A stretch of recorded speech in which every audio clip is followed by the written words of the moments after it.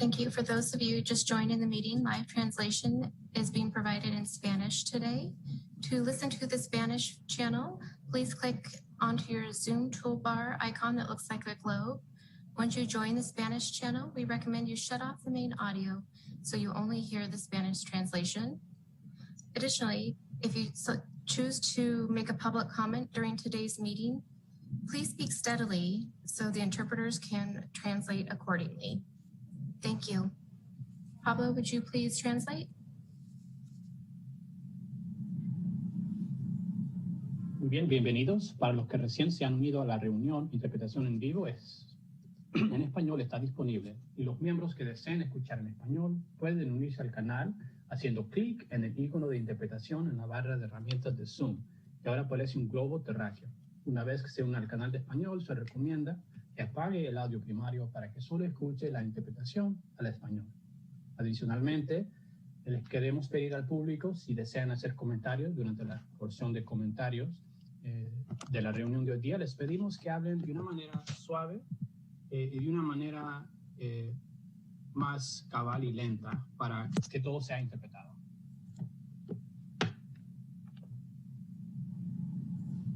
Thank you, Pablo.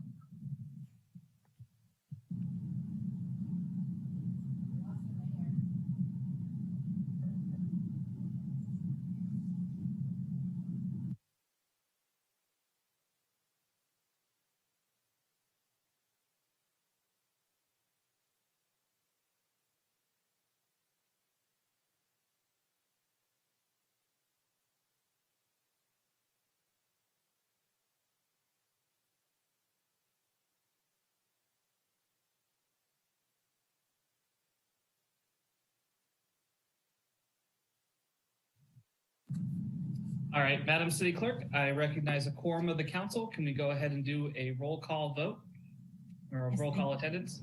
Thank you. Councilmember Tibbetts? Here. Councilmember Schwedhelm? Here. Councilmember Sawyer? Here. Councilmember Fleming? Here. Councilmember Alvarez? Present. Vice Mayor Rogers? Present. Mayor Rogers? Here. Let the record show that all council members are present. Great, thank you so much. And we do have interpreter services that are being provided in Spanish for today's meeting. Madam Zoom host, can you please explain to the public how they can access the Spanish channel? Just done that right before you hopped off and then hogged back on. So just trying to fill up some time. So we just had that explanation. We did ask one comment was, we ask that everyone participating in today's meeting and making public comment speak steadily and thoughtfully so the interpreters can capture the important discussion being had today. Great, perfect. Thank you so much, Dina. Just as some quick housekeeping before we jump in on our meeting, council members, I'm just reminding you to please keep your Zooms on mute when you're not speaking. That'll allow the presenters to be heard clearly. As members of the public join our meeting, they'll be participating as attendees with their microphones and cameras muted. Only the panelists for today's presentations will be viewed during the meeting. If you are calling in via telephone, please understand that your comments your name will be redone as resident with the last 4 digits of your phone number. That's the way that we'll also call on you during public comment, and that's just to make sure that we keep your privacy. Madam City Clerk, do you want to walk through for the public how they'll be able to participate via Zoom in today's meeting? Yes. After all 3 presentations are made under item 2 and concluded, the mayor will call for public comment. The host in Zoom will be lowering all hands until public comment is open for the agenda item. Once the mayor has called for public comment, the mayor will announce for the public to raise their hand if they wish to speak on the specific agenda item. If you are calling in to listen to the meeting audibly, you can dial *9 to raise your hand. The mayor will then call on the public who have raised their hands. Public comment will be limited to 3 minutes and a timer will appear on the screen for the council and the public to see. Once all live public comments have been made, the meeting host will play voicemail public comments. If you provide a live public comment on an agenda item, but also submitted an email, e-comment, or recorded voice message public comment. Your email, e-comment, or voice message public comment will not be duplicated, read, or played during the meeting. Throughout today's agenda, when the mayor calls for public comment, an interpreter will be prepared to assist anyone needing interpretation. Those using interpreter support will be afforded additional time for your public comment as required by the Brown Act. We ask those listening on the Spanish channel but wishing to make a public comment to turn off or leave the interpretation channel entirely at the time you hear your name called, so you can join the main channel to make your public comment heard and translated into English. This icon may now look like a circle with an ES in the middle and the word Spanish underneath. You can then rejoin the Spanish channel at the conclusion of your comment to continue listening to the meeting in Spanish. Thank you. All right, thank you so much, Madam City Clerk. I do see quite a few new names and faces on our Zoom, so I'm just going to take a little bit of an extra moment and make sure that as we kick this off, I explain up front what the process is so that folks understand when and how to better engage with this meeting. This is a special city council meeting. That means that comments will be limited to the items that are on the agenda. Typically, we do have a section for public comment for non-agenda items. That does not happen in a special meeting. Today is really focused on the items before us. You'll also notice that today's meeting is a 2-day meeting, which is very rare from the city council. But we decided that we wanted to really schedule this in a way that facilitated not just discussion, but also reflection from the council and from the public. So we'll jump into item 2 in a minute here, which consists of both with the Human Rights Commission report, as well as the independent review report and the after action report. Council members will be asking questions of the presenters as we work through those 3 items. And then when we complete those 3 items, we'll go to public comment. Folks in the public will be able to speak for 3 minutes to give their thoughts, to ask their questions, but we don't typically get into a back and forth at that time. Council will take those comments back, we'll ask some additional questions, and we'll conclude today's portion of the meeting. I do want to give the public heads up that because we are designing this meeting in a way that allows council members in the community to really reflect on what we hear and what we discuss, typically what's going to happen is not all council members are going to be expected to be giving their thoughts in today's meeting. Tomorrow we'll come back at 10 a.m. We'll hear the community empowerment plan. We'll also hear from SRPD on changes that have already started to be made. And then we'll open it back up again for public comment for folks to comment, to talk to us about where we go from here and what additional policy considerations you'd like to see us consider, largely through our public safety subcommittee, and then bringing it to the full council. But I did want to make sure that I set the stage for folks on when and how to participate and what to expect over the next 2 days watching the council. With that, I'm going to turn it over to Mr. City Manager for item number 2. Item 2, study session, review of city response to community protests in May and June 2020. Mayor and council members, I'm going to give a very brief introduction to today, and then I will be turning it over to the first set of presenters. At the end of May and early June last year, in response to the tragic murder of George Floyd, the city heard from thousands of Santa Rosans. They expressed their pain, their grief, and their anger through marches, protests, public forums, and correspondence. The city heard demands for change and a challenge to its leadership to review institutional structures that impact our local communities of color. The city also heard the community's concerns regarding the police department's use of force during the early days of protests and civil unrest in Santa Rosa. In response to these powerful voices, the City Council committed to review the events of the protests and to implement actions for change. The city committed to an independent review of the police department's investigation into all reported use of force cases that occurred during the May and June 2020 local protests, and committed to an independent review of the city's overall response to the protests and civil unrest that occurred during that time. The city also committed to implementing Santa Rosa's community empowerment plan, starting with robust listening sessions to engage in a deeper dialogue with our communities of color around law enforcement, equity in local government, and broader community issues. There is recognizably a long way to heal and make meaningful change, ensuring Santa Rosa is a city of inclusion, diversity, and equity, where all our residents and visitors feel safe and welcome. So the first item is item 2.2A, the Human Rights Commission report. The Sonoma County Commission on Human Rights provided this report to the city, and the city invited the commission to have an opportunity to present their report here today to the council and to the public. Presenting are Jerry Threet, chair of the commission, and Demetra Smith, former chair of the commission. Welcome, and I will turn it over to them. Good morning.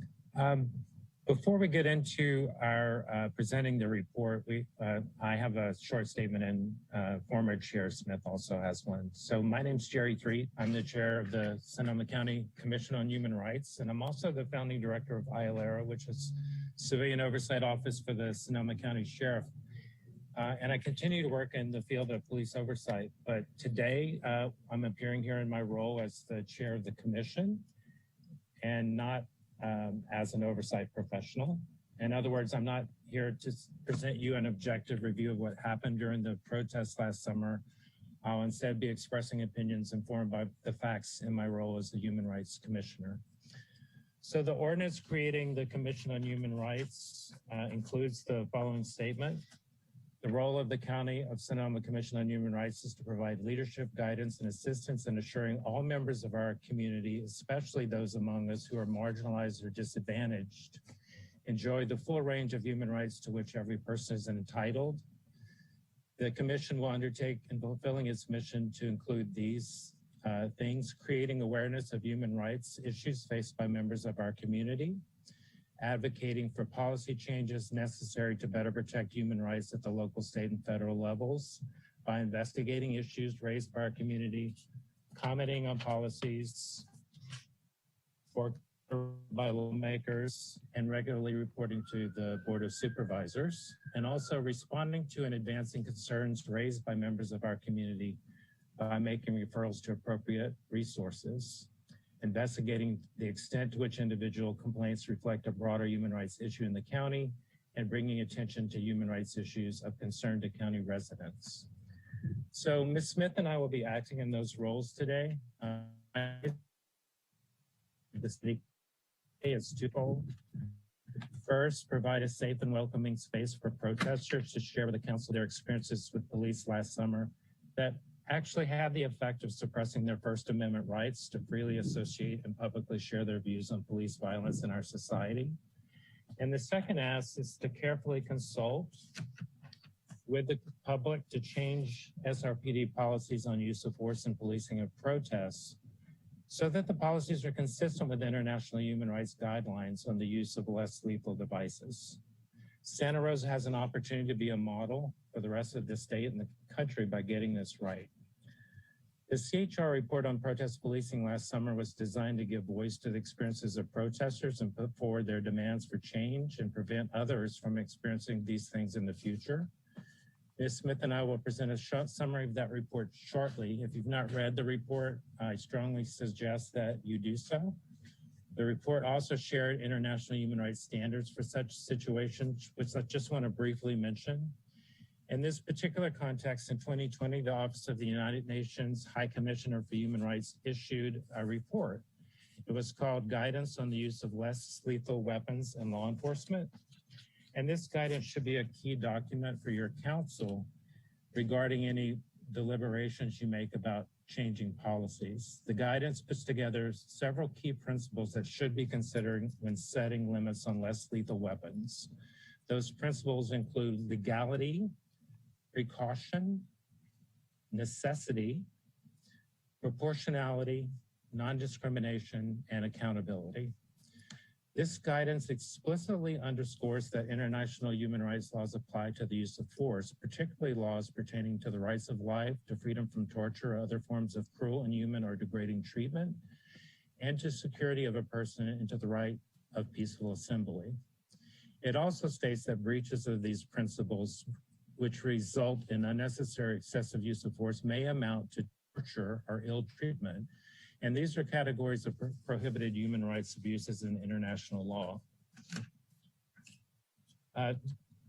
These statements in the guidance echo decisions of the European Court of Human Rights in relation to use of force in these settings. And the guidance further elaborates on how the inappropriate use of less lethal weapons can lead to breaches of absolute prohibitions of torture and other violations. And it provides a non-exhaustive list of weapons and equipment that are, quote, inherently degrading or unnecessarily painful, and therefore should never be used in contravention of international human rights standards. Ms. Smith will now share an opening statement before we turn to the brief PowerPoint presentation. Good afternoon, everyone. My name is Demetra Smith. I am the former chair of the Commission on Human Rights. Having served from 2012 to 2020, I'm also the former program manager of the Junior Commission on Human Rights.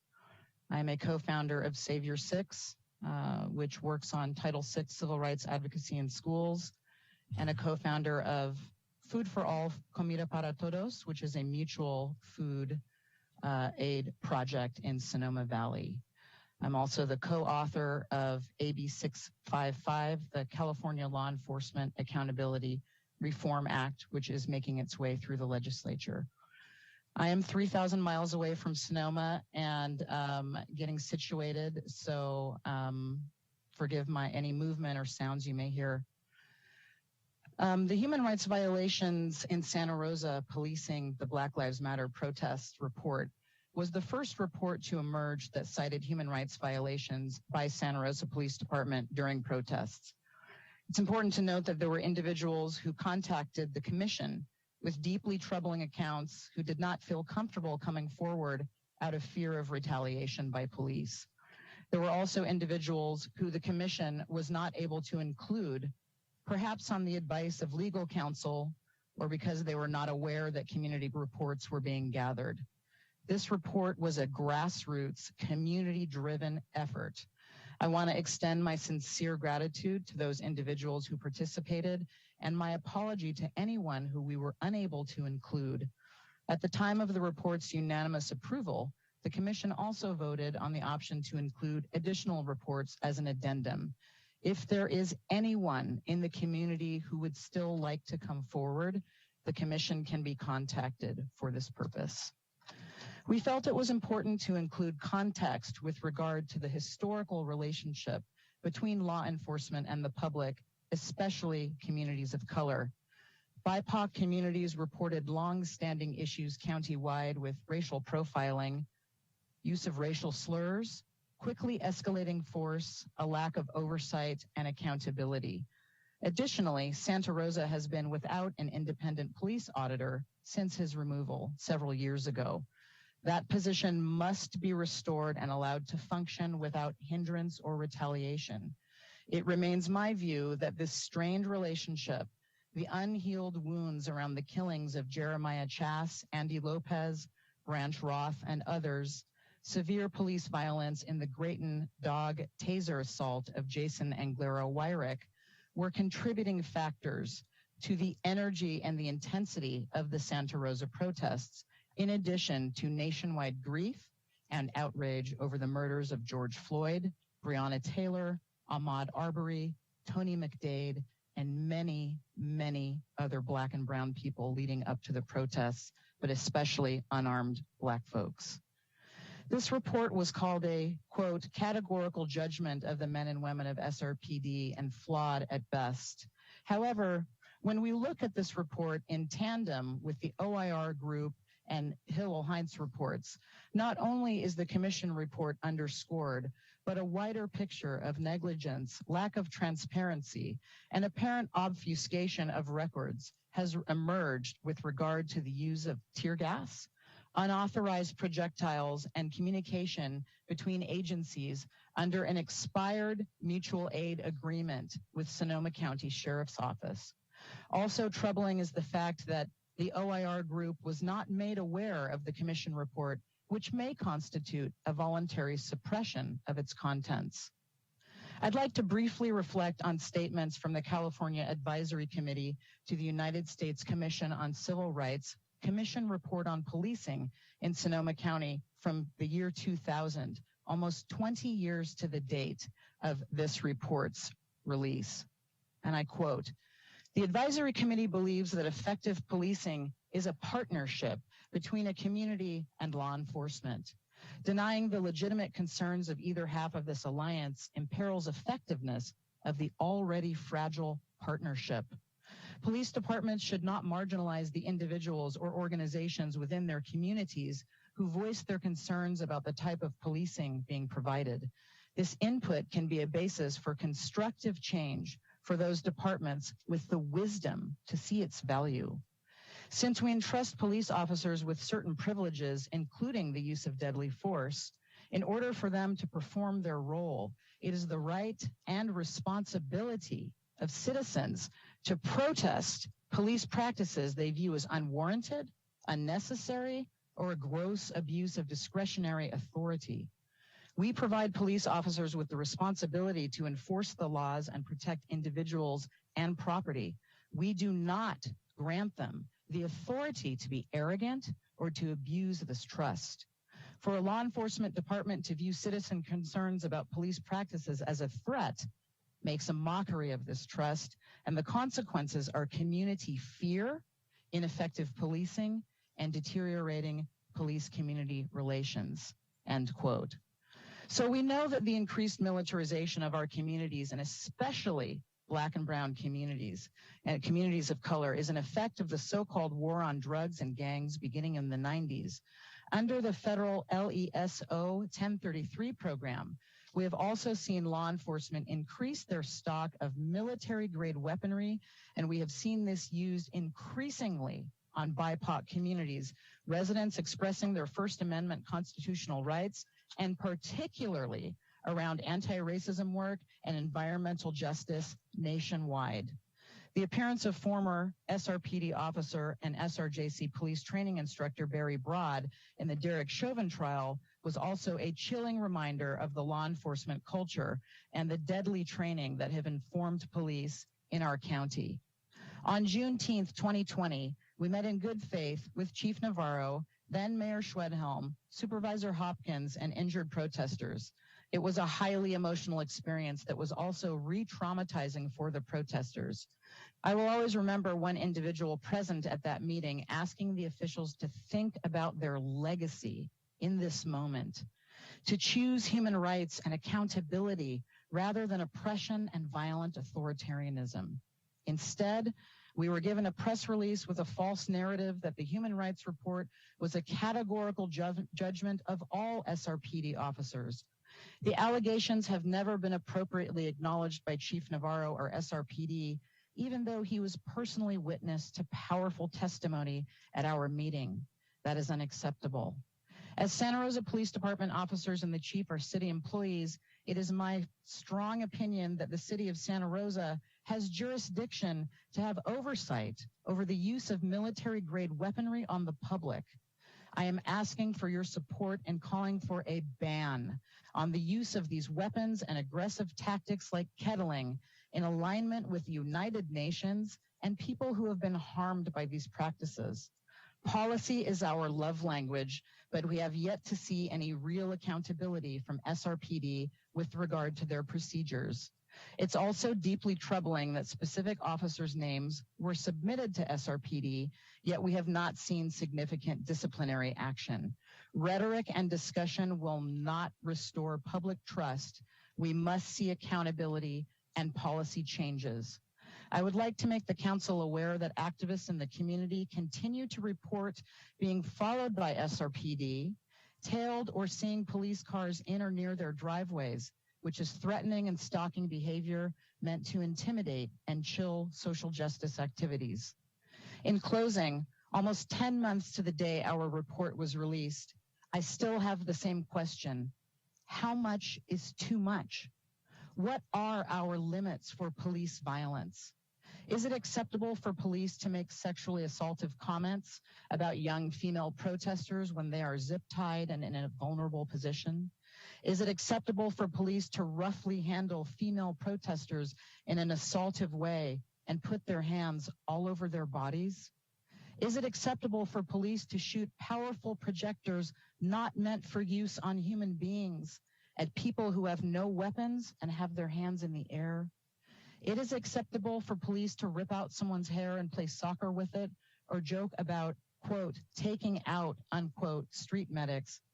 Is it acceptable for police to harm someone physically because they are Black or Pomo or Latinx?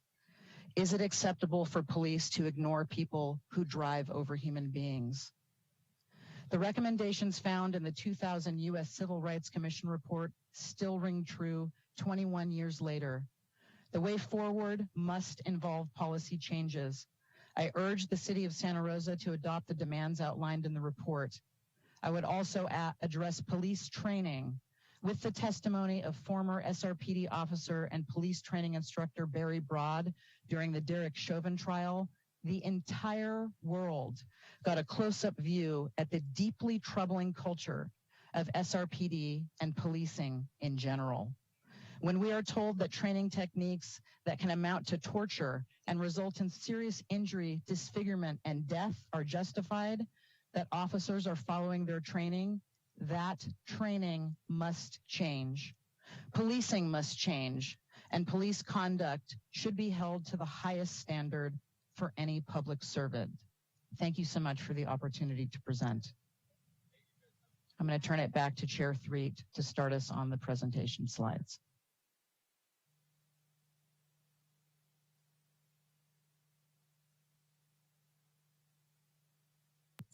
Chair, you're muted. Yeah, thank you. Can we go to the first slide?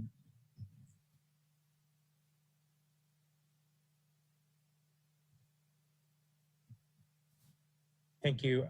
We just start with a little timeline of how events unfolded that resulted in this report. Early on, we had the protests unfolding on an almost daily basis.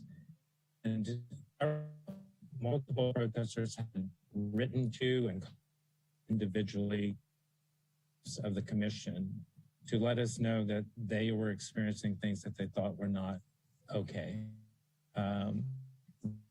Gathered with some protesters and talked about what they would like and put together a meeting and county officials so that government officials could hear the stories of these protesters and process that their vulnerability and them to talk about it without pushback so that the government officials could hear from their perspective what happened. That was the meeting Ms. Smith talked about with Chief Navarro and others. And the follow-up intended was to be an additional meeting after that where the protesters would talk about what changes they would like to see happen in policies and practices.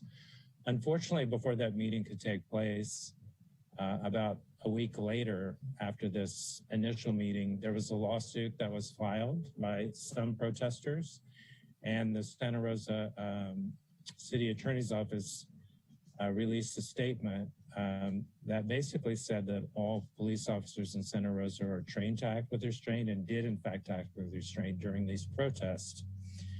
And those protesters who experienced incidents of violence experienced it because they themselves were violent or were engaging in destructive behavior. Can we go to the next slide, please? As a result of that press statement coming out, the folks that we had worked with on the commission to put together this meeting and have a meeting with government officials decided they no longer wanted to move forward with that process. Instead, they wanted the commission to put together a report that would gather their accounts and other and be published so that the public could have access to their perspective on what happened.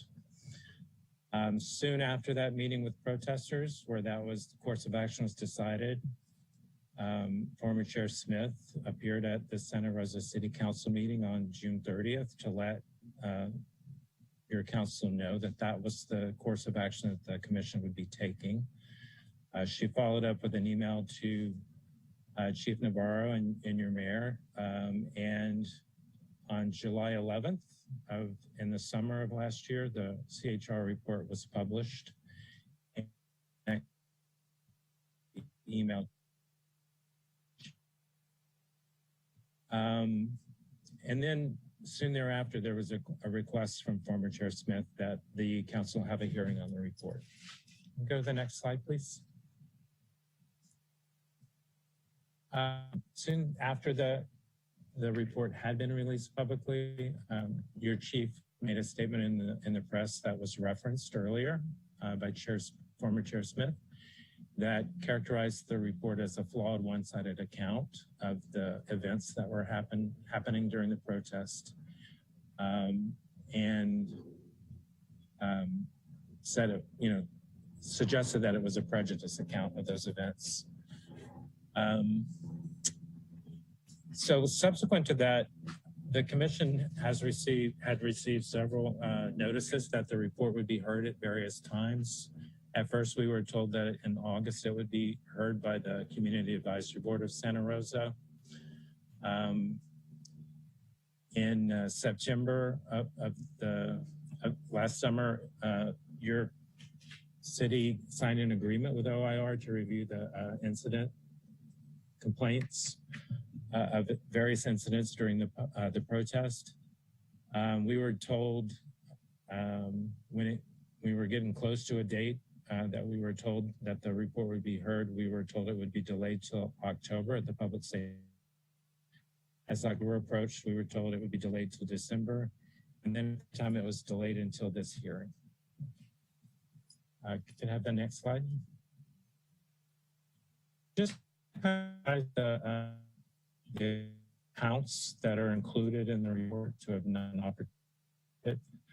The accounts fall into different types of categories.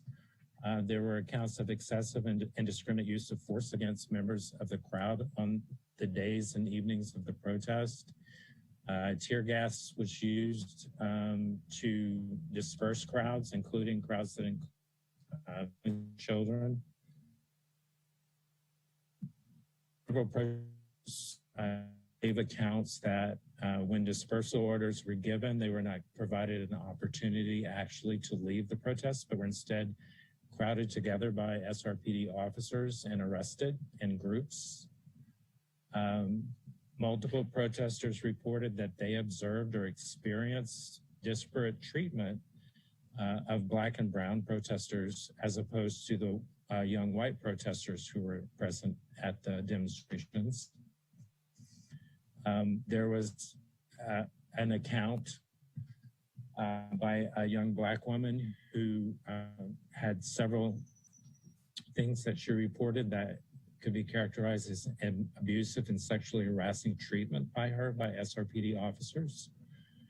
And then generally, the protesters reported that in contrast to what they saw as over-policing of protesters, when reports were filed with SRPD of individuals who were harassing, threatening, and trying to run over, that those reports were not adequately followed up on by the department. So do we have the next slide, please? I think that went backwards. Thank you. So just to call out some individual accounts that were included in the protests, some of which are better known through other coverage by the press. We had accounts from Marcus Red Bear Martinez, who eventually filed a lawsuit against the county, which I believe was settled last week, that he was targeted with said he was standing in the air, and video evidence shows him doing that before he was hit in the mouth. It resulted in breaking his jaw, knocking out his teeth, some of which were embedded in the roof of his mouth, and took several surgeries to reconstruct his jaw and his mouth in ways that made it okay for him to actually use his jaw again. And, just want to note that Mr. Martinez was previously a plaintiff in a lawsuit against the county, which was rather well known, that involved yard counseling. Excuse me, there's a jet going over. Demetra, did you want to pick up from here while this is going on? Yes, thank you. I did want to mention the importance of community members reporting that tear gas was used on crowds containing young folks, families, and children, really without warning. And so when we look at the OIR report, it does confirm this. I also want to underscore the fact that medical researchers have found links between police tear gas and its harm to women's reproductive health. I am also deeply concerned about the use of 40 millimeter projectiles that are actually barricade rounds that are not to be used on human beings that were utilized. And the resulting documentation on how those actually made it into the munitions to be used during the protest is still a mystery.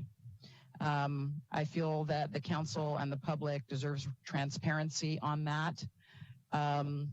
I believe the reasoning listed in the OIR report was that there was a mix-up, that those were used in error. However, I don't find that to be plausible. So I have a deep concern about that.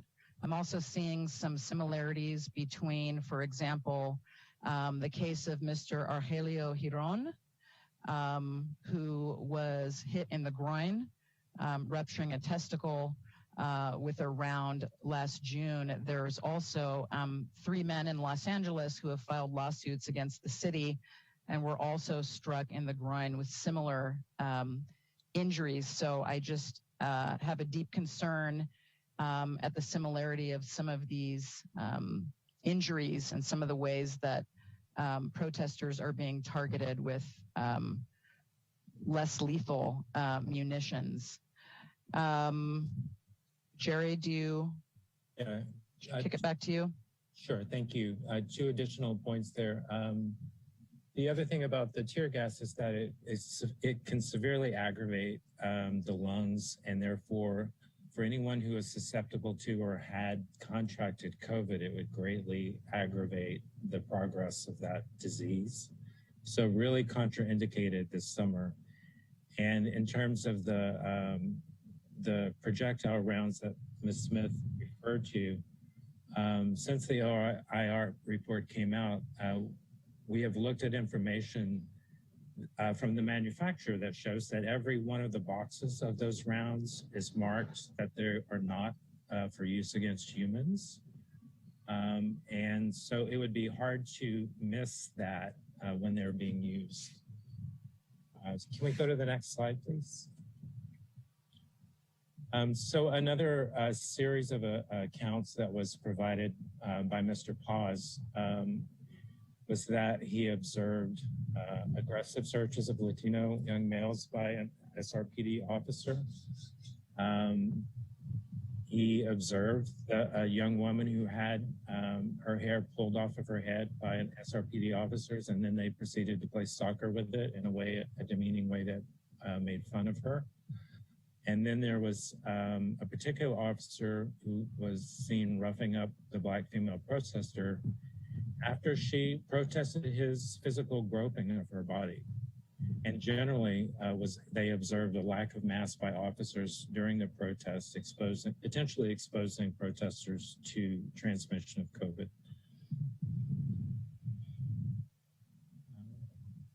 Next slide, please. In Ms. Jordan's account, she provided an account that she received unnecessarily violence in her arrest, 4 different officers.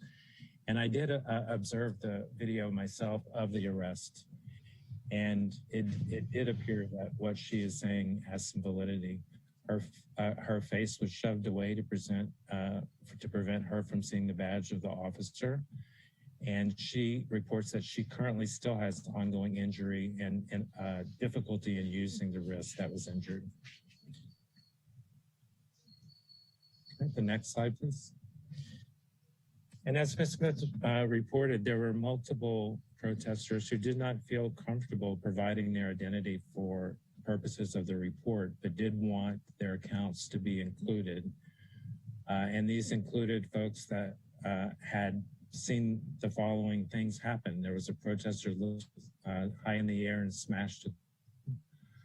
Multiple protesters saw that white protesters were treated better by officers and that Black and brown protesters tended to receive greater enforcement efforts. Many officers reported to have refused to provide their badge numbers and names, and some had covered them up.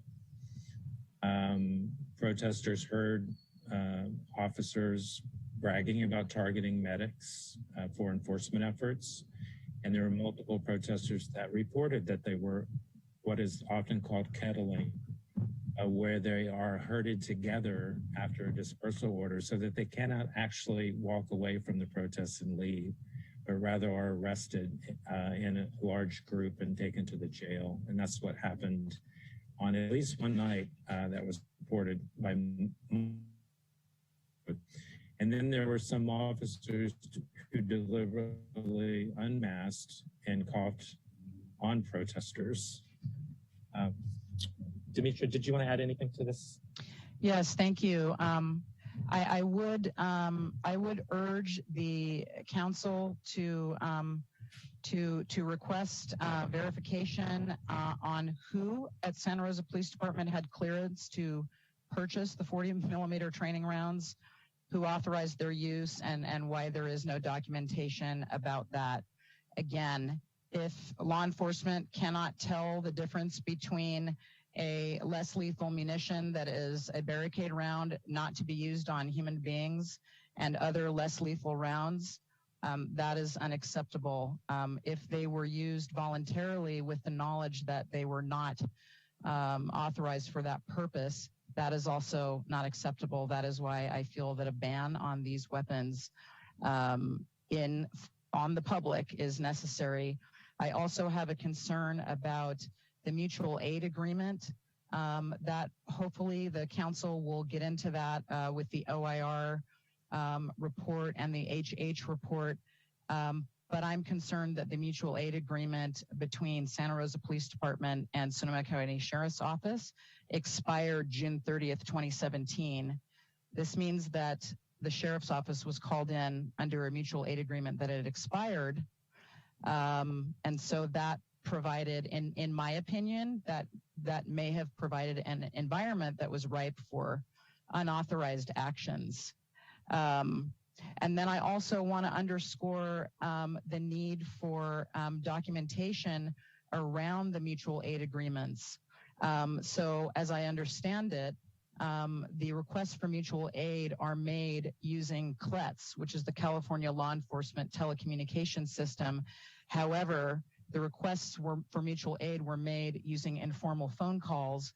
And this means that official documentation on who made requests, who received them, and who responded has also been obscured from the investigative process and from public transparency. I am calling again for further transparency on the mutual aid agreement, how many units from SCSO responded, what their functions were, etc. That's very important, and I know that will be discussed later, but I'm just urging the council to really take that one seriously. Back to you, Mr. Threet. Thank you. One additional point on the mutual aid agreement. My understanding is that the one with the sheriff is being renegotiated currently, but for all of them, it's important for the council to consider and look at what are the parameters and the agreements in the agreements around which policies shall govern the officers who are there to assist with the protest. In some situations across the country, and I say this may even be typical, the responding agencies follow their own policies. So to the extent that Santa Rosa wants to ensure that its community members are governed by policies that it adopts, it would need to ensure that the mutual aid agreements require responding agencies to also follow its policies. Can we go to the next slide, please? You know, and this is really a final area that was identified by protesters as one that they found trouble attention, and that was the disparate enforcement response when it came to the protesters themselves, as opposed to those trying to disrupt the protest. Announced by protesters that they received excessive and unnecessary force when they were protesting. And then multiple accounts that when protesters called SRPD to report that individuals were disrupting the protest, including people driving their cars to protesters, they felt that they were not receiving an adequate response, that sometimes their reports were not treated seriously, and that there was not sufficient follow-up to investigate what they were saying was happening. And in particular, since the protest and the complaints were provided to SRPD, there have been multiple sources of information suggesting that at least one of those people who drove a car has some connection to folks at the Sonoma County Jail. And so the perception that is created by these two different responses or perceptions of responses, that protesters and community members have begun to believe that there's disparate treatment based on political sympathy towards police officers, that the police may treat people differently based on whether they are more sympathetic to police officers or less. And that's a perception that is really not conducive to trust. Demetra, did you want to add anything? Thank you. I just wanted to mention that it's important for the council and the public to really understand the gravity of the United Nations Human Rights Office of the High Commissioner in July 2020 feeling the need to issue guidance on less lethal weapons in law enforcement with the extreme response from police. In fact, we have not seen the same response from police in the January 6th insurrection at the Capitol that we saw during Black Lives Matter protests nationwide. And so, you know, those are, I'm not going to go through all of them, but those are significant with regard to points like law enforcement officials should delay direct contact or engagement with members of the public if that would make the need to use force or the potential for violent outcomes less likely.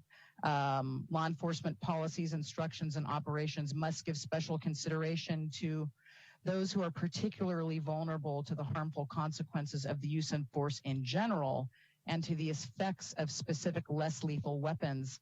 This includes children, pregnant women, the elderly, persons with disabilities, persons with mental health problems, and persons under the influence of drugs or alcohol.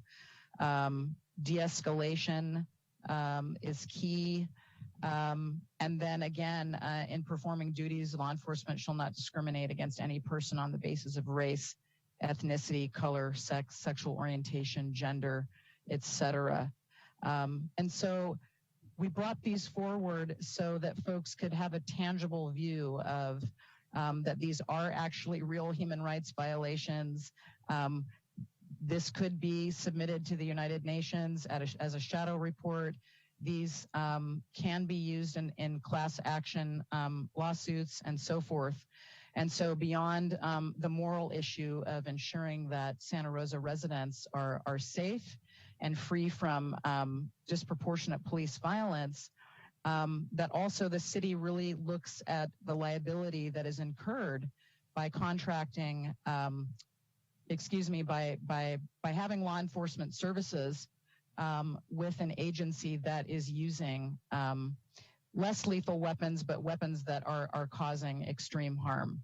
And so I just want to underscore that liability issue. For me, it's a human rights issue, but it's also a liability issue as well.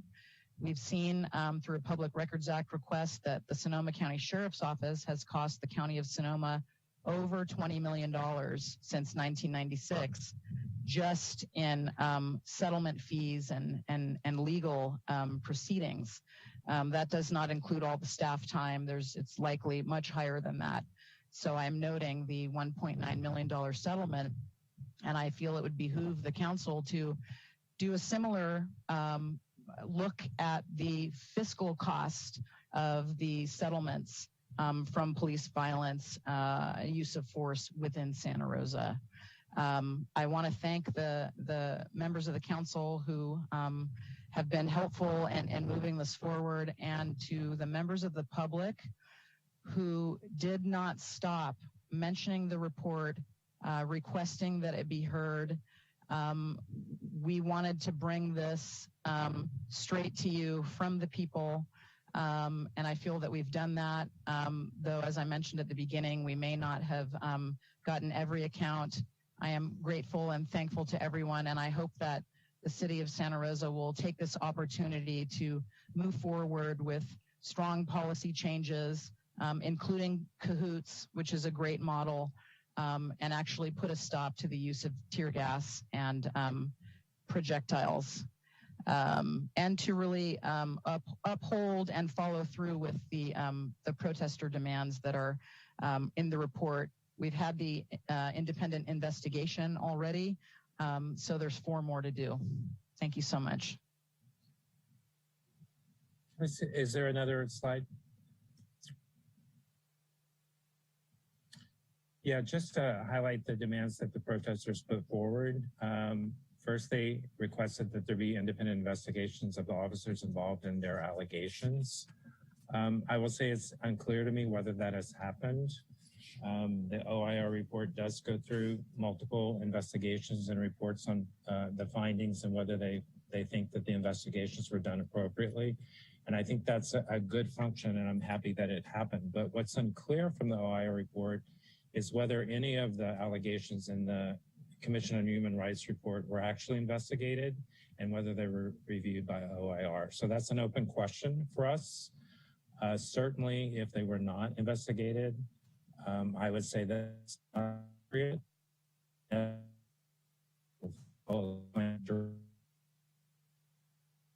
Investigated. Every instance of potentially inappropriate behavior by an officer should be investigated, whether a complaint is filed or not. So that's an open question, and which we would appreciate get some light in this hearing. And the protesters also asked for a few things in terms of changes in policy. One would be a ban on the use of military-grade weaponry on the public. That includes tear gas in protest settings, particularly because tear gas is an indiscriminate device that affects everyone in the protest equally, regardless of whether they were involved in anything like violence or vandalism. It also affects the vulnerable quite significantly, and you cannot protect them if they're in the crowd. They've also asked for a ban on the use of 40-millimeter projectiles on protesters. You know, obviously there may be situations where there may be individuals who are at a protest who are committing violence that presents us imminent risk of death or significant bodily injury to another, where something like less lethal projectiles could be justified. But as a general tool for crowd control, the protesters are asking that they not be used any longer. And certainly a ban on explosive devices such as sting grenades and other things that could seriously injure or even kill protesters exercising their First Amendment rights. And, you know, finally, the protesters have asked that any officers that are found to have the violations to be sustained, that they committed these acts be fired, and so that they're no longer in the force and cannot do something like that again. So do we go? I think that's it, but let's check and make sure. That was the conclusion of your presentation, sir. Okay, thank you. Just to wrap up, we want to first thank the Commission for the opportunity to present the report, summary of the report and the concerns that it raises on behalf of the members of the public who are at the protest.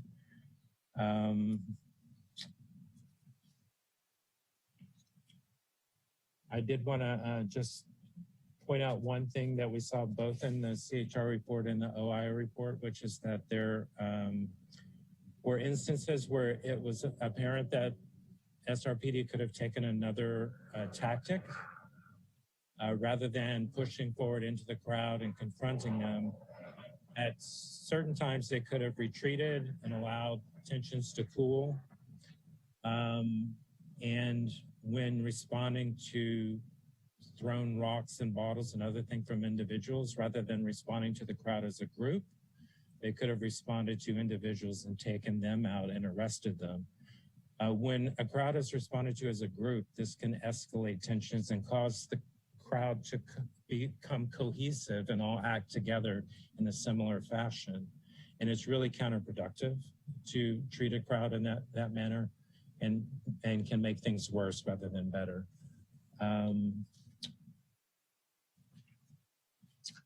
And one final thing, I think it's noteworthy that we should be very careful about how we define actions by protesters that might justify violence by the police in response. In the OI report, there were several examples of protester actions that actually caused SRPD to use force, and those were found within policy and compliant with policy. But I think it's important to look at the details. Two of those examples were protesters putting cones over canisters of tear gas to prevent them from being effective and dispersing the crowd, and also protesters picking up canisters and throwing them back towards the police. You know, if you're at a protest with your family and your kids are there with you and tear gas is thrown at you, how are you going to respond? I think that's a question that we all need to ask. And are those two examples really things we want to be able to justify extreme force against members of a crowd that could injure or even kill people? And I think that the council should look at that very carefully. So again, thank you for the opportunity. Dimitri, did you want to say anything in closing? No further commentary. Thank you so much to the council and to the members of the public present. Thank you. Thank you so much, Ms. Smith and Mr. Threet, for the presentation and for being here with us today. Council, do we have any questions on the Human Rights Commission report before we go on to our next report?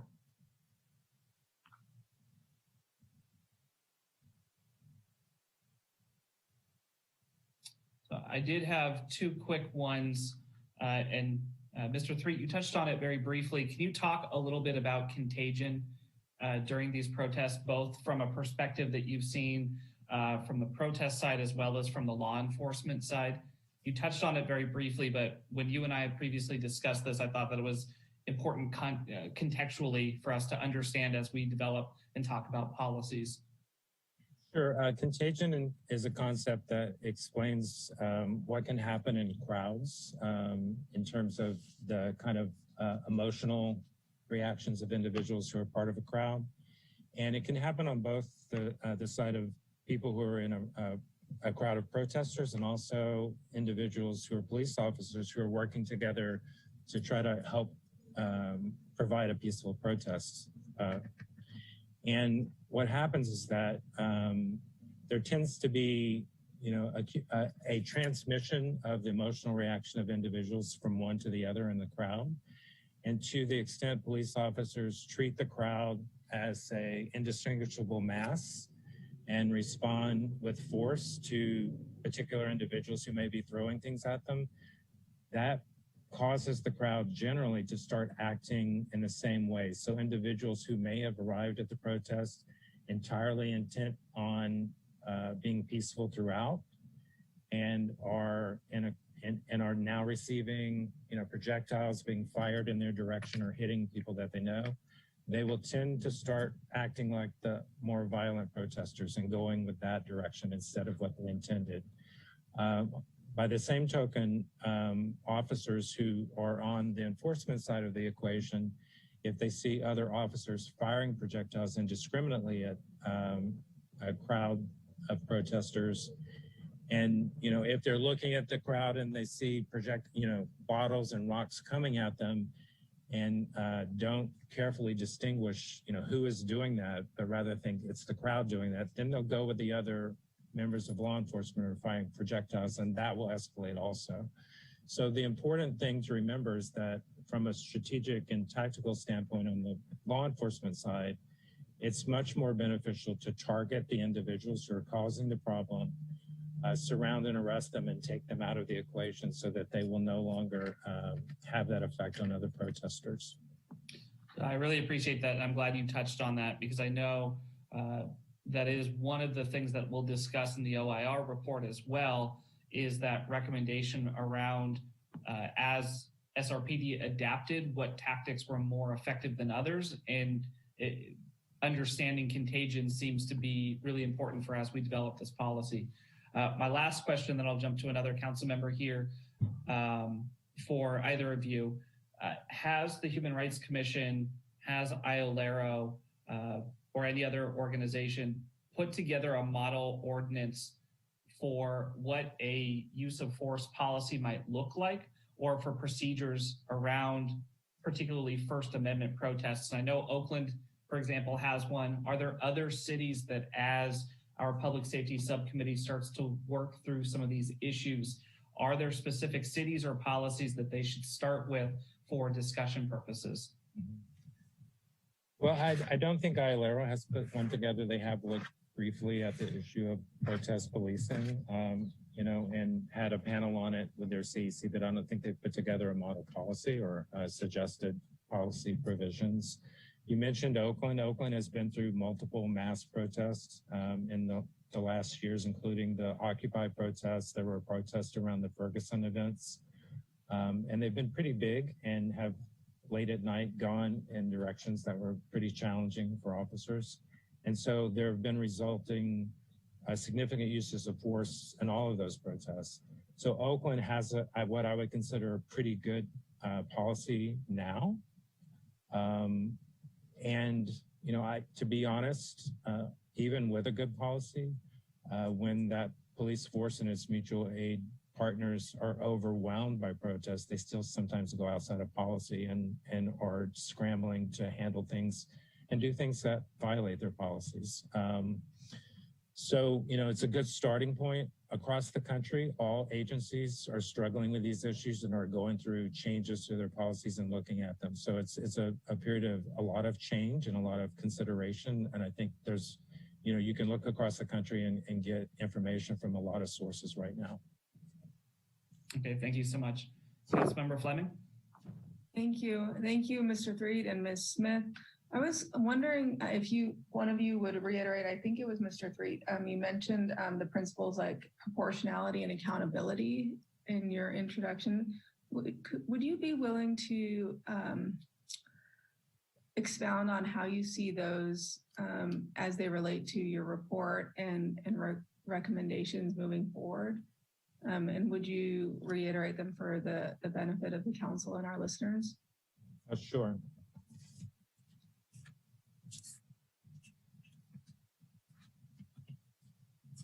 Give me just a second, I'm going to get my list.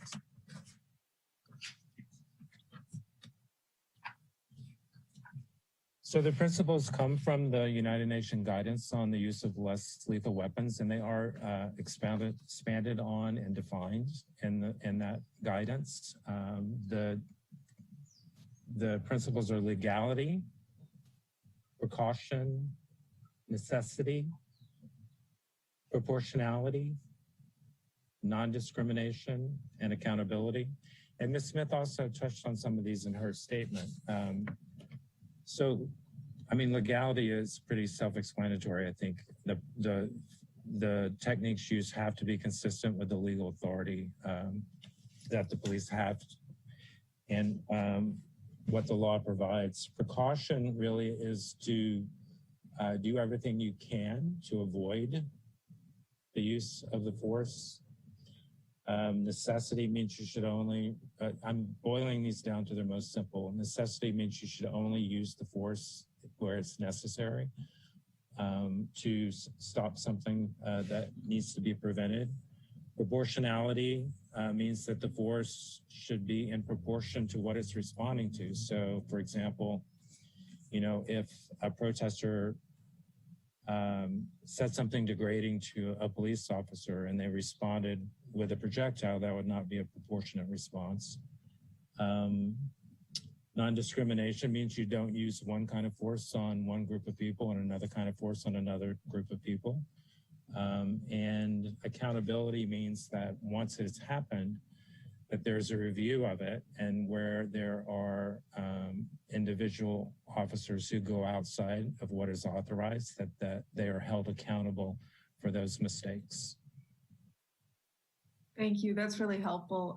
I'm just curious to know if you have any recommendations on resources that have been used to implement those principles effectively in this type of situation or policing. Yeah, I can put together a list of resources and send it to you.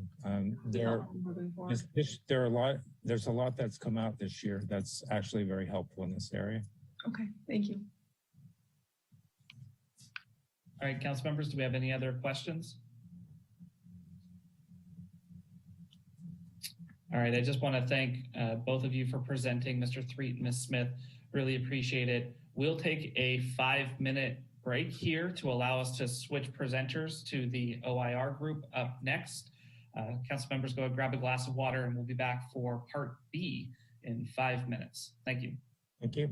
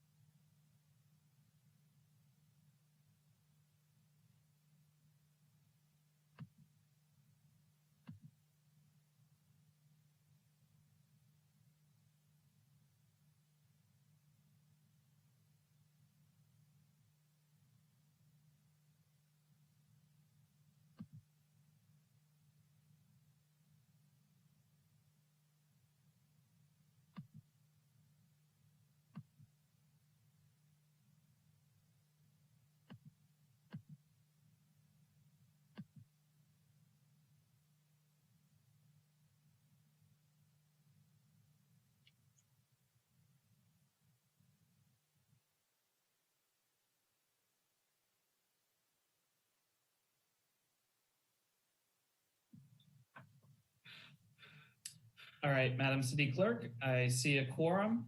Let's go ahead and recall the roll and resume our meeting. Thank you, Mayor. Councilmember Tibbetts? Here. Councilmember Schwedhelm? Here. Councilmember Sawyer? Here. Councilmember Fleming? Here. Councilmember Alvarez? Present. Vice Mayor Rogers? Present. Mayor Rogers. Here. Let the record show that all council members are present.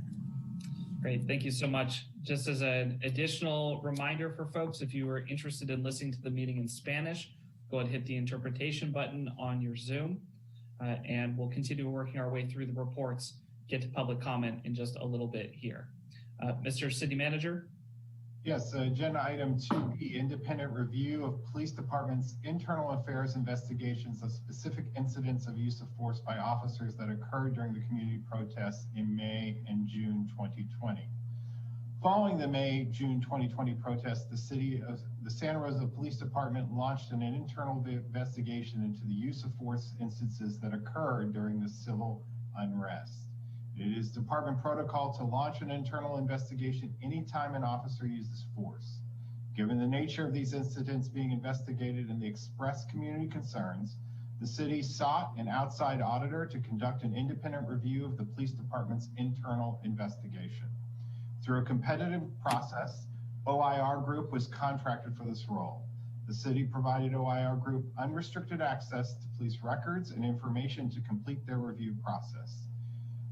OIR Group is here to present their findings, and the leads on that presentation are Michael Janaco and Stephen Conley, and I will turn the presentation over to them.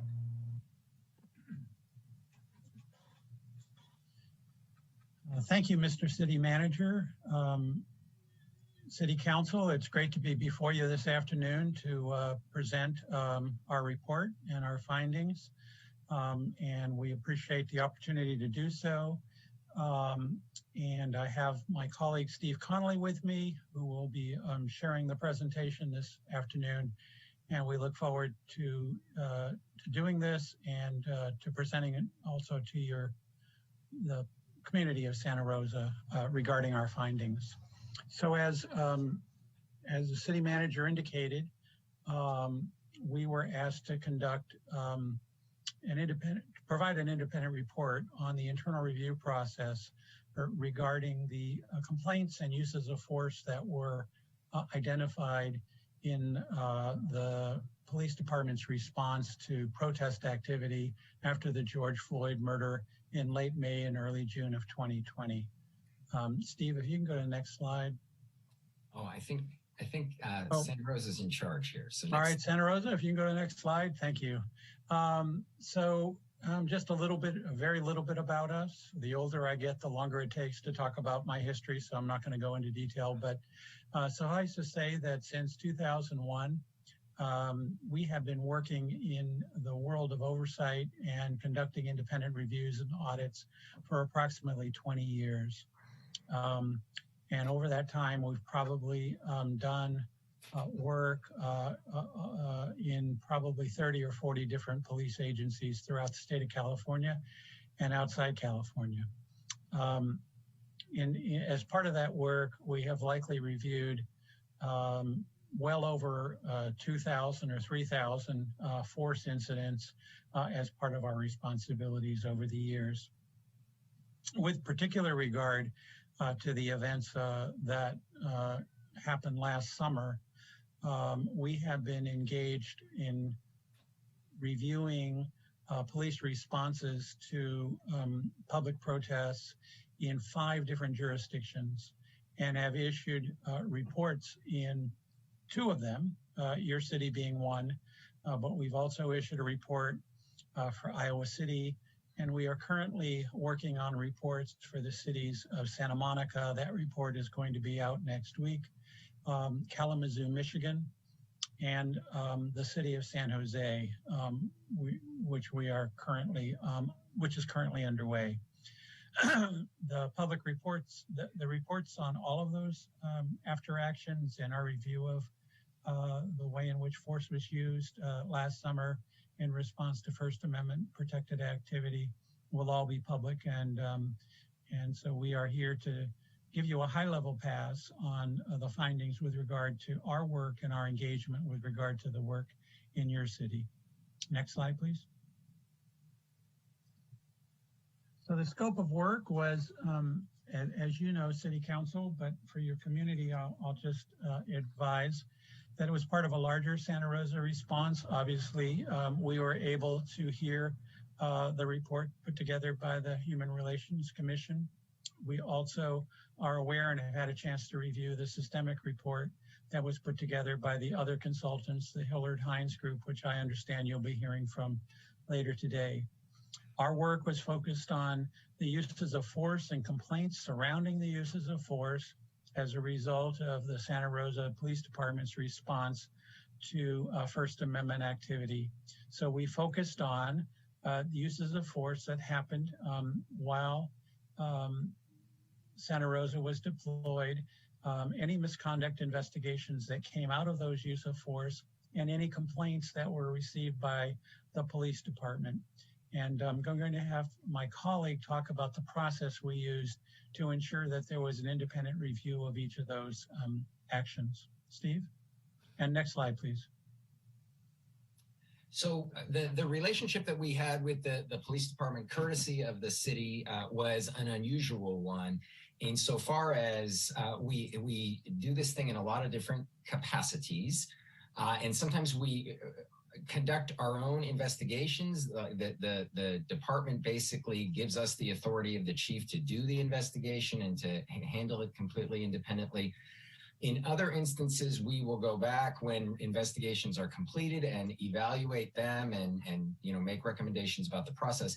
Here, it was kind of an interesting hybrid insofar as that it was the department's professional standards group that was in charge of the investigation and review process and conducting it and doing, the overwhelming majority of the actual work and reviewing through these hundreds of hours of body camera video, et cetera. But we had the opportunity to participate as kind of second chair, if you will, and sit in real time and be actively involved in the assessment process and the decision-making process about what route these particular allegations or issues ought to be driven towards. And then in terms of participating in the interviews, there were some cases that went to a formal administrative investigation, and we had the opportunity to participate in those interviews, sit in on them, ask questions, and kind of contribute our own perspective, and again, make sure that all the issues that we had identified were being appropriately covered. Then at the back end of the process, we worked with the department on the assessment of results and the decision-making. The final authority for decision-making continued to rest with the chief of police, but it was very much of an interactive process, and we really did achieve consensus on the outcomes. So in terms of this slide, some key factors to bring to the council's attention and the public's attention is we had unfettered access to the materials that formed the basis of these investigations, and the most obvious example of that is literally hundreds of hours of body camera. We didn't look at all, however many 1,500 hours or whatever it was, but there was an extensive amount of body camera evidence, and we had the access to all of it, and obviously looked through a great deal of it in terms of carrying out our responsibilities. There was a very active and interactive process with the department's investigators and decision makers at every step of the way. And as I said before, we had an opportunity to participate in both the interviews and the decision making regarding outcomes. Next slide, please. So I will say that one of the things that we're always looking at and very attentive to in terms of all of the reviews that we do of the internal review processes in law enforcement agencies is this idea of thoroughness, rigor, and the legitimacy of the outcomes. So obviously the concern, public concern, when the police are left to address their own issues, that raises some inherent questions about how unbiased and committed to the process the police are going to be, how legitimate the thoroughness and kind of rigor of the investigations are going to be. And then when it comes to the outcomes, are they going to be appropriately responsive to the evidence, and will the accountability level be where it needs to be? And so that is, again, a focal point for us in terms of monitoring the work of different agencies. What I can tell you in Santa Rosa and in this process is that there was full cooperation from Santa Rosa PD. I mentioned the access before, but I mean, we had multiple telephone conversations and meetings and exchanging documents and review. It was a very, very extensive process over the course of several months. And again, the access that we received allowed us to corroborate some of the work that the department was doing. And then last but not least, the investigation was framed originally when we got started in September based on some groundwork that Santa Rosa Police had already done in terms of identified concerns and some of the individual uses of force that it had started to put a fence around in terms of saying, okay, here's what happened on each given night. As the process continued, we participated actively in the whole issue spotting piece and said, raising questions and saying, what about this? And did you folks notice that? And why is that happening that way? And there was some further scoping of new inquiries, investigations. The department went back and looked at some other things or re-looked at some things at our request as the process unfolded. And again, my sense is that it was they approached it with certainly professionalism, but with a genuine commitment to wanting to do an appropriate job. Next slide, please.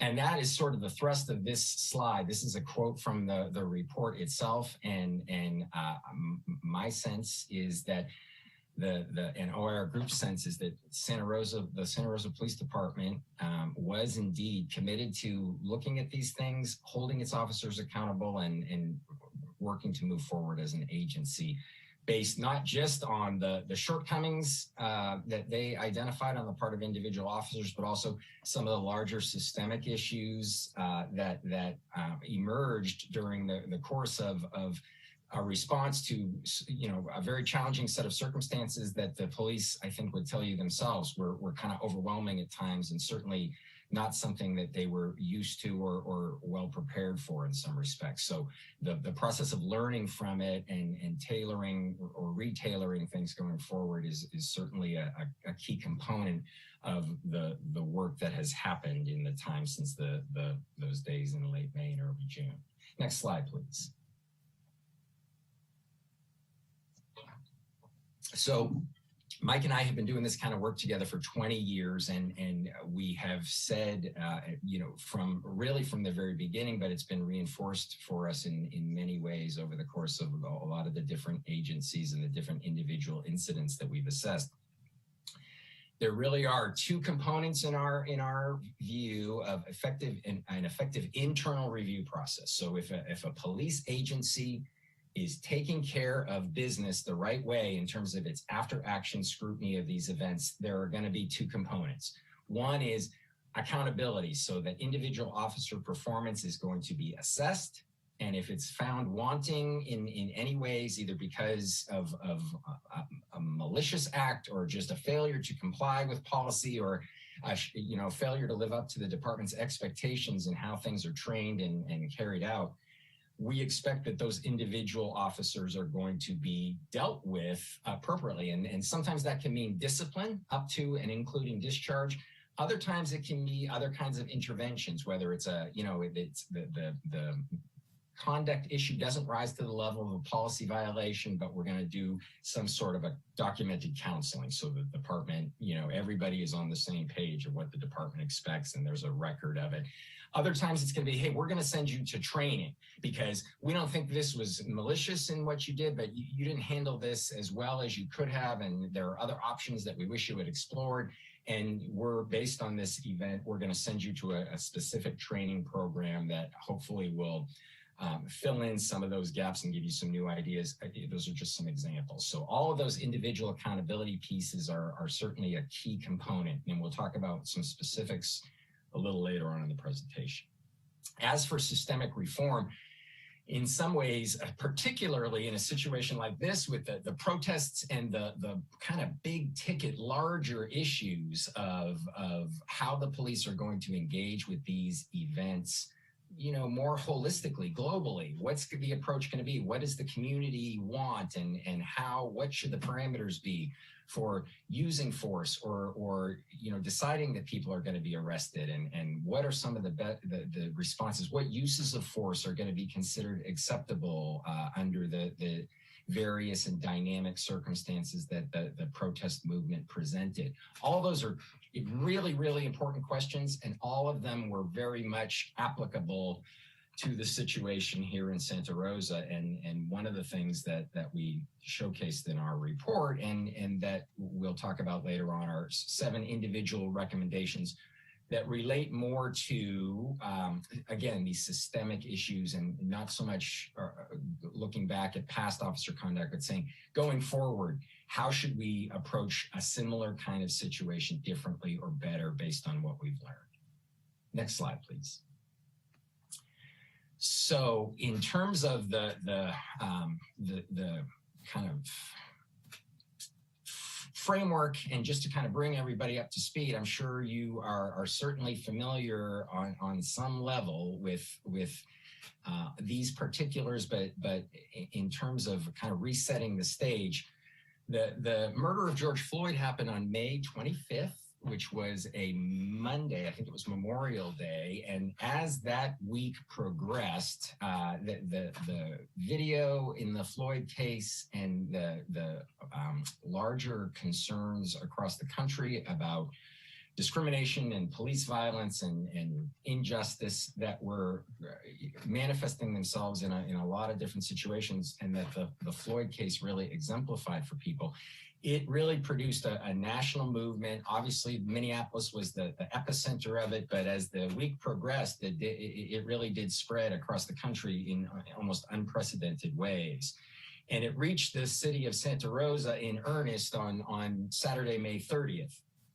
And this is one of the questions that I hope and expect that the council and the department are going to engage with, you know, more completely tomorrow and in the future. And that is the very, very challenging issue of how do we facilitate First Amendment demonstrations in ways that promote the safety and give people an opportunity to protest and express dissenting opinions. And how do we balance that against some of the concerns at the edges of the protest groups, which were issues of vandalism and other kinds of unlawful behavior that really create public safety issues and also make things very challenging for the police? And that whole idea of you've got, you know, 10 people that are acting in a assaultive way, or they're vandalizing property in a group of 120 people, and what is the best way to address that? These are all very, very much open questions, and I think there's room for improvement, as the police department would be the first to concede. I will also tell you that Santa Rosa was not unique. As Mike said, we've been doing this kind of work in other agencies or with other jurisdictions as well, and the repeated refrain is people just were not ready in terms of their resources, their experience level, their training. They did not have the preparation for the scope and intensity of the protests that swept across the country at the end of May. And again, it's kind of an obvious point, but it bears a certain amount of repeating or attention. And that is one of the real distinctive challenges of this, was the idea that the police were not only entrusted with public safety responsibilities, but and so they're out there, and it's all hands on deck to make sure that these protests are being conducted safely, and that, you know, traffic issues and other kinds of concerns are being appropriately considered. they're out there working the very large demonstration, and at the same time, they are literally the focal point of the demonstration and the focal point of people's anger. And, you know, obviously that's a tough position to be in terms of you know, getting the cooperation of people and engaging with them in constructive ways when there's this undercurrent of hostility. So all of that stuff, not unique to Santa Rosa, extremely, extremely challenging.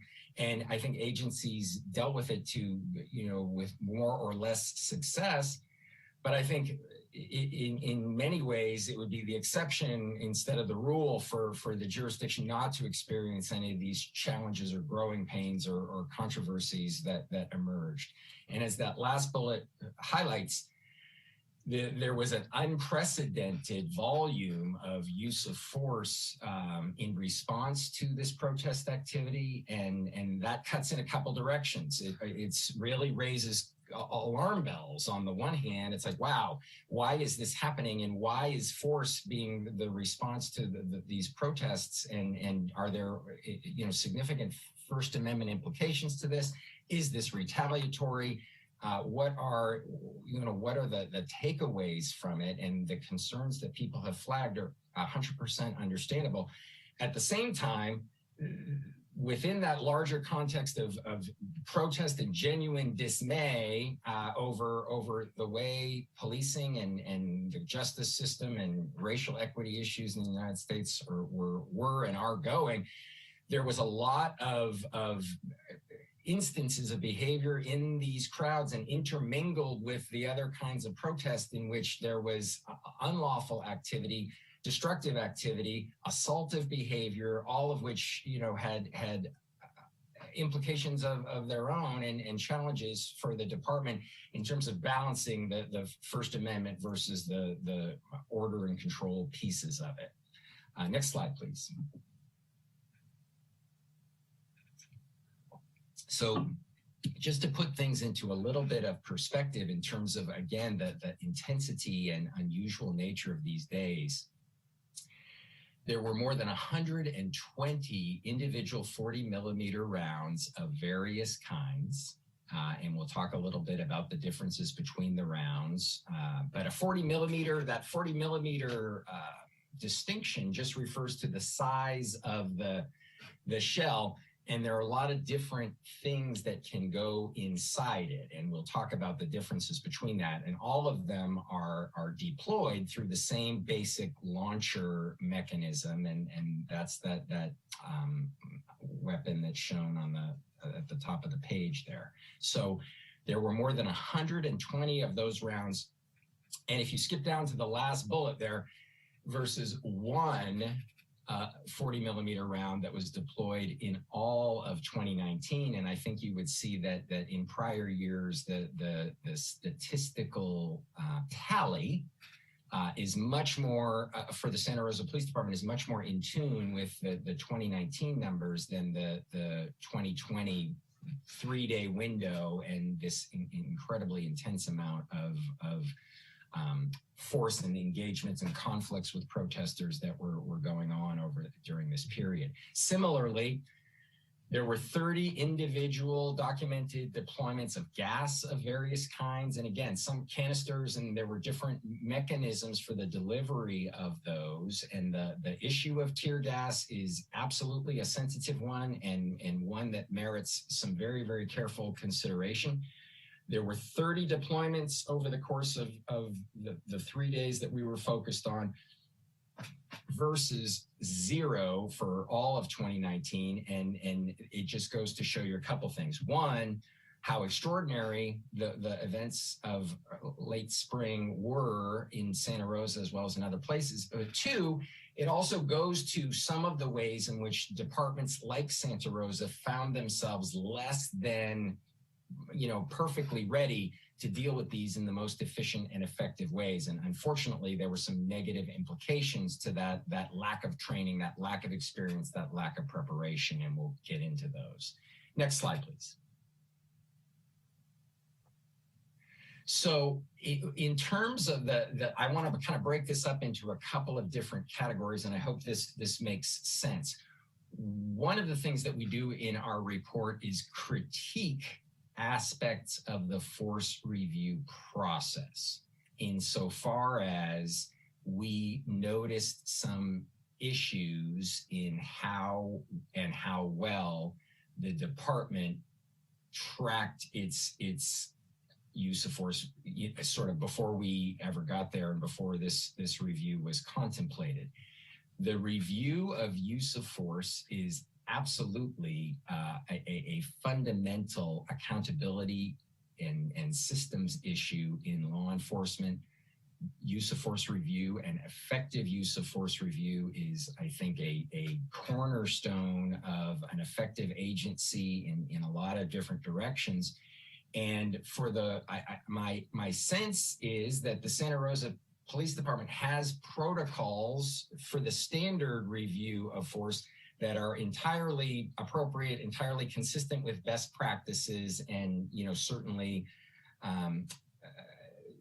they gesture towards the sort of scrutiny and accountability that we would expect a forward-thinking agency to have. Some of that didn't really didn't survive the intensity and the volume of incidents that occurred within this relatively tight window. The department did do its best to go back and fill in where it could and do some documentation and do some individual acts of homework. But there were some breakdowns in the normal way of doing things that I think were, had some implications and that potentially can and should be avoided in the future.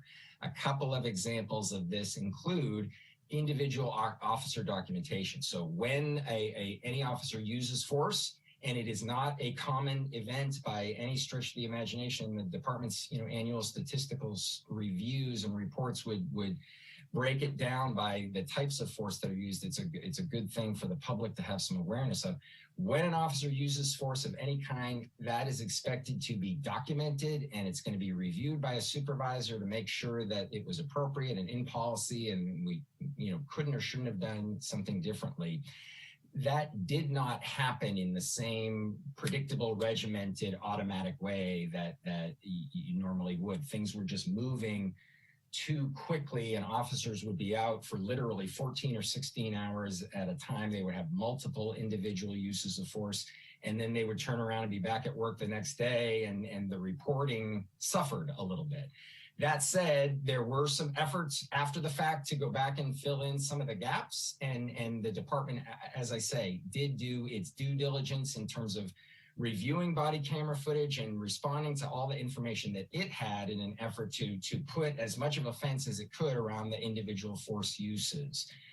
And I think that their process, their after the fact process, really did address some of the most glaring shortcomings, but obviously it goes into the lessons learned category in terms of what could we do, what should we do differently in terms of mechanisms for making sure that if there were ever to be a situation like this where officers were using a high volume of force in a relatively short period of time, how could we be sure that those were each documented and treated with the kind of scrutiny and concern that any normal individual force should receive? The second bullet point there is again, a systemic flaw. And that is that one of the individuals that was given sort of frontline responsibility for conducting an assessment of all the uses of force and kind of organizing them and describing them, defining them, and doing a first line of evaluation of them. One of those individuals was a sergeant who actually had a lot of relevant, responsibility and training. And in terms of his assignment in the department, it made sense for him to be the one who was entrusted with the first level of this project. Again, and this was post the immediate days of the protest. However, that individual, for some different reasons, was actually deployed almost as a frontline officer for some of the critical days of the protests, and was involved in several uses of force himself. And there is something inherently flawed in that whole idea of somebody being entrusted to review his own acts of, his own force acts, and also, those of people that are obviously right around him, because his perspective is inevitably limited. So we didn't have the sense that led to, any sort of malicious attempts to skew information one way or another, but it's just inherently problematic, and the department recognizes that. They basically put some safeguards into place in order to say, hey, we will make sure that any use of force that this individual was involved in has additional layers of sort of independent scrutiny from scratch. And so that they did stem the damage of it, if you will, but obviously a suboptimal approach. And I think they would again learn from that and try to avoid it in the future. That said, our overall impression was that the department made good faith efforts to assess the individual uses. It was challenging to do for a lot of different reasons, and including the fact that the body camera recordings, while they are tremendously helpful, they are far from being, a complete, clear, obvious, comprehensive document, if you will, of exactly what occurred. And there were multiple instances, for example, when people were too far away in the dark to, for the actions of the officers to be completely and objectively assessed just based on the video. That said, the department really did do the best it can. The officers were oftentimes providing narration, and our sense of it overall was that the department was making a good faith effort to evaluate all of these instances and make sure that the officers were acting in compliance with policy. And there were some individual, we looked at a bunch of stuff. We looked at different body camera angles, just kind of surveying around. And on those occasions when we did raise a question and say, hey, what about this? I don't see anything about this. Have you guys looked at this? The department would always go back and say, what's your question? And they would review it. And when additional assessment was warranted, they would go ahead and conduct that. So as I say, it was an interactive process, and we caught some other things along the way. Next slide, please. So I want to move now to the substantive piece as opposed to the process piece. We talked a lot about the process and some deficiencies in the process. In terms of the substance, the department found, and we concurred, that almost every single of the individual uses of forces that were recorded were consistent with policy, at least as it existed at the time. And that's an important caveat that I want to flag for you, because the department has already made some changes, and we are certainly supportive of that, particularly with regard to refining the parameters for the authorized deployment of the 40 millimeter launcher and the different shells that can be used with it. So we'll talk a little bit about that as we go along. But again, our sense was that we agreed with the department in its finding that almost all of its individual uses were consistent with policy. There were two very significant instances in which the force was found to be out of policy. And unfortunately, both of those led to significant injury for the people who were on the receiving end of that force. That is obviously problematic. It is troubling, and it is very much understandably the injuries that resulted and received some publicity were understandably a source of a considerable amount of the public concern and consternation or even anger over the police response to the protests. And so we'll talk about those a little bit more, but I will tell you that the department's opened formal misconduct investigations into both of those cases and did review them quite carefully. And then last but not least, there were complaint cases that were investigated and evaluated based on some of the different sources of information that the department received. including some of the litigation, the lawsuits that were filed, and some of the emails that they received from people, and letters from individuals who wanted to raise certain concerns. And so the department marshaled all of those and included those in their process. Let's keep going, please. Next slide. You've got it, Steve. Oh. Wow, great. Thank you. You're more efficient than I am. So in terms of these, the injury cases that I wanted to draw attention to, one of them involved a fairly serious injury to the face of a protester. Considerable damage was done, and it was a notorious event in several different respects. I will tell you, and the report talks about this in more detail, and I encourage people to read through it. The finding that the department reached, and we concurred, is that this was not an intentional targeting either of this individual based on his identity or any familiarity anybody had with him from the past. There was not evidence to support that. And we also, after a lot of painstaking theories and review of a lot of different kinds of evidence, and including the opinions of an outside expert as to what could have happened, what did happen, our best sense at the end of the investigation is that the targeting of this individual in a specific way was not intentional, and certainly the striking of him in the face, which is prohibited by policy, was, again, not intentional.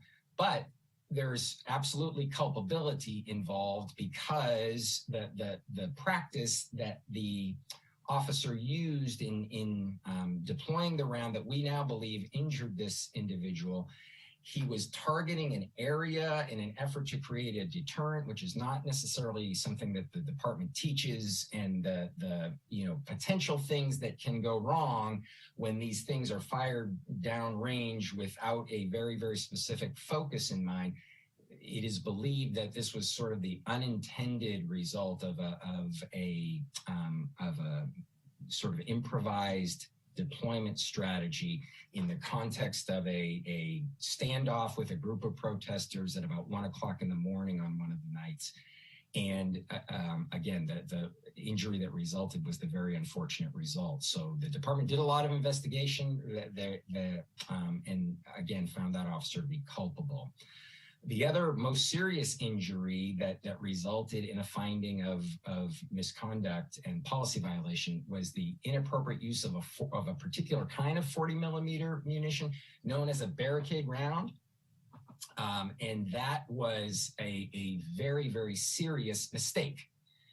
It should never have happened, and there were some significant safety issues related to that. As the report talks about, I believe there were a total of 4 of those rounds that were deployed. They never should have made their way into the field for the purpose of the crowd control that was happening.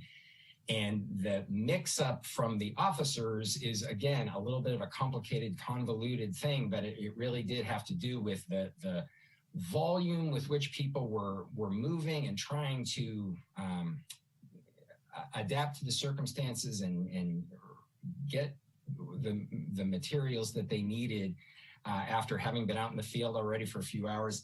Perhaps most significantly, the barricade rounds that did find their way into the field and were used negligently were very, very close. It was a new kind of barricade round for the department, and they were very, very close in appearance to a much more safe and appropriate foam baton round that the officers were also using in the course of those different days. So again, very serious issue in terms of the unintended consequences, and in some ways it could have been worse. And the injury that resulted was obviously extremely unfortunate. And the practices or lack of practices that allowed that to happen, including some of the failures by the line level officers to do their due diligence as they are expected by policy to do resulted in this mistaken deployment occurring and this injury resulting in, and there were some different officers that were found to be in violation of policy. And that includes the 2 officers who used these rounds, including the one that injured the individual, and 2 other officers also received discipline because of their actions in failing to kind of carry out their responsibilities with regard to control of those munitions and the proper identification and safety measures that should have been in place and were not, because things were sort of evolving very dynamically in the course of those evenings. So there were other injury cases that the department investigated, including some ones that got some public and media attention because of injuries to people's heads that they believe they have been struck by these rounds. The department did do investigations into these individual cases as well and attempted to reconstruct what had happened based on the information that it had and the videos, and piecing together social media videos from their own body-worn camera videos and other perspectives. They did what they could to determine who was responsible and how it happened, but in both of those other injury cases, they were not able to trace it back to a specific officer. And we concurred with that result being inconclusive. And obviously, if more information were to become available, then it's potentially actionable. Next slide, please. So, Mike, I want to kick it back to you for this slide so I can have a little water, but this is in terms of some of the reform and recommendations ideas we have, there are several of them related to the force category. Mike? Yeah, well, we will have our recommendations at the end of the presentation in a minute here, but these are some of the areas that have been, were the focus of the department's review and improvement. And to the department's credit, it didn't sit around for a year waiting for all of the reviews to be done before they conducted its own sort of systemic review, and have made some reforms with regard to guidance to officers and other areas. That doesn't mean that there isn't more to be done. We think there is, and we'll talk about our recommendations as our last piece. But to speak about this, the department did recognize soon after the few days of responding to protest activity, that they did need to up their game with regard to reporting and review protocols, particularly with regard to uses of force. So what we mean by that is that, as Steve indicated, when an officer uses force in the field, under standard protocols, a sergeant gets out there, starts an immediate investigation, the body camera footage is pulled and reviewed, and we're on to the races with regard to a mature review and a timely review. But that didn't happen in every case here in regard to the few days at the end of May and early June, because of the volume of force that was being used and the way in which the force was being used. Not necessarily in every case targeting individuals, and also less attention being placed on the need for a timely notification of a supervisor, hey, we've just used force here, or before going home at the end of shift, writing out a use of force memo, which is what the standard policy would be. And so I think the department has recognized the need to up their game with regard to this in future cases in which there is a large deployment and the potential for sustained uses of force. The department has also come up with new guidance, and in fact, new restrictions on when and in what conditions 40 millimeters, which is the less lethal rounds, should be used. And we have some additional recommendations about that process, and feel that there should be more conversation on that. But certainly council and community should be aware that the department has already worked to create new restrictions and guidance for officers on the use of these less lethal rounds in the crowd control context. Finally, and very significantly in my view, the department soon recognized that there needed to be more control and distribution of munitions. Obviously, as Steve has indicated, the barricade rounds going out into the field and with under the belief that they were simply additional less lethal rounds for use against individuals was a huge mistake, a huge error, and one that shouldn't happen and can't happen in the future. And really,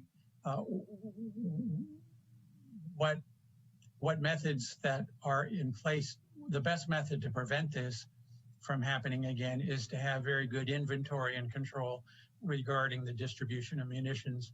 If you recall the earlier slide that Steve put up said there were over 120 uses of 40 millimeter over the 4 or 5 day period that in which the protest activity occurred.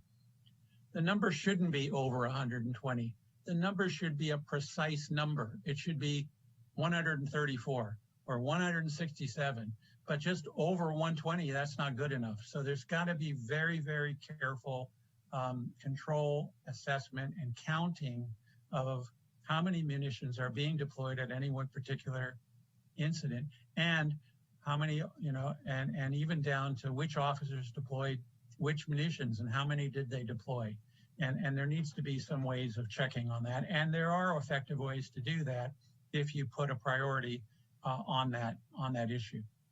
The issue that we haven't talked about yet is the issue of dispersal orders. So under California law, before you order a crowd to disperse, and under current Santa Rosa Police Department policy, you're supposed to give warnings to the crowd, to the protesters that they are to disperse. And as part of that order, you're supposed to indicate where the police department wants them to disperse to.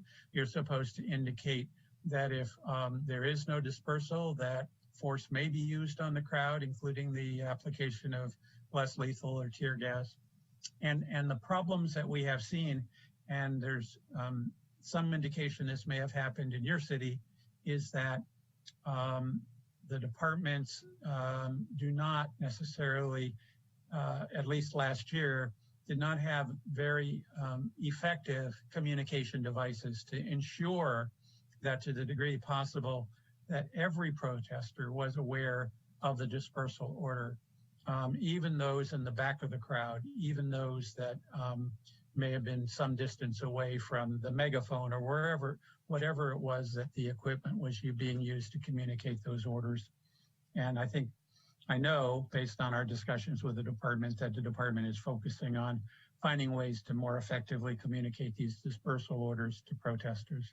And finally, the department, I think, in fact, on the fly last summer, was beginning to realize, as many other departments have, that the traditional skirmish lines, the traditional gearing up in riot gear and riot batons and all of that may not be effective in dealing with the way in which protests are done today, the way in which protests are effectuated today, and the segments of the crowd that may get into illegal activity. And so a new approach is, instead of treating everybody who's protesting the same, which isn't fair because not all the protesters are behaving the same, to target those who are behaving aggressively, who are engaged in assaultive conduct, and to focus on that activity rather than the whole activity of the protests. And by having that more of a scalpel approach and effectuating effective arrests and having arrest teams that are going to be focusing on, even if you use less lethal, to then come and arrest those individuals, take them out of the process, that is a more effective way to manage the crowd and results in highly reduces the potential for individuals who are purely innocent getting struck with munitions and other force. So Steve, I'll turn it back to you for the misconduct investigations, and then we'll wrap up with our recommendation. Next slide, please. So the misconduct investigations were generated in a few different ways, including from within the department. They identified a couple of issues on in terms of the initial work that they had done and opened investigations accordingly. As I said before, the legal claims were treated as complaints. As if they were complaints from members of the public about police conduct, and that there are agencies that we have worked with where that does not happen, and the legal claim, the litigation process is really walled off from the complaint process and the administrative investigation process. And unless somebody fills out the form and submits it separately from making a legal claim. But here, the Santa Rosa Police Department said if there's a legal claim that we're aware of, then we are going to address the issues that it brings forth in the allegations. And those complaints, those legal claims were certainly a source of some of the individual investigations that were done. Other complaints, again, emerged over the course of the days immediately following and then subsequently. And those too were considered by the department and kind of routed in some different directions depending on the nature of them and whether there was corroborating evidence. And we had the opportunity to participate in that process and evaluate that process. Last but not least, there were a few instances, as I think I mentioned earlier, where we asked the department for further investigation based on concerns that we identified in our independent review of some of these individual incidents, and the department agreed to follow up in one way or another, including with one additional formal internal affairs investigation, as well as some other counselings and other kinds of interventions that we'll talk about. Next, please. So the result of some of these additional misconduct investigations, besides the injuring force cases that we talked about, there was formal discipline for an officer in one other case that related to a use of force. The use of force was found to be in policy, but there were some collateral concerns about the officer's conduct that led to sustained policy violation. And there were other interventions in terms of documented counseling for a few different instances in which either officers had neglected to activate their body-worn cameras in keeping with the department requirements, and then other instances where we just kind of flagged, or the department flagged, issues of professionalism, inappropriate comments that were made.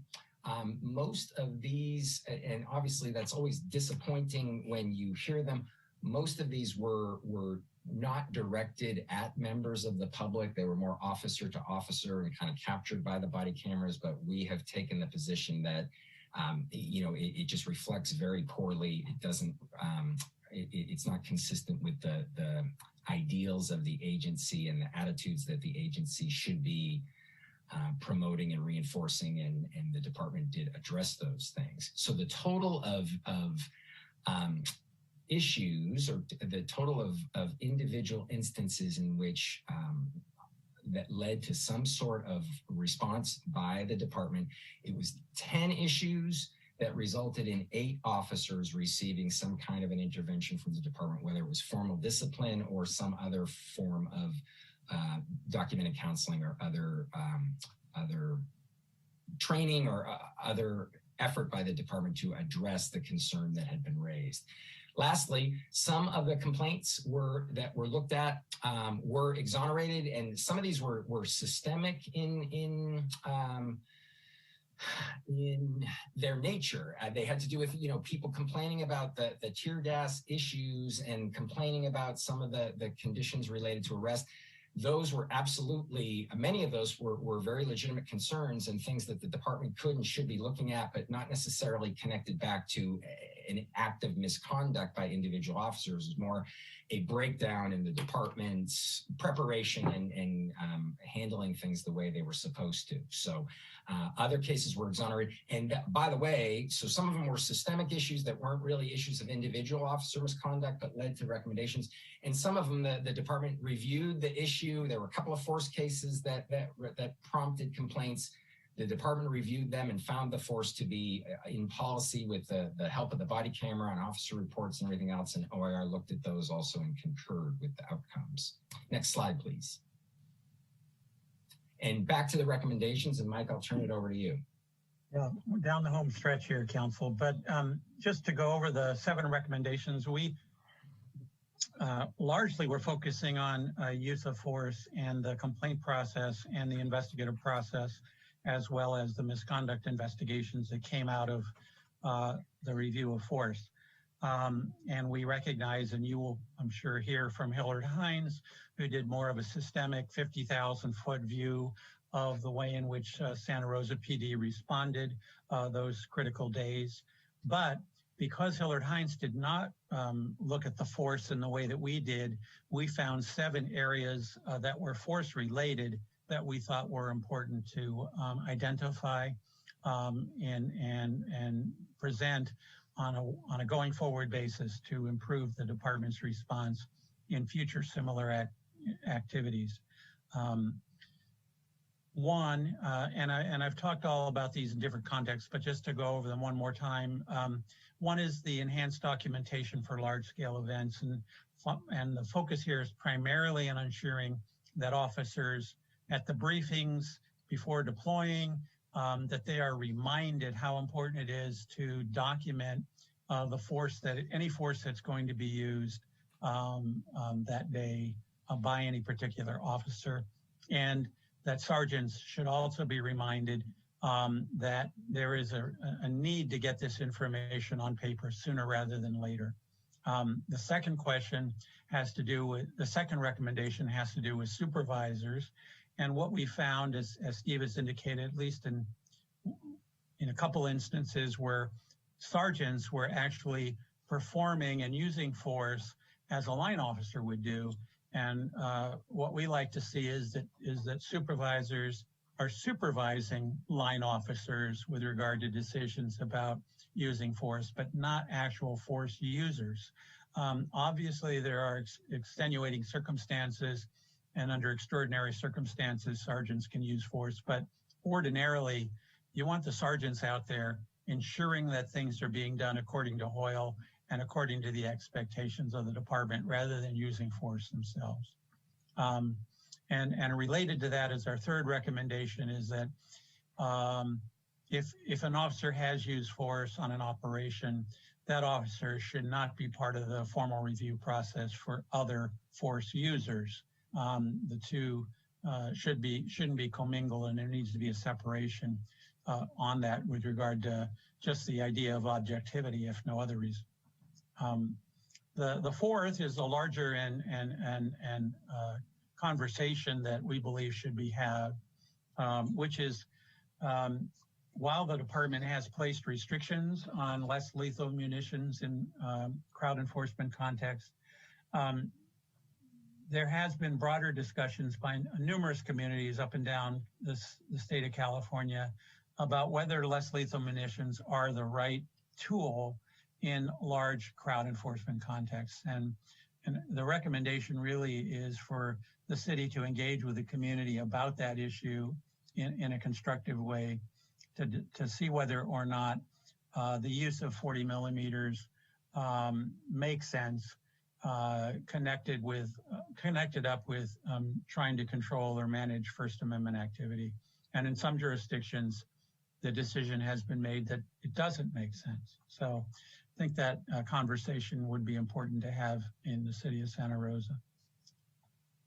The fifth recommendation is to enhance mechanisms for enforcement-related communications, and I've already talked about this in regards to the dispersal orders, to make sure that everyone hears the orders so everyone understands what the intent of the police department is and what the directions, if any, are provided to the protesters by police. The sixth is related to 4, but this is really about tear gas. And in the same way that there has been reevaluation, reconsideration, and discussion about whether less lethal munitions should be used in the context of First Amendment activity, there are similar conversations going on throughout the state of California. at the local level, at the state level, regarding whether or not tear gas also is an effective or the best tool to use in controlling or trying to manage protest activity. And some would say, for reasons I think you've heard in the earlier presentation, the proponents of why maybe that is not the best tool to use. And I think, again, this is a conversation piece that should be had on an ongoing and forward-going basis. And finally, and in some ways, most importantly, I've talked about this before, but I can't emphasize enough, in my view, the need to, if 40 millimeters are going to be used in the way in which they were used in the end of May and early June in your city, there have to be very, very careful safeguards, inventory, to ensure that the right munitions are used at the right time, and to avoid what occurred in your city last year, in which the wrong munition was used at the wrong time. Just to conclude, last slide, please. We appreciated your patience in staying with us as we went over this relatively dense presentation. We think overall that Santa Rosa did good work, maybe a tad late to the game with regard to the force issues, but once they got started, we think they did a robust job that we and they, meaning the department, have identified reforms for future performance. And we appreciate, Council, your interest, and I understand you're going to go on into this to hear public comment, and then even into tomorrow, perhaps, with regard to the dialogue that you have already started with your community and continue to embrace your community with. And I think that's a testament to effective leadership, and appreciate you listening to your community with regard to these very critical issues. So with that, I'm going to stop talking and certainly are available for any questions that you have, Mr. Mayor, or any of your colleagues on council. All right, thank you so much. Council members, who wants to start with questions?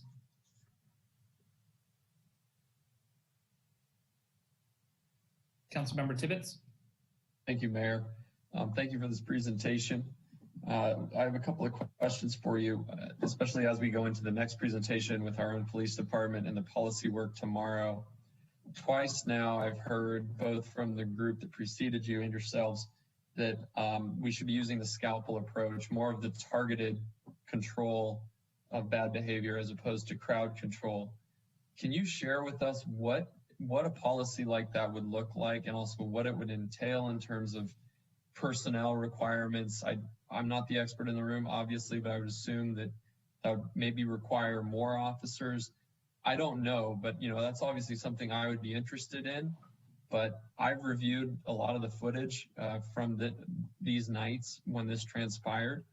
And I think that trying to identify perpetrators who were acting in bad faith and frankly destroying an otherwise noble and good protest, it seems like it would be difficult to me. Can you share any wisdom with us on that? Sure, Council Member Tibbetts. Nothing's easy with regard to this, and I think hopefully the takeaway you received from at least our presentation is that nothing is easy in this arena.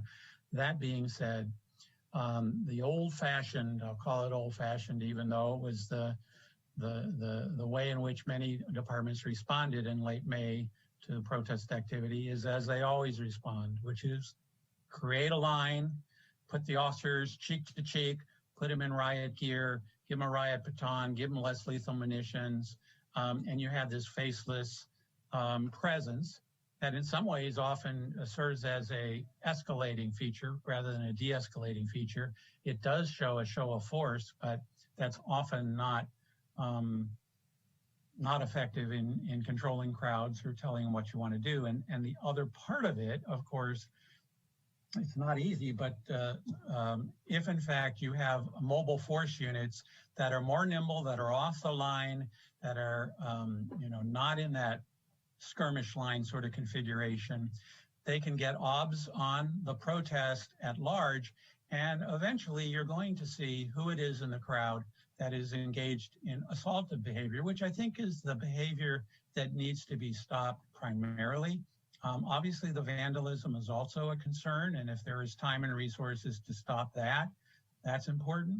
But it's the assaultive behavior back towards the police or other protesters that I think is the element that needs to be removed from the situation.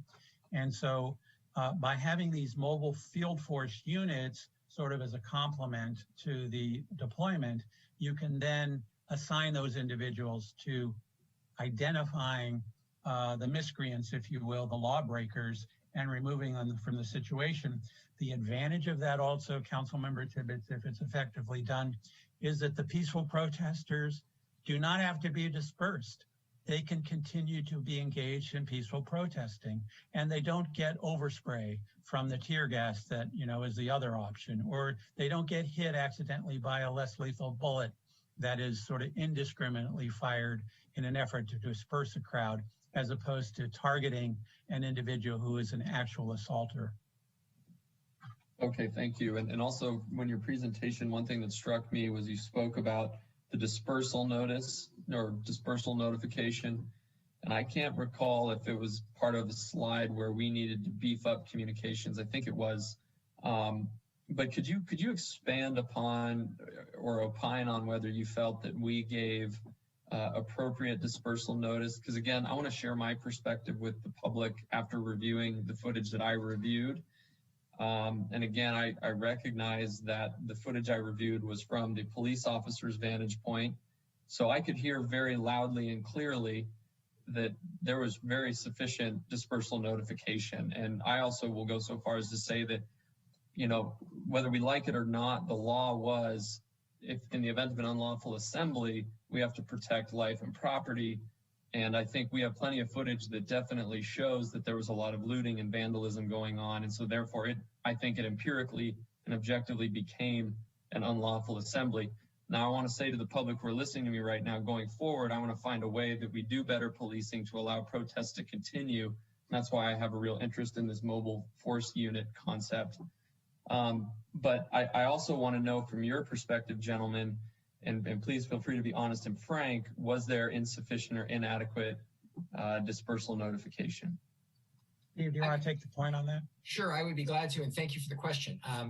I would say that it got better as the week went on. And what I always said to the department folks that I spoke to about this issue is, the department wants to be on the side of the angels here in terms of, giving everybody the fair opportunity to understand what's happening and making sure that that whatever issues there are, they aren't issues of miscommunication or misunderstanding.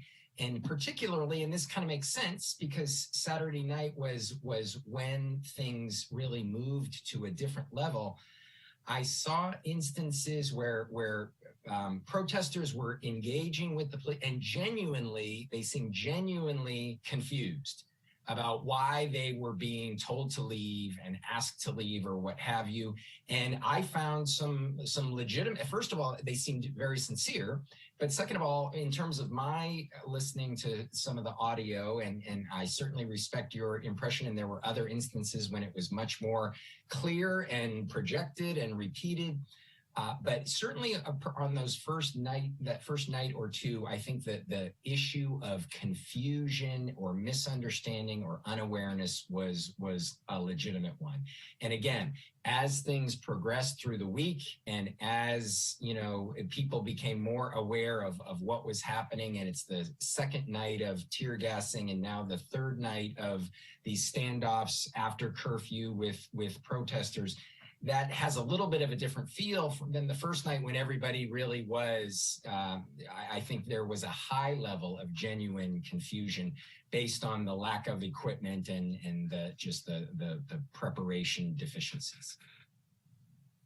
Thank you, Stephen. And then my last question is for Sean. I noticed that so far in these presentations, and when looking at the presentation that's supposed to come, we aren't getting any pictures or body cam footage, correct? We're only going to be seeing these presentations. That is correct.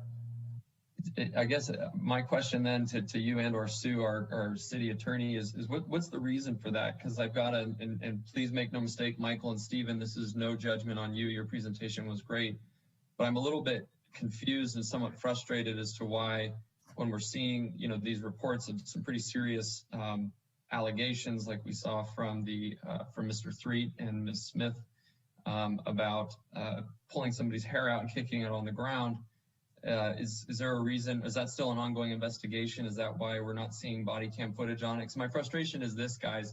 You know, we're here giving bullet points to the public, but you know, I think that we need to be also showing the public what it is that what information or evidence we have. The way I see it is the city's effectively on trial here with the public about how we responded to this situation, and we're asking the public to kind of see it from our perspective. And I just, you know, I'm worried that a bullet point isn't going to do that. Understand about your bullet points. There's nothing more helpful than a graphic representation of what has occurred. And we've seen that. I mean, George Floyd murder happened, and what happened may not have happened but for the video. So we get that. Two parts to your question, and I would defer to your city attorney and your city manager to some degree, but my understanding is under the new transparency law, some of this information may end up being disclosed at some point, but not now. The second thing is with regard to much of it, though, there are privacy concerns, not only with regard to the officers involved, but with regard to the protesters.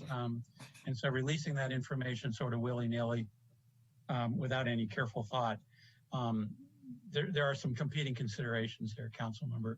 But then the final thing I want to say is that to the degree you mentioned the one allegation of someone's hair being pulled out, that didn't come across to us. We are not aware of that allegation. As far as we know, the police department did not receive any allegations such as that.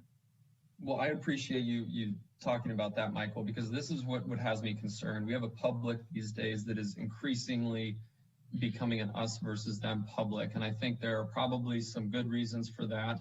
I think there's a lot of historical context for that.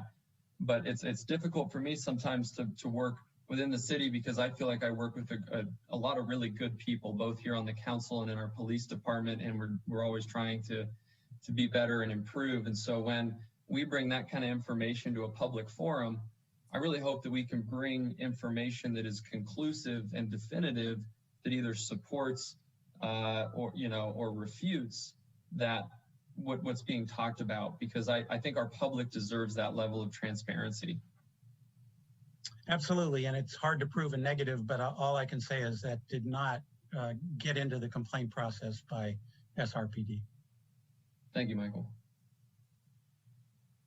And Madam City Attorney or Mr. City Manager, did either of you want to respond as well? Well, I'll certainly just echo what Michael said. Exactly. Some of this body-worn cam will be released if certain findings are sustained and as the disciplinary process runs its course. But in general, we don't just release body-worn cam. If we wanted to include it, we would have to go through a process of blurring faces, of making sure privacy, and as Michael indicated, not just for the officers, but equally for members of the public that were out involved in the protests. So it's not a simple matter of simply plugging in some body-worn cam into the presentation. So.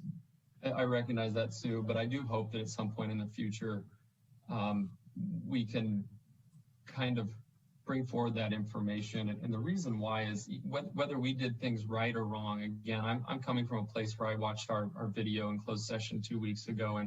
And honestly, I felt for the most part good about the job that a lot of our officers were doing. Now, did we do some things wrong? Absolutely. Do we need to correct going forward? Absolutely. Did bad things happen to protesters or people involved in the protest that we should not be proud of? Absolutely. We can do a better job. But again, I come from this place where I'm watching the public grow increasingly apart at a time when we should be doing everything we can to come together. And I feel just really strongly that if we're putting information out there, we need to put out evidence too. And we can certainly explore what options we might have for putting something together, but the council should be aware that that is a significant undertaking to do that. But we can sure look at that and discuss it. So, but thank you, and I certainly understand your concerns and the openness. Councilmember Swedo. Thank you, Mr. Mayor. Thank you for this report. You know, it was interesting that you indicated some information about the munitions and chemical agents from like 2019. Well, some of us have been around a little bit longer, and this is one of those low frequency, high liability events. You know, in the city of Santa Rosa, you know, we've been doing crowd control events going back to the 70s with the Nazi riots at Franklin Park and downtown, all the way to Occupy. And each time, I think the city has done an effort to say what worked, what didn't work, what do we do next time? But, you know, I'm very complimentary of the city manager going to this level of in-depth, because again, the outcomes of these several days was not desirable for anyone. Didn't meet, I don't think, anyone's expectations. So thank you for the thorough review. So I do have some questions about you and your collective experiences with, are there some departments that you would say are a model for the best practices and or model programs for response to these type of incidents? Okay, no. You know, unfortunately, you know, we are continuing to look for the perfect police agency, and that doesn't exist. But what I can say is that virtually every agency that is forward-thinking is looking at these issues. And I have to say, in our experience, that you all are ahead of the game with regard to that. You know, some have complained that maybe it's taken so long to get these reviews out. Well, that may or may not be true, but I appreciate thoroughness, and I also appreciate staying with it. And it sounds like you all are staying with it. So, council member, what I would suggest to you is that as a result of your process and your continued process, I hope that I'll be able to say, hey, you all may want to take a look and see how Santa Rosa has improved their response to crowd control in a year from now or 2 years from now. And I would appreciate, hopefully you'll be in that position, because I would just use the example of our Cahoots program that we're examining now. So we went to Eugene, Oregon to find this model, and we are trying to create a model for all of the state, if not the nation, when we actually do implement it. So I hope we can do that. I also now have some questions as we progress through here. One thing that I did not see in the report or commented on about what role the curfew does play or does not play. So from a best practice perspective, what are your thoughts or comments on the declaration of a curfew? Because I know not every city declared a curfew. Absolutely, and this is an issue again. There's nothing to suggest that the declaration of curfew was inappropriate, untoward, or outside of the law, and I understand and probably presume, but the legal niceties of the curfew were complied with, but then there's the second question, which is, even though you can declare a curfew, what conditions should exist before you do declare a curfew? And I think that also is a subject worthy of further discussion, because simply because you can declare a curfew, there are certainly competing considerations for business owners and attendees and protesters about that issue. So I think, again, council member, that also should be part of a future forward-going discussion. Well, with that, you know, because it kind of ties into the comment you said, I think it was a recommendation number 6, engage with the community regarding tear gas and protest activity. It seems like, gosh, it would have been nice for us to do that, because again, it's a low frequency. When do you recommend having those conversations? Before there's ever a need for a curfew. The best decisions are made when things are not in crisis mode, you know, in our experience. And so I think this is a good time, tomorrow and the next day and in the oncoming weeks, before you have another crisis where you have to decide, do we put a curfew in place? And I'm not suggesting that the decision to declare a curfew in your city was right or wrong. I'm just saying, as with any decision, always looking back at it and tabletopping it and trying to evaluate and getting input from others, all impacted individuals on the issue, is the key to best government, in my view.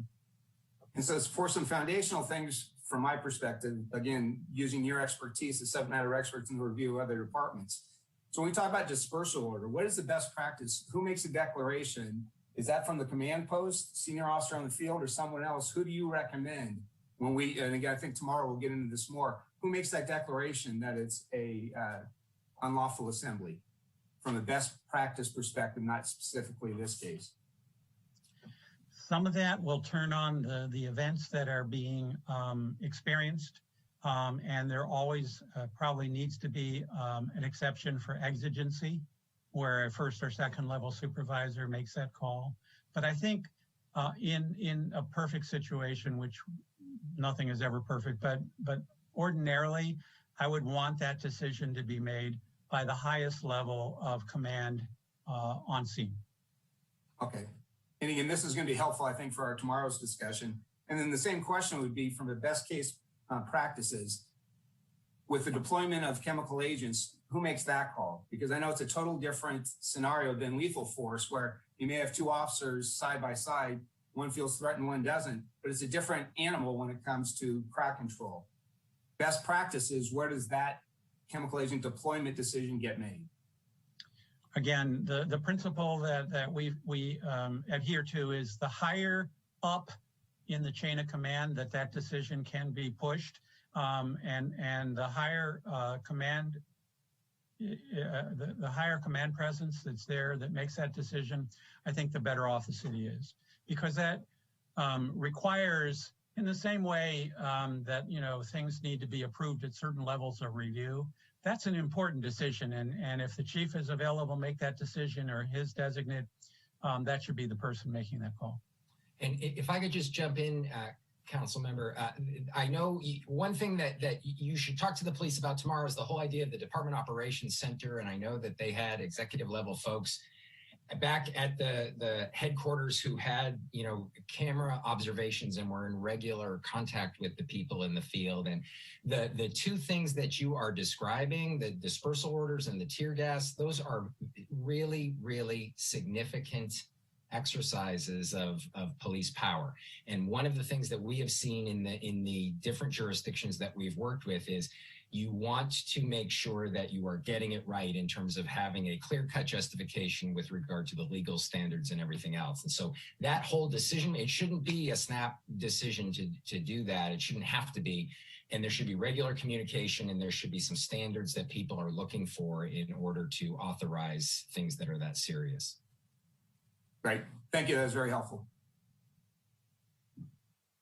Councilmember Fleming? Yes, thank you. I have sort of a follow-up to Mr. Schwedhelm's question, but it's a slightly different angle on it, which is, in my work when, I'm a social worker at in a psychiatric facility, and sometimes we do have to engage with people in a very different situation than this. But when we evaluate these types of things, one of the principles is, keeping in mind that behavior influences behavior. And so to that end, I'm curious to know if the targeted arrests, if the dispersal orders, the chemical agents, the curfew order, not if they're legal, proportional, or so forth, but did they, and they're very different uses of force, but did they have or not have the intended effect on, or how did they influence the behavior of our residents and those protesting? And if they did have the intended effects, which of them were more effectual and which were less effectual in causing the intended effects of peaceful protests? Steve, do you want to start on that, and I'll probably just follow up? I would be happy to. It's an excellent question. And what I would tell you is that we saw this dynamic in Santa Rosa, and we saw it in other places as well. Which is, it's one thing for protesters to be unaware that the rules on the ground have changed, and that all of a sudden they're not allowed to be there anymore, and that there's been a legally authorized dispersal order. It's another matter entirely, and I think your point is an extremely valid one, and we saw instances of this, particularly in the latter stages of each night. So your 11 o'clock p.m. to 1 or 2 a.m., these were people whose commitment to protest was actually reinforced or reinvigorated by the actions of the police and the attempts to disperse them. It became a loop of sorts where they just became even more defiant and determined in response to what was happening. So it's a great observation to make, and it's not an easy thing to untangle in terms of how should a recognition of this inform the police decision making.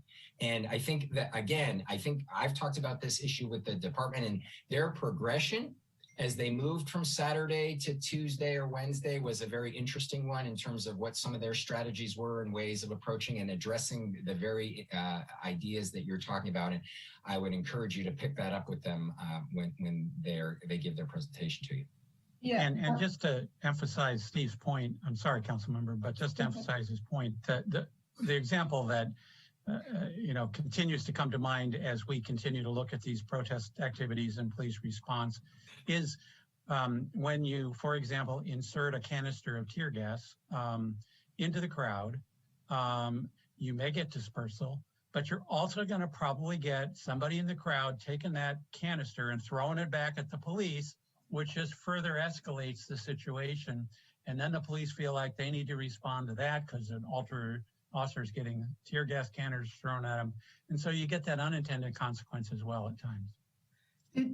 Following on that, did you find that because it sounds like there was a progression, and Mr. Connolly was talking about the intent behind the use of force, and you mentioned that it was to disperse crowds. Did the intent change as time went on in terms of wanting to dissuade unlawful or violent behavior versus wanting to just shut things down? Understanding curfew is very clear on that, but does that impact what uses of force were employed? And was there a clear articulated change in the intention behind the use of force? Is that common to adjust that and articulate it as we go forward in these types of situations? So the lines were blurred at times, for sure, in terms of and there were a couple of different examples on Saturday night and Sunday night. It's sticking in my mind where the protesters and the police had a long-standing series of interactions as the police attempted to move the crowd out of the downtown Old Courthouse Square area and then north on Mendocino Avenue. And so the police would move forward and, tell people that they needed to leave. And there would be some specific confrontations with individuals who they were targeting for particular activities. But the whole idea was everybody needs to leave, and we are not going to just sit here because that dynamic, it has not been working. And we need to kind of move them along block by block. And that strategy, obviously, that strategy changed by Tuesday night when they were saying, hey, we do not want to be in a 5-hour-long battle with folks who are aware that we've declared an unlawful assembly, who are aware that they need to disperse, but they are sort of intentionally defying us as part of the protest. And then that's where you saw some of the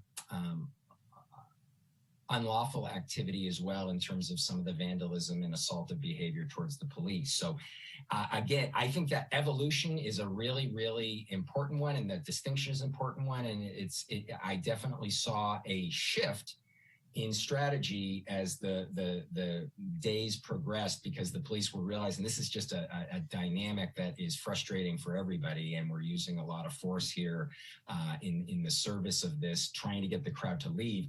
Switching over to an arrest strategy was a different kind of dynamic, and I think it was effective in reducing some of the force by Monday and Tuesday night.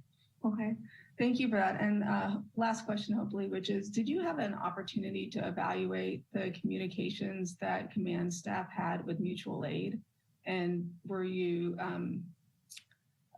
if you had a chance to assess them, can you say anything about that? So I would just tell you briefly that was not an issue that we looked at systemically in terms of, as an isolated thing. There were a few instances, for example, the protest activity on Highway 101 on Saturday night was absolutely a mutual aid situation where it was CHP that declared the unlawful assembly, and it was the CHP that wanted the crowd to get off the freeway, and then SRPD was in the enforcement mode in terms of helping them do that. But your question is a very valid one, and it's a dynamic that we've seen in a lot of jurisdictions, which is mutual aid is a wonderful thing, and it can be a necessary thing, particularly in these large-scale events, but there are control and communications issues and maybe different standards and policies that are hard to resolve on the fly. And there were some instances where I think communication absolutely could have been better, and some of the post-event reconnoitering between the agencies and kind of mutual debriefing, there was absolutely some room for that too, I think. Okay, thank you very much.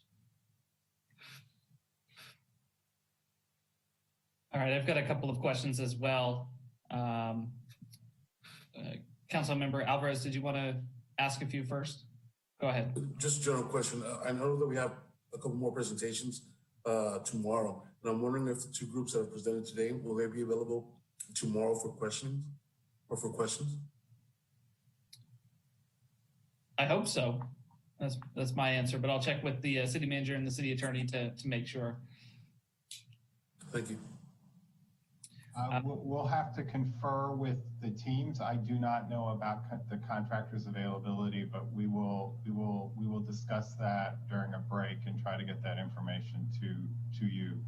The times were set today for each presenter set, but we'll look at it. We'll see what availability is. I just can't answer it at this time, Councilman.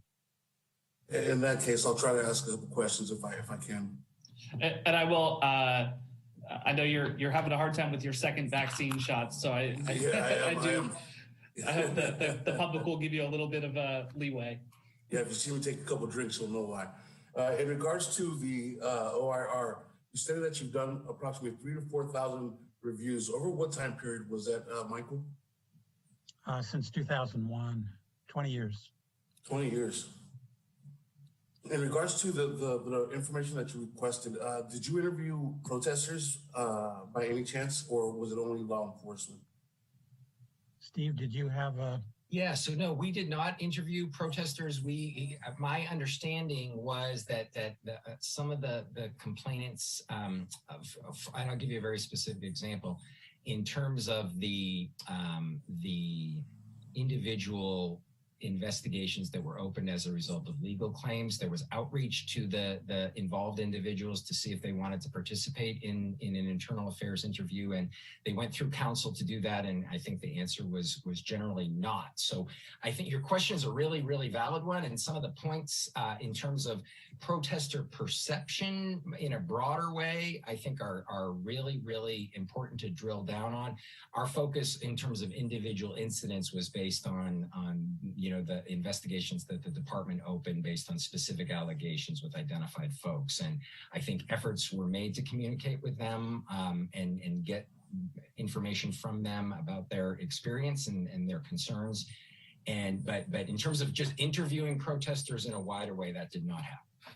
In regards to individual incidents, were you aware of the kettling, the soccer weave, officers hiding badges? And if so, did you request any surveillance video of those incidents, if there were any? So that's actually those issues that you are identifying are really good examples of the things where some more specific information absolutely would have been helpful in terms of, again, finding particular body camera recordings and kind of matching them up to individual protests. The issue about the braids and again, as Mike said earlier, that one is obviously very, very concerning on its face. So it's the kind of thing that had we been aware of it and there was a specific time and place associated with it, it absolutely would have been incorporated in our work. And again, I would say if more information emerges, then the department is obviously still able to go back and do some further digging. Is there any incidents in the video that you were able to review that caused pause as major issues that we should be addressing? Well, I think, again, in terms of the report itself, it does get into some specific details about individual incidents. More broadly, I think there certainly, we did not have the sense that there was an undercurrent of hostility or a lack of professionalism or aggression or officers out of control in terms of how they were acting and why they were acting. That was just kind of the general sense that we had, but I certainly understand that the multiplicity of perspectives on some of these things is really, really important. And I'll give you one specific example, a woman who actually did file a kind of a formal complaint. The department investigated it, and she had some genuine concerns about her being detained briefly by officers while she was trying to observe a traffic stop of other individuals that she was concerned about because she was afraid that the police were sort of abusing their authority. So she wanted to monitor it.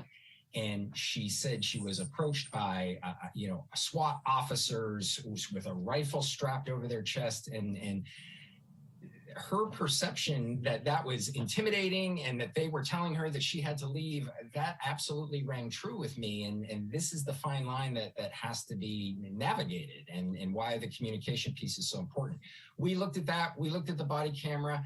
Some of the specific things that she was alleging didn't exactly match up to what the police were actually saying to her, but her underlying perception, and we talk about this in the report, seemed really valid. And I think that a lot of the things that you hear about from the community and their feelings about how they were treated and some of the things that they didn't understand about police response, all of that is worth drilling down into.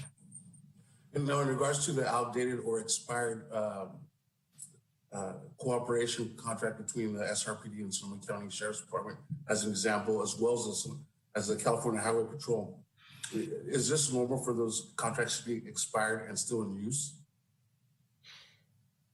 Unfortunately, yes, because people don't recognize that the agreement is expired until there's a need for mutual aid. Yeah, so that doesn't mean that it's okay to allow them to expire. And, one of the things that could be done is to give somebody the responsibility to ensure that mutual aid agreements are current and consistent with best practices. And I must ask once again, was there any video or evidence where officers were covering their badges to hide their identity? I did not see that. And unfortunately, it's one of those things that's uniquely difficult to capture from the body-worn camera, unless you've got a few different officers in the same situation. But it was not my impression, and I didn't see instances of it as being any sort of habitual thing or a concern that had been raised by the department in terms of its extensive review of all this stuff. This was not an issue that they said they had found instances of.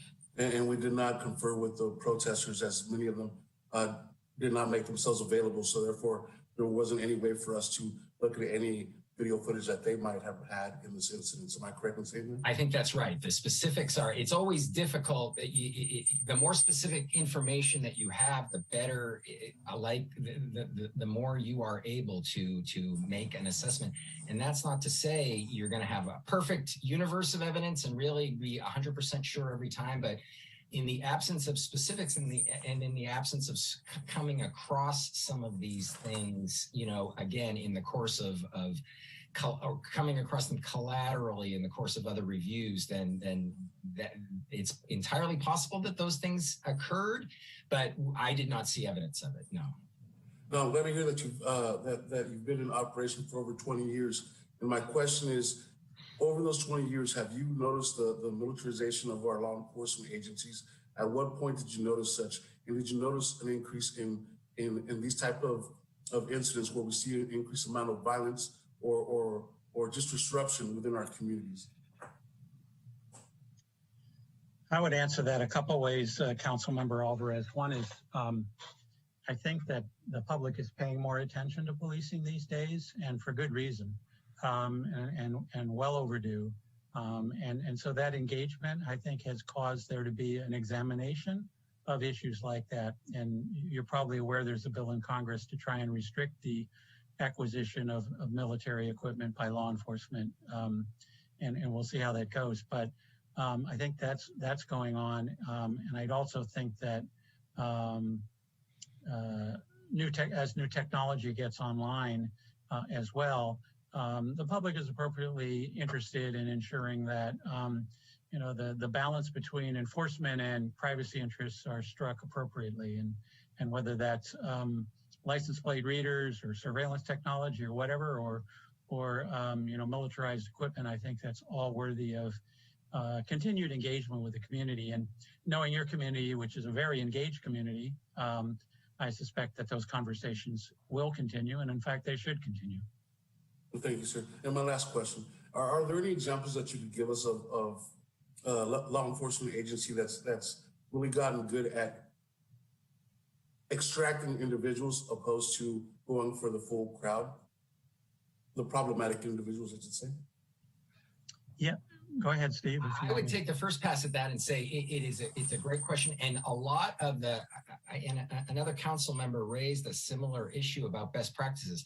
What I would say is it's very much a work in progress, and there are agencies all over the country that are learning from what happened in late May and early June of last year, assessing what went wrong and assessing some of the tactics that they shifted to. And we're working with agencies, including Santa Rosa, that adjusted as they went and kind of were learning based on the experiences that they were having. So in answer to your question, I don't know of an agency that has nailed it yet, but I know that kind of assessment of effective tactics is very much on the radar screen, and a lot of the after action reports and a lot of the reforms that are happening do get into that level of tactical detail. Very well. Thank you both, gentlemen, and hopefully if it's possible to see you tomorrow. And I do appreciate the amount of information that you've been able to provide. Thank you. Thank you. Thank you. I want to jump in with a quick follow-up question, and then I'll come to you, Vice Mayor, but I don't want to lose the thread on a number of Councilmember Alvarez's questions there. He asked about playing soccer with the weave. He asked about some of the other aspects that you said that you couldn't find people to talk to, but it was in the Human Rights Commission report. Did you follow up with the Human Rights Commission to get more information? So it's some of the individual aspects of the report, and I had looked at that back in September. So in terms of that not being made available to us, it was a public document, and it was the department brought our attention to it in September when we got started. I think that answers to some of these individual issues that were raised, it's sort of it depends sort of a thing depending on the particulars of each case. But yeah, to be honest with you, I would have to go back, and I encourage you to ask the department specifically about how they incorporated the HRC allegations. Looking through some of the individual ones in the report, and as I was refreshing my recollection of it and getting ready for today, a lot of them were broader systemic issues, but some of the more specific things, again, that we did not have particularized information that allowed those things to go forward. And in terms of communication and outreach to the HRC, yeah, I'm not sure whether that's a place where more could have been done. And I would defer to the police on that. I would just add, Mayor, that there are some things in the PowerPoint presentation that we saw, just got this morning, that we can't even identify in the HR report. So this may have been new information that they've received along the way, but I wasn't even able to tie up like the one with the braids, to tie it up to an earlier narrative in their initial report. So maybe it's there and I missed it because I didn't have a lot of time to go through it, but I didn't see it. Okay, I'll have more questions in a minute, but we'll go to the Vice Mayor. Well, Mayor, that was one of my questions. And then another one of my questions did you at all try to reach out? Well, thank you guys for the presentation first. Thank you for your work. Did you try to reach out to the authors of the human rights report and or any of the commissioners, because I'm sure that they would have been more than willing to speak with you and make some connections.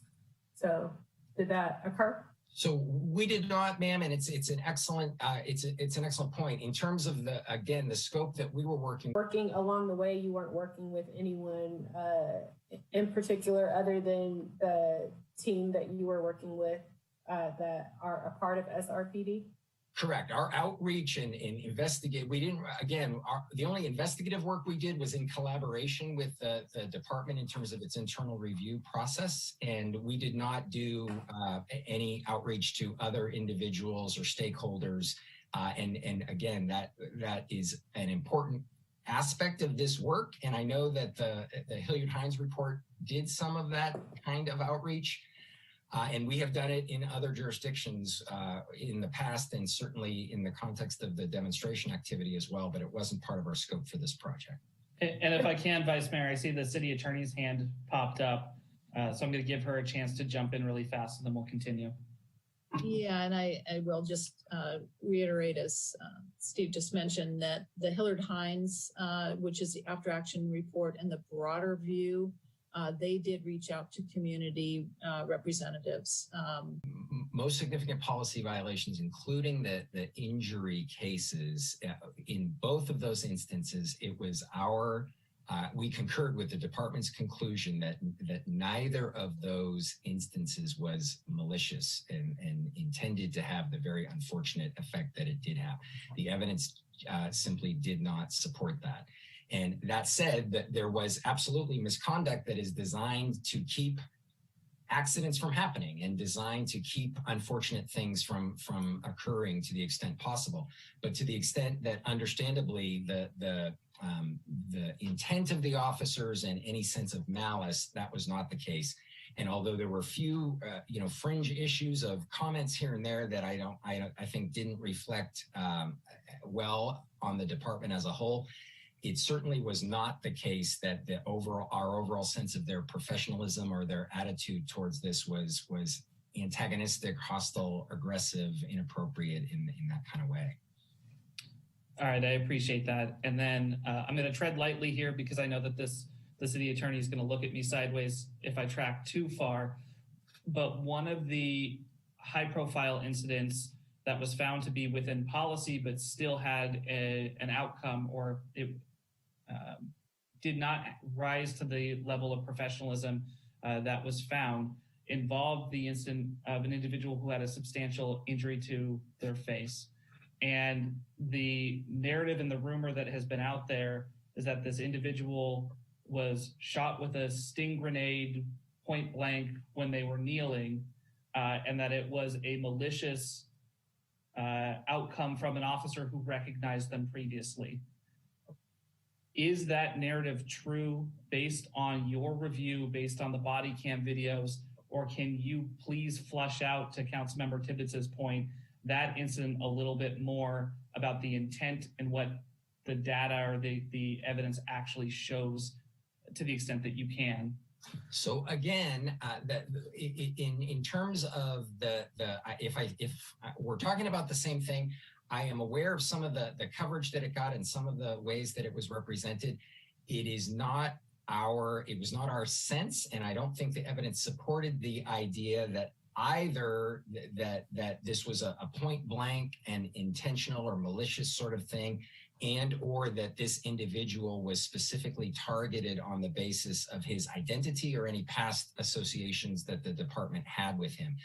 The evidence is I will acknowledge that the evidence is far from conclusive in terms of exactly what happened, in terms of, again, the distance that was involved and the darkness and the blurriness of the movements. I can tell you the department put a tremendous amount of effort into assessing it and, raising a variety of theories and really trying to drill down on what happened. And the conclusion that they reached was that it was an accident, but an accident for which the officer needs to be accountable because it was a tactic that was out of policy. Okay, I appreciate that. And I will concur with Councilmember Tibbetts that I think that in particular, those videos, and I think under the new state law, will be disclosed, but I do think, given that that has had significant media attention and does cut at the issue of what the intent of SRPD was, I think it's important for us to have as much information out there for the public to see as possible. One of the things that you discussed in your report, I think it was on page 4 or 5 of the report, was when protesters came to SRPD headquarters and officers allowed graffiti without intervening, and then in different instances were stepping in with either tear gas or rubber bullets to control. And one of the policy conversations that I think that we need to have is, at what point do officers engage? What activities do they stand back for versus when do they insert themselves? In your discussion with officers and in the after action of talking to them, what was their understanding of at what point do they engage versus how much do they tolerate in terms of graffiti, looting, anything of that nature before they would actually get involved or in particular use force? So I'm not sure if maybe you're conflating our report with the Hilliard-Hines report. I'm not, because I know you've done a lot of homework. I don't remember focusing on that specific issue of the graffiti and the. No, you mentioned it tangentially in it when you're setting the stage, but I'm asking from your broader discussion when you're talking to officers, did they have a sense that they could articulate at what point they would engage versus when they would pull back? So absolutely, the whole idea of incident command and those deployment decisions being something that is coming from the command level of the organization is a critical feature. And it is the officers that were engaged in the response over the course of those few days, they were acting with supervision in large groups and in response to directives that also hit on sort of the dichotomy of the different nights. I will tell you, just like Councilmember Tibbetts and the rest of council members, I wanted to watch the body cams to get a feel. And there is a difficulty when you do see folks who are in the front with their hands up saying peaceful protest, and then you see a firework that comes flying in from the back row at police officers. And a lot of the psychology around this is how individuals were primed. Did you look into where much of the information that helped prime officers and what they expected to have happen when they went out into the field, where that came from, and did that play a role? And I'll use specifically, I know in subsequent protests, the chief has made an attempt to contact protest organizers to talk through what the expectations are or what they see, what they're trying to accomplish to the extent that they can. Is that a common policy or a common practice? How could that have changed the outcome here in terms of the psychological impact of what the protesters respond, and again, ideally engage in the kind of outreach you were mentioning as sort of preparatory steps that would make the actual playing out of these things go more smoothly?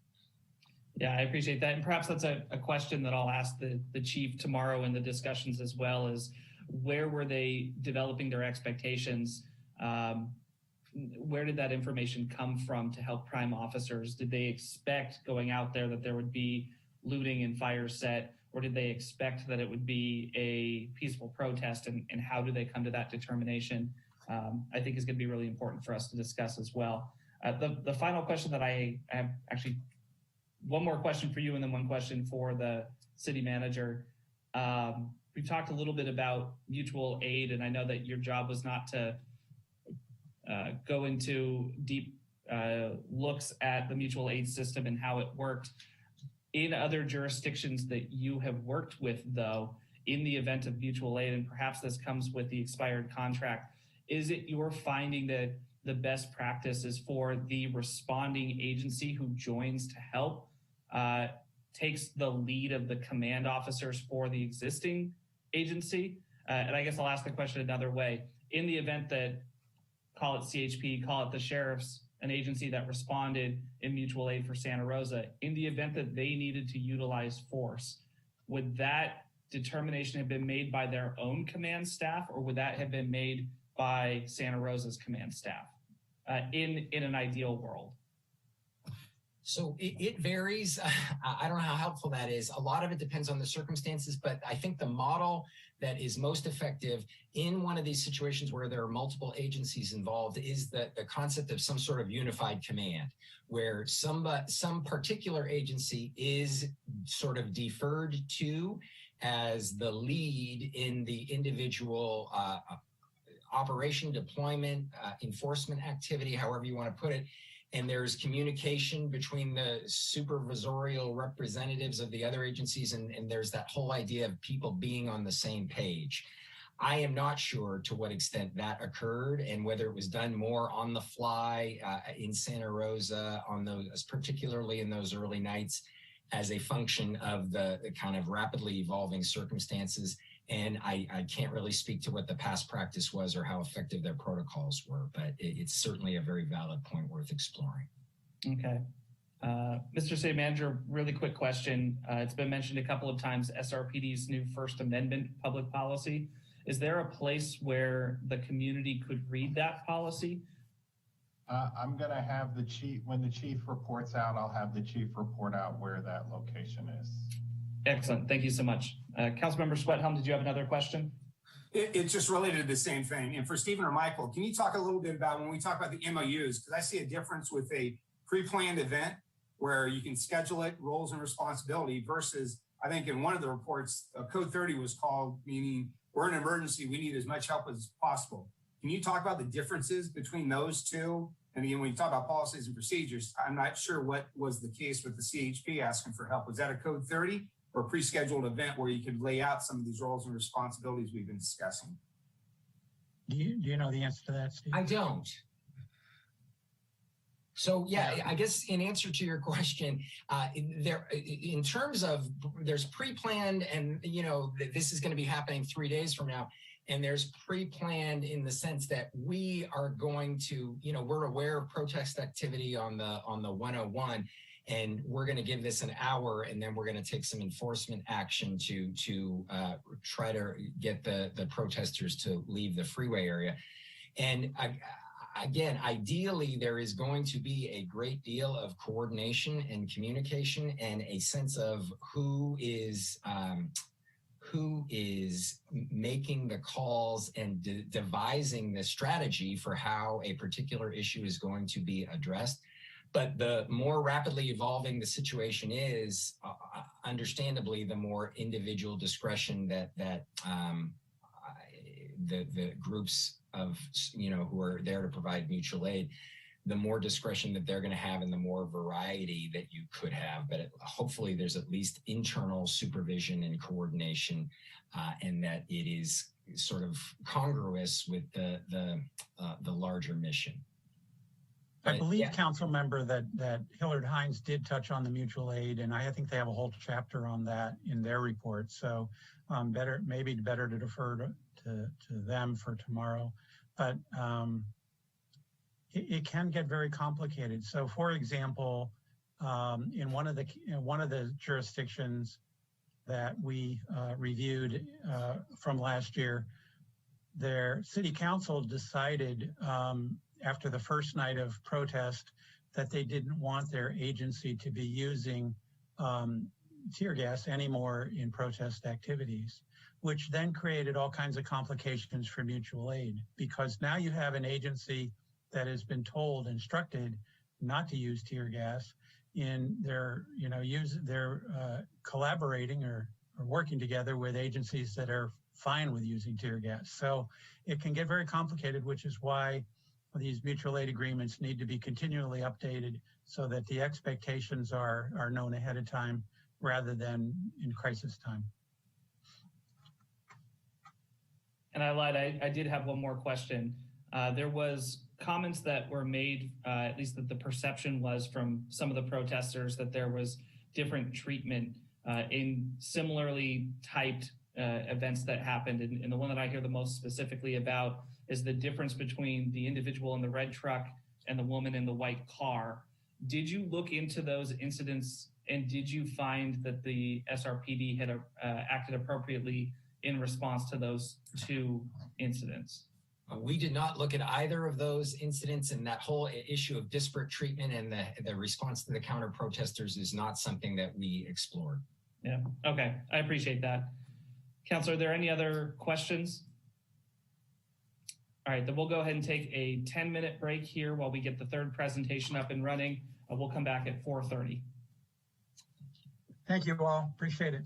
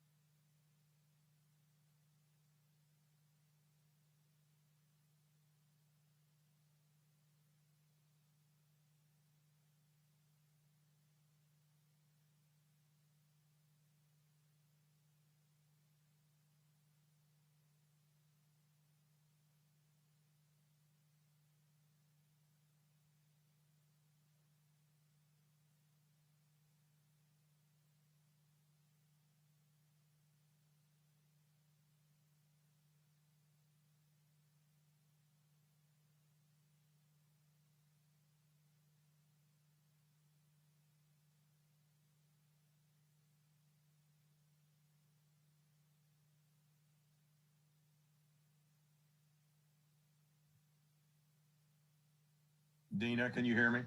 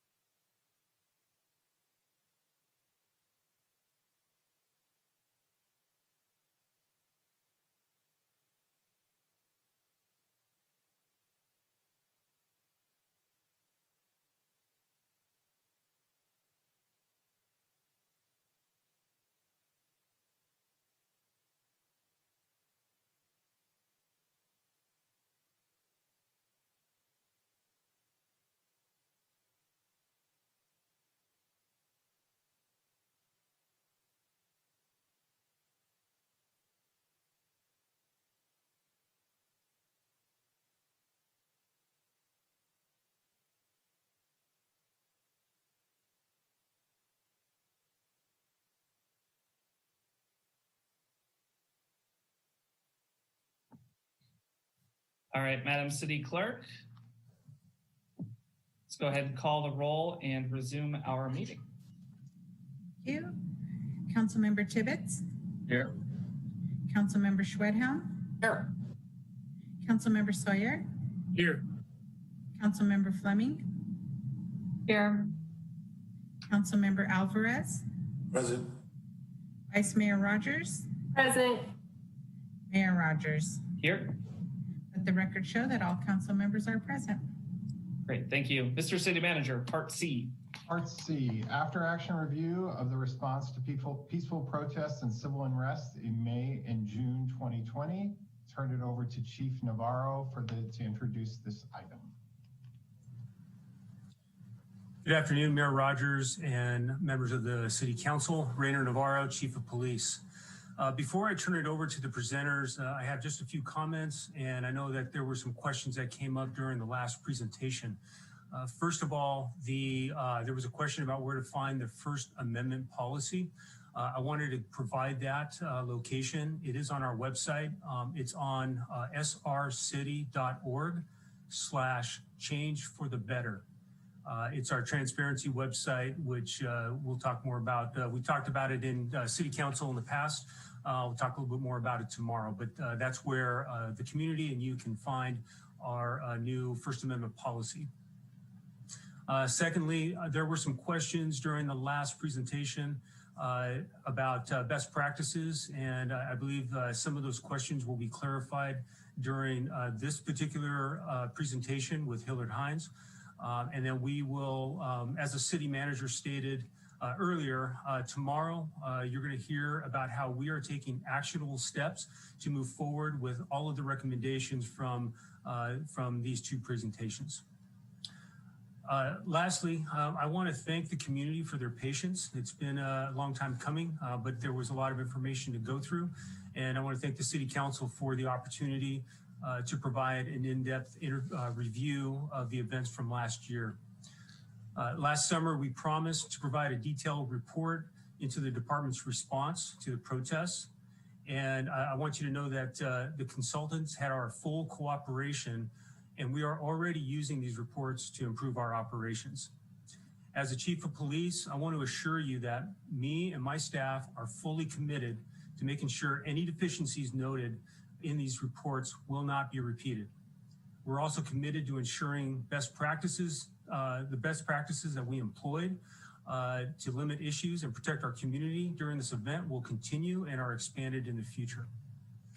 And we will get into those, again, what changes we've made when we have our presentation tomorrow.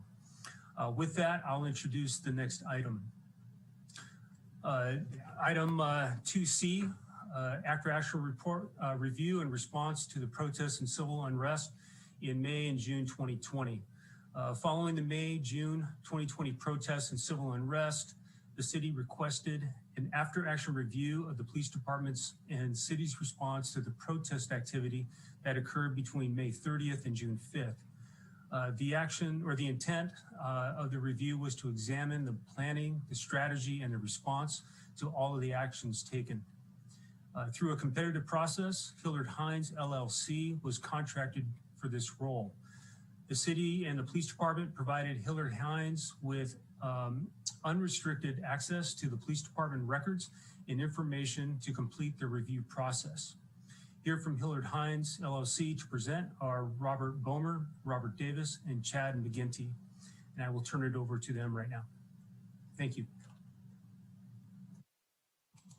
Thank you very much, Chief. We really appreciate it. We appreciate the time and attention from everybody from the council. My name is Rob Davis. I'm the Senior Vice President who oversees the law enforcement consulting practices for Hillard Hines, which is based in Chicago, but the main offices for our overall firm are actually based in Baltimore. Bob Bomer is also on a project on the East Coast, but he will be joining us most likely in the next 45 minutes to an hour, so he'll be on eventually on this call. But I'm also joined by my colleague, Chad McGinty, who also has been heavily involved in this project. Next slide, please. Very, very briefly, as you can see from the screen, we're a company that specializes in a very unique way to try and help local, state, and federal law enforcement agencies assess their operations, take a look at what they're doing, figure out where they can improve, and we compare and contrast what specific agencies are doing in their operations with other best practices we've observed over the last several years. Our firm really started getting engaged with the law enforcement consultant back about almost 10 years ago, and have since done a number of projects across the country, which I'll highlight. Hey, you. Next. I just tried to accept. Hey, Councilmember Sawyer, go ahead and mute so we can continue the presentation.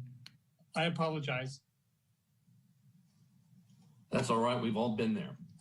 So, but if you'll go to the, yeah, thank you very much on this slide. Let me just briefly explain why we do what we do and some of our experience in doing this.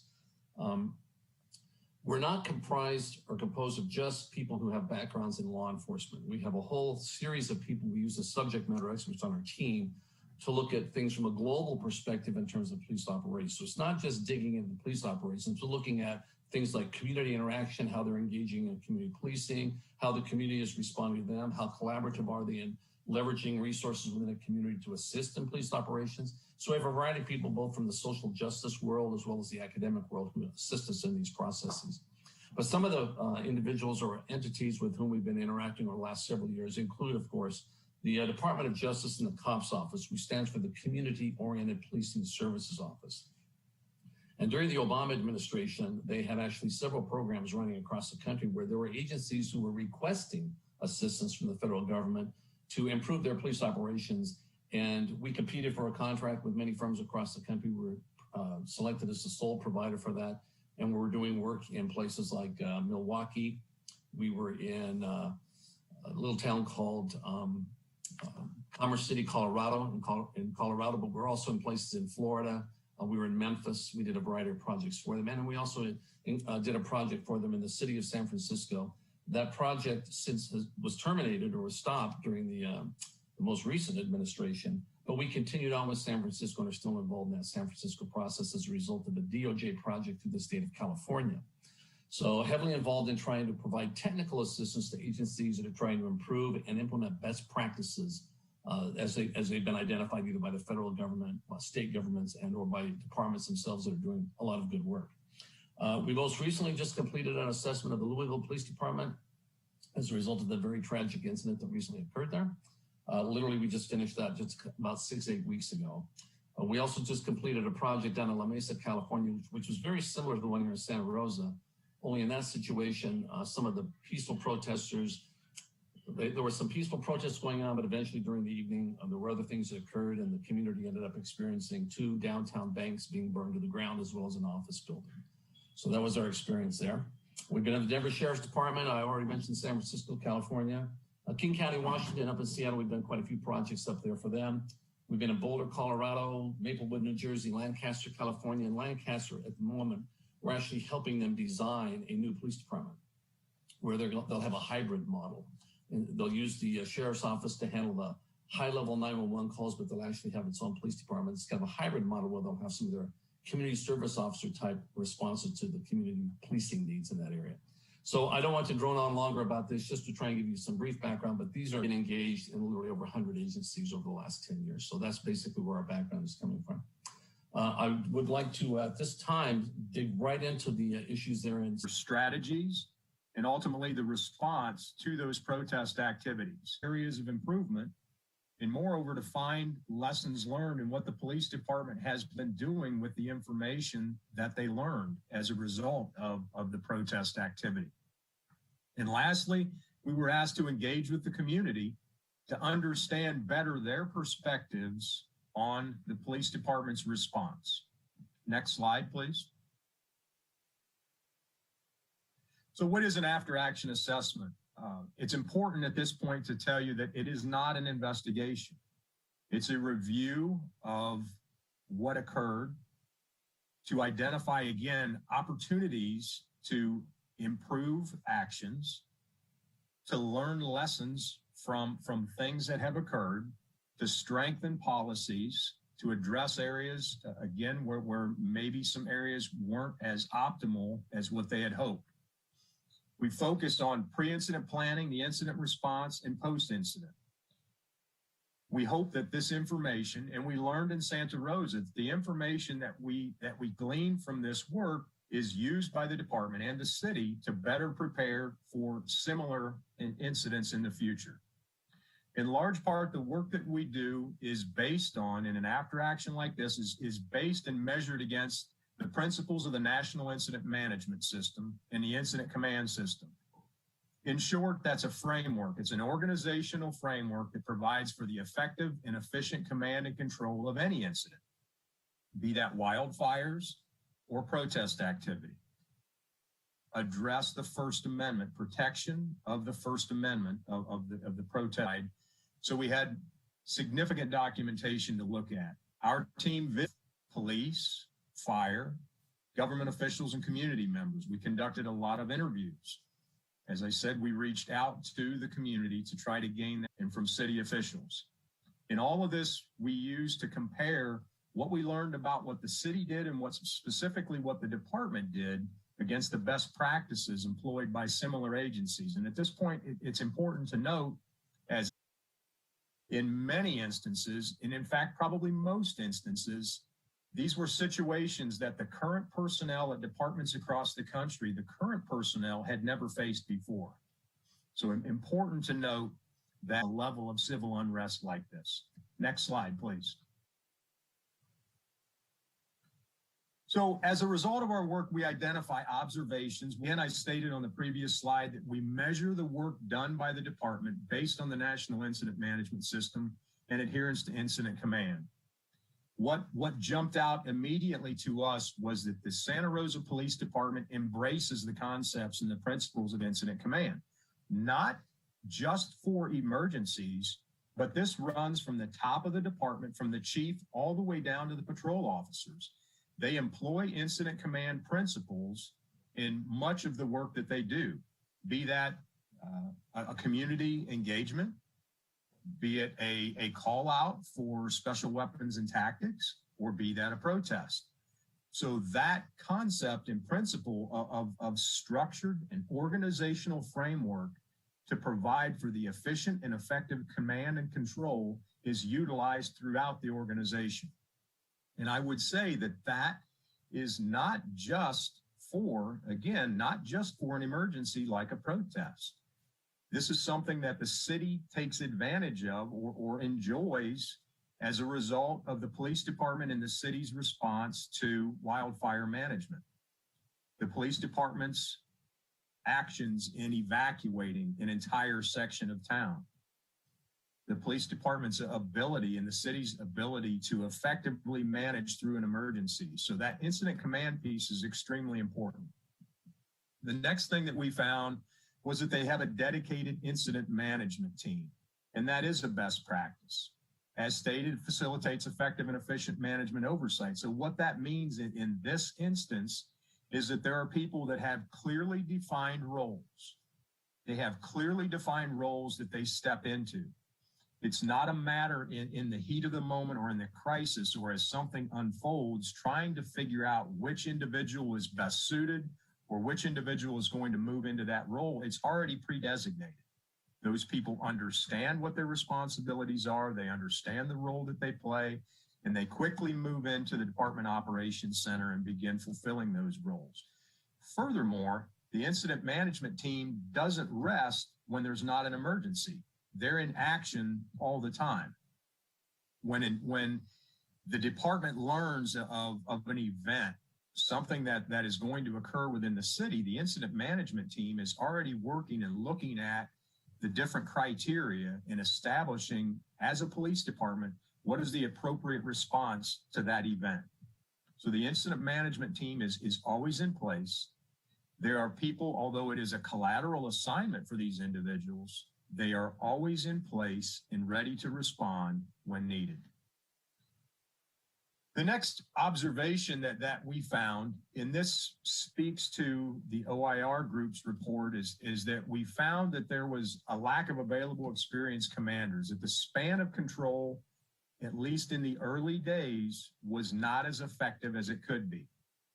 And this speaks to mutual aid. It speaks to bringing in other agencies.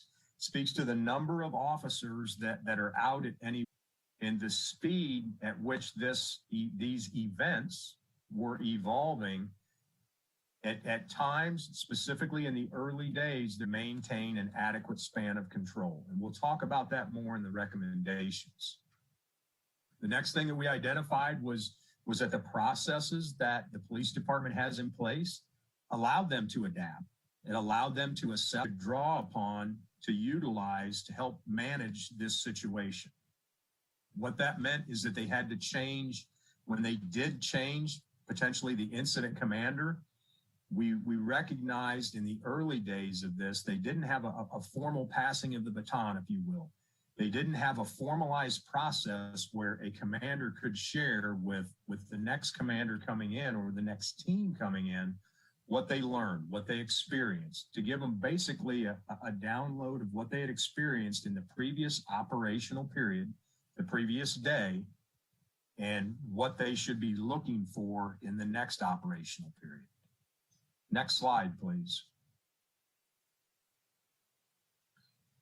We interviewed a number of people from the community. And first and foremost, what we learned is that there were some ongoing relationship issues that were highlighted. That generally there were people that stressed to us that the relationship, not specifically with Santa Rosa Police Department, many of them spoke about the sheriff's office, but in general, in law enforcement, there was a strain that existed prior to the protests. I will say at this point that when you look back, and certainly the council members, mayor, vice mayor, you have more knowledge of this than what we would, but there have been protests annually after the death of Andy Lopez. And I think it's important to look at what was different in this instance. The city and the police department engaged year after year with protests in Old Courthouse Square that involved a very, very emotional situation where people were standing in unity against the death of Andy Lopez. Year after year that occurred. We learned from some of the people that we talked to that was essentially unsettled business, that there was a lot of emotion that hadn't yet been thoroughly discussed with the city and with the police departments. The next item is particularly important. And this is an item that is being discussed across the country, and that's the perception we heard from people that the police showing up in riot gear, as the OIR group talked about, with helmets and batons, that had, in some cases, they felt that increased the level of aggression, that it incited more violence, that it created more of a separation and more of a difficult situation. And we'll talk more about that later in our presentation. The community members we talked to were equally concerned about the use of force, and certainly OIR group covered that. That was not something that we looked at. We were very specific in scope that we were not looking at force incidents, but they addressed that. We heard from the community members about many of the things that the Human Rights Commission talked about and that OIR reported on. We also heard, as you've heard already, that there was a perception that the police department provided preferential treatment, that perhaps some protest groups or some individuals were treated differently than the larger Black Lives Matter supporters. And I think most important is that in nearly every interview that we had with the community, they were generally optimistic that there is a path forward, that there is a way to repair this relationship and to move Santa Rosa in a positive direction. And we found that to be very optimistic, and we found that to be a great opportunity for the city to engage with the community and attempt to repair those relationships. Next slide, please. There's some things that we looked at was first and foremost, and certainly you heard about this with the OIR group, is to amend policy provisions related to lethal munitions, less lethal munitions. We found that the same circumstances that OIR group found. Again, our scope was different, but clearly there was a void in the way that those less lethal munitions were handled. We found everything that OIR found, that things were quickly evolving, that there was an urgency to get munitions out to the field. But we identified, just like they did, that there was a breakdown there in the overall accountability of those less lethal munitions. Next is to revise a policy and clearly state the importance of First Amendment rights. While the department has a mobile field force policy that addresses crowd control issues, the policy that was in effect at the time and that we reviewed didn't specifically focus on First Amendment rights. We would encourage the department to continue to adhere to the current standard of the value of ICS, of incident command. They continue to use that. The last bullet here is to ensure that they have enough command level officers and that they have the appropriate level of experience, that they can rotate command level officers through in emergencies in different command level positions so that they have succession. When you have 2 or 3 command level officers, in this case, even 1 command level officer retire, that you have other individuals that can step up and effectively operate in that environment. Again, not just talking about an emergency, not talking about just a protest, but what about the next wildfire? Do you have the appropriate depth of bench? Do you have the succession plan to ensure you have competent and experienced command level officers that can step in? Next slide, please. This is something that was touched on, and I think it's important to underscore this here. Is there were some issues with radio interoperability, and I believe the question came up in mutual aid. Were there issues with communication? Yes, there were. There was not a standard radio platform. When the Code 30 went out, there were agencies that came in from within the county and from out of the county. And they didn't have an established single radio platform, a communication that they could use to communicate with all of the officers. So what that meant is that a command level officer at Santa Rosa using their radio frequency could not provide the mission objectives, the rules of engagement to every officer that arrived. So the department quickly moved to ensure that any agency that came in was assigned to at least 1 Santa Rosa officer, preferably a supervisor, that could assist them and could relay word of mouth. This is what I'm being told on my radio frequency, and they were sharing that information with the other agency. Certainly that is a time element. The information is not firsthand over the radio. You're getting it from an additional source, so it's not optimal. But this happens frequently with other agencies. Anytime you bring this many officers together from a lot of different agencies, that many different agencies, you're going to have issues with communications. And frequently when you do after action reviews, nearly every after action review, one of the first things that pops up is that we had an issue with our communications. Certainly we would encourage the city, the county, and the department to work towards ensuring that they have the most effective and current radio platform available to support interagency communications. Provide situational awareness to incoming incident commanders. I touched on that in the last slide, to make sure in situations of multiple operational periods, day after day after day, that you provide situational awareness, that there is a passing of the baton and that information is clearly given to the next team or the next incident commander. The next item is something that also came up. I believe the Human Rights Commission commented on this, and that is that when the Code 30 request went out, the department in the Incident Command Center quickly went through the list of agencies, split those up, and delegated different individuals of the incident management team.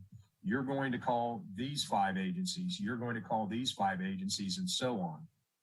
What we found is that they didn't use CLEPs, that they didn't have a documentation chain. They made the phone call, they asked for the assistance with the utmost urgency, but we would recommend that they at least follow that up with a computerized message that provides that timestamp and the specifics of the request. So you have that documentation. Given the level of proficiency and competency that the Santa Rosa Police Department operates their incident command system, and specifically their Department Operations Center, we would recommend that they would look to invest in installing a duplicate computer-aided dispatch center to create the identical workstation for the dispatchers that are working in that environment that they have in their dispatch center. Next slide, please. Ensure that only authorized personnel are permitted entry to their DOC. Obviously, when they have an incident, they quickly activate the Department Operations Center. The incident management team goes in, they assume their respective roles, they get the right people in the right seats, and they start moving through the effective and efficient command of the incident. We would recommend that they restrict access and keep only those individuals that should be in the room so as not to distract from the overall command. And develop a process to audit the points of contact. What we did learn throughout our assessment is that at certain points within the protest that there were officers that were attempting to contact business owners to either help them with an evacuation of their business or to provide updates about what was going on. And in some instances, we found that they didn't have the appropriate contact. They didn't have the most current contact. So where it would have been nice for the business owner to have learned directly from a member of the police department, this is what's going on, this is what we're doing, this is what we would ask of you, they couldn't successfully make that contact in all of those circumstances. So we would certainly support that. And lastly on this slide is to ensure that they have mass arrest procedures that are current.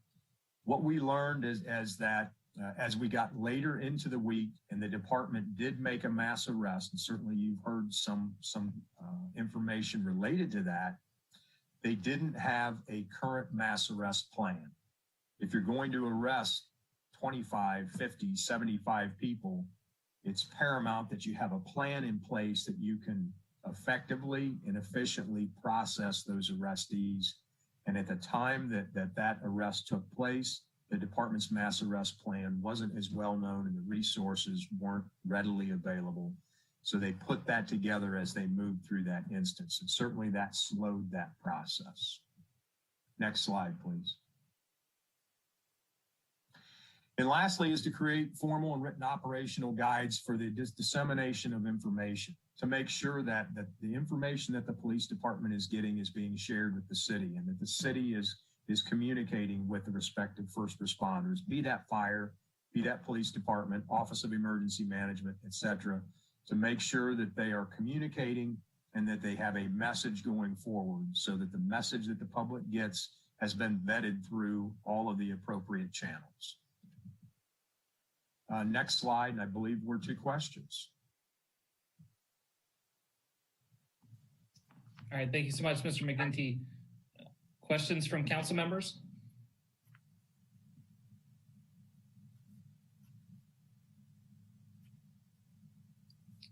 All right, start with the vice mayor.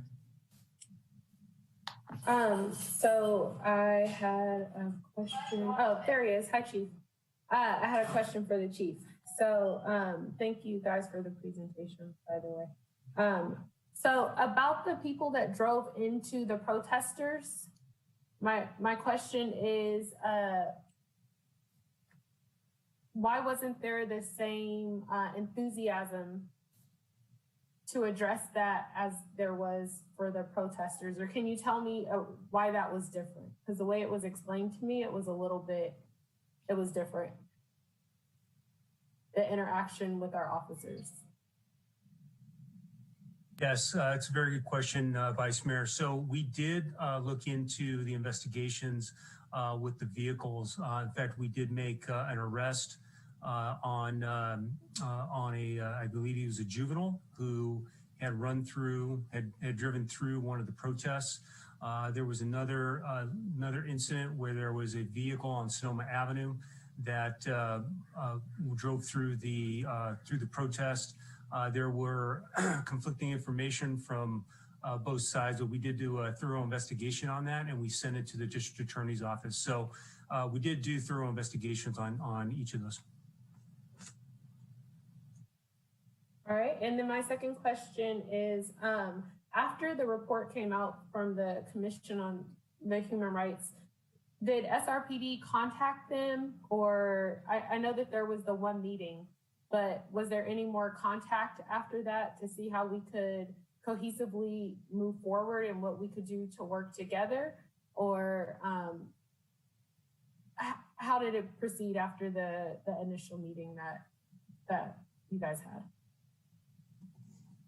Yeah, so we had that initial meeting in June, and there several of these. There were several comments that were made, and at the end of the meeting, I offered up our resources, and I asked them to give us a call, and I offered the opportunity to provide information regarding any type of complaints, use of force,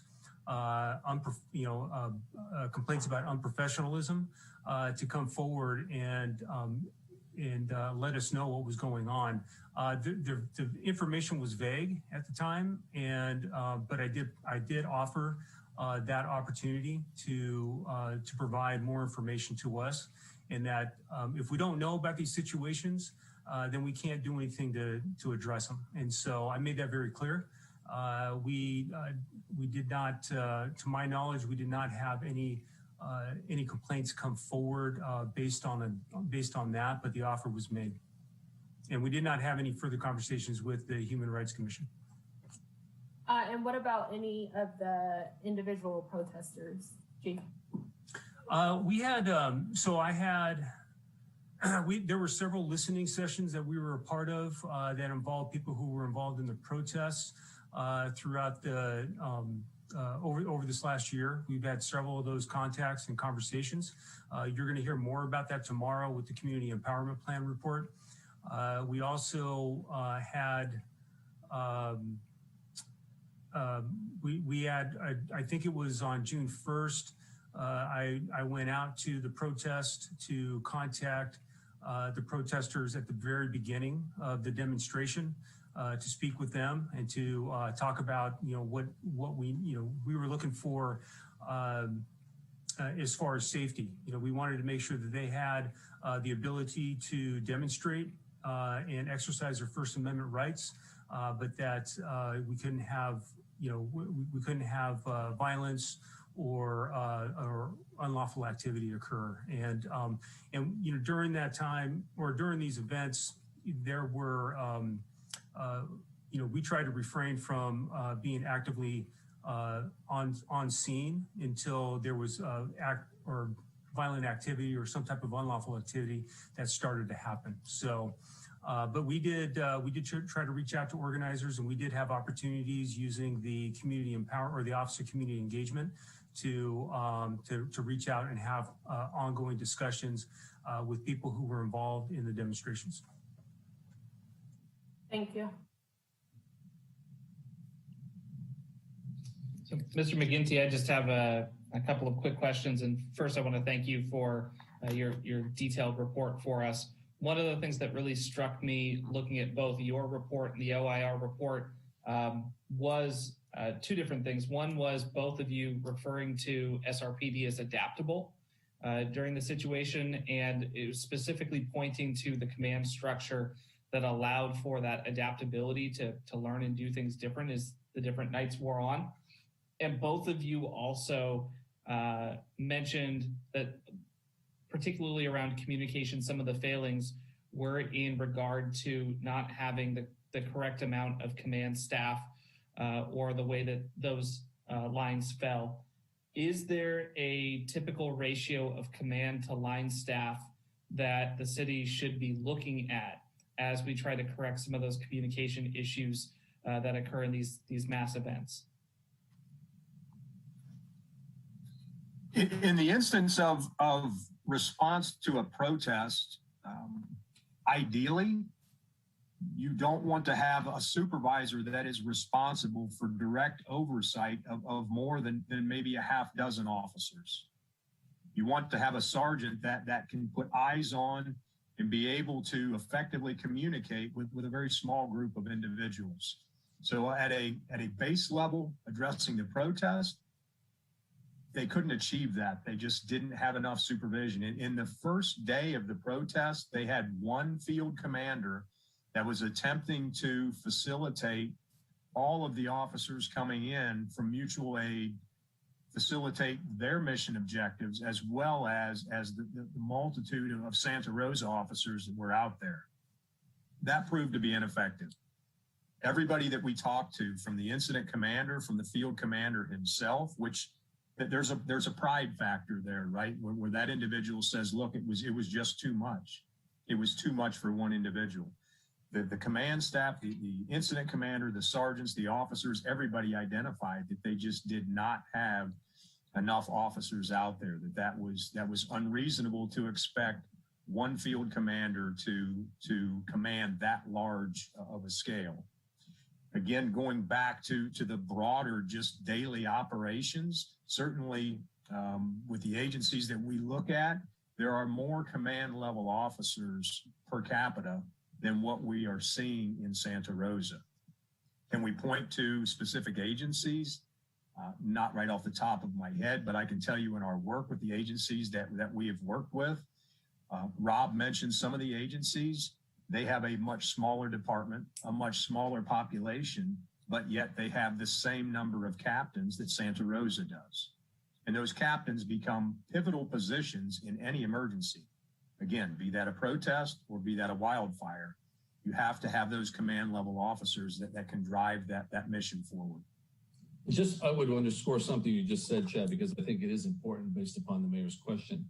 And that is that, first of all, understand, and I understand that there are a lot of viewpoints that the public is watching, et cetera. They're legitimate, critical issues that need to be studied. And I think, listening to Councilmember Tibbetts earlier during one of the other presentations where he was underscoring that everybody's looking for ways that they can prove is right on point. So I don't want anybody listening to think that we're just trying to overstate something.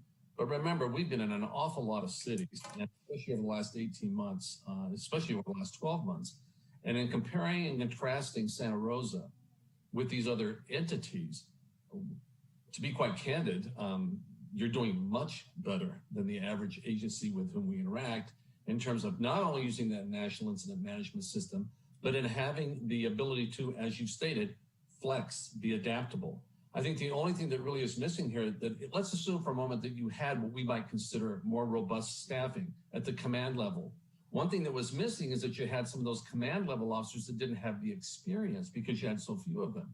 But if as a matter of routine, you had a higher level of command staff members on your department, they would, just by the way that your other Santa Rosa command officers have had this experience and had background and experience in this, they would have been more prepared and there would have been other people to turn to as a natural course of the way you're operating your department. So I'm not trying to just overstate something and upset anyone in the community, but let's be very clear in terms of our assessment. If it wasn't so, we wouldn't say it was so. But the Santa Rosa Police Department was much more adaptable than what we saw or what we see in most agencies, and that's what you hope for when you're seeing an incident like this. I also will underscore the fact that, and the point that was made earlier, and that is that there's not a police department in this country that hasn't gone through growing pains over this. I mean, Santa Rosa is not the only agency that has been, has had to deal with something to a degree or a level that they have never had to deal with before. But Santa Rosa was much more adaptable being able to respond to that than average. And that's why you saw some of those changes that Chad was describing from the very first couple of days of the incident to the back end of that week. So you do have to give that department credit and the leadership there for doing what they did do as they were learning as they went. Great. Thank you so much, Mr. Davis. And I appreciate you giving us some candid comments there. Councilmember Sawyer. Thank you, Mayor. Expanding on that, on the concept of our command officers, are we currently looking at the potential needs for more positions or training of the existing officers, or a combination of both? And where are we, Chief, as far as responding to this, what sounds like a common problem in many agencies, but it also sounds like we're doing better than many. So where do we stand in our reaction to this and preparing for the future? Well, Councilmember, it's a very good question. Much of this really relies on our staffing, and our staffing relies on our budget. And so, in order to have more people in our command structure, we have to be able to promote those people, and those people are coming directly out of our line staff. So we are doing what we can to train. We just went through several classes, both from a line personnel with our mobile field force. They just went through a 3-day mobile field force training with updated information that was put on by FEMA, and myself and several other management of our management and command staff went through a day-long training last week on how to manage critical incidents. And so we're trying to, we're looking for the training from an operational side, and putting our officers through, and every chance we get when FEMA provides free training, we're trying to capitalize on those. We learned very early on with the fires that it's very important to have this training. We take it very seriously. But in terms of being able to staff, I don't have the budget to add a third captain or additional lieutenants or actually officers at this point. And so that's kind of where we're stuck. Thank you, Chief. And just to go a little bit further in that, is it likely that we will be looking at some potential recommendations coming from you and your staff, or you and your organization, to where necessary to beef up potentially some numbers in our police organization to satisfy some of those what have been clearly identified as some needs? Will we be potentially looking at that during the budget cycle? Councilmember Sawyer, we've lost 7 officers in the last couple of years. We are currently looking at completing a staffing study for by the end of the year to help us. But we are not going to be. The city's not in a position, we're going through the budget session, and at this point, there's nothing there to add staffing. Thank you, sir. All right, do we have any other questions from council members? Councilmember Alvarez. Thank you, Mayor. Chief Navarro, first of all, thank you for your willingness to produce the different reports and your willingness to participate in them and really have an uncomfortable conversation, as I personally believe that sometimes through these uncomfortable conversations, we can gain progress and moving ahead. And I just have a couple questions for you. What came first, tear gas or the fireworks? If you can answer that question. So short answer is the fireworks. So we had the protest started early afternoon, usually around 12 to 1 o'clock. And the first unlawful activity or the first order of dispersal didn't happen until later in the evening. So we saw definitely a progression and a change in the crowds. And so we'll talk more about that tomorrow. But there was definitely a change from the demonstrators that were out there at the beginning to when it got dark, and there was a definite change.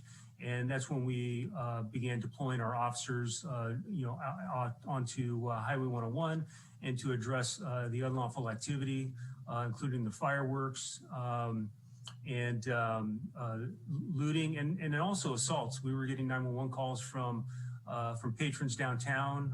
There was one incident where a person was pulled out of their vehicle. And so, and then we also had the other issues with some of the sideshows that were occurring. So, there were fireworks going off. They weren't going off at us until we actually got out there because we weren't out there for several hours. But there was definitely a lot of, there were fireworks going off. There was unlawful activity that was occurring. And I will attest to the fact of having been out there, including the spray painting of the Santa Rosa Police Department windows. I did witness the restraint from our Santa Rosa Police Department. I did notice the sideshows that were happening on Sonoma Avenue. And you're right, there was restraint After it got dark, I did leave, so therefore I did not know what happened first, if it had been tear gas or the fireworks. In regards to tear gas as in general, and seeing, or actually here's a question for you, sir. With the strategy changes that you are commencing or you are initiating, is removal of tear gas or anything that addresses the crowd opposed to individual, is that some of the changes that you plan to make?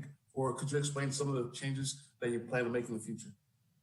Yeah, and again, the tear gas that was deployed wasn't deployed until after a lawful assembly was announced and gave people time to leave. As far as the updates, you're going to be hearing tomorrow about our changes in our use of force policies and our less lethal policies, and that includes our 40 millimeters less lethal rounds, munitions, deployment of the 40 millimeters, and also our tear gas. And so we did restrict, make restrictions to how those are being used, so we can tighten our operations and deployments of those tools. Sure. And my last question: we keep hearing about the soccer weave and officers hiding their badges. Are you aware of anything of that sort? No, I've asked my staff about that particular incident that came up. I am not aware of anything. My command staff is not aware of that happening. If we saw it on camera or if that came across during an arrest, we would definitely look into it and we would address it. And so we're continuing to evaluate everything. And again, as stated earlier, if things come to light and people come forward, we're more than happy. In fact, I'm willing, and my team is willing to look into each one of these to make sure that we are doing everything we can within policy and to ensure that we've got the best department here. So we're more than willing to look at any complaints that come in. And I do believe that full-heartedly from the actions that you've taken, including dealing with the protesters, including approaching them and having and wanting to have the conversation. So if there's anything that I could do to further along the process in the future, I would be more than willing to do so. And last but not least, I know that remembering 2000s when we had protests, have we taken those events into account on how to produce strategies, what worked then and what didn't work then into what we're doing currently now? Councilmember Alvarez, we always look at, we debrief any major events and significant events. And so we've done that over the years. And I think what you've heard both by OIR and Hillard Hines is that this was an unprecedented event and that this was not something that, I'm going to be perfectly honest, and we'll bring it up tomorrow also. But, when we have demonstrations and protests, it usually is people are out there for a few hours.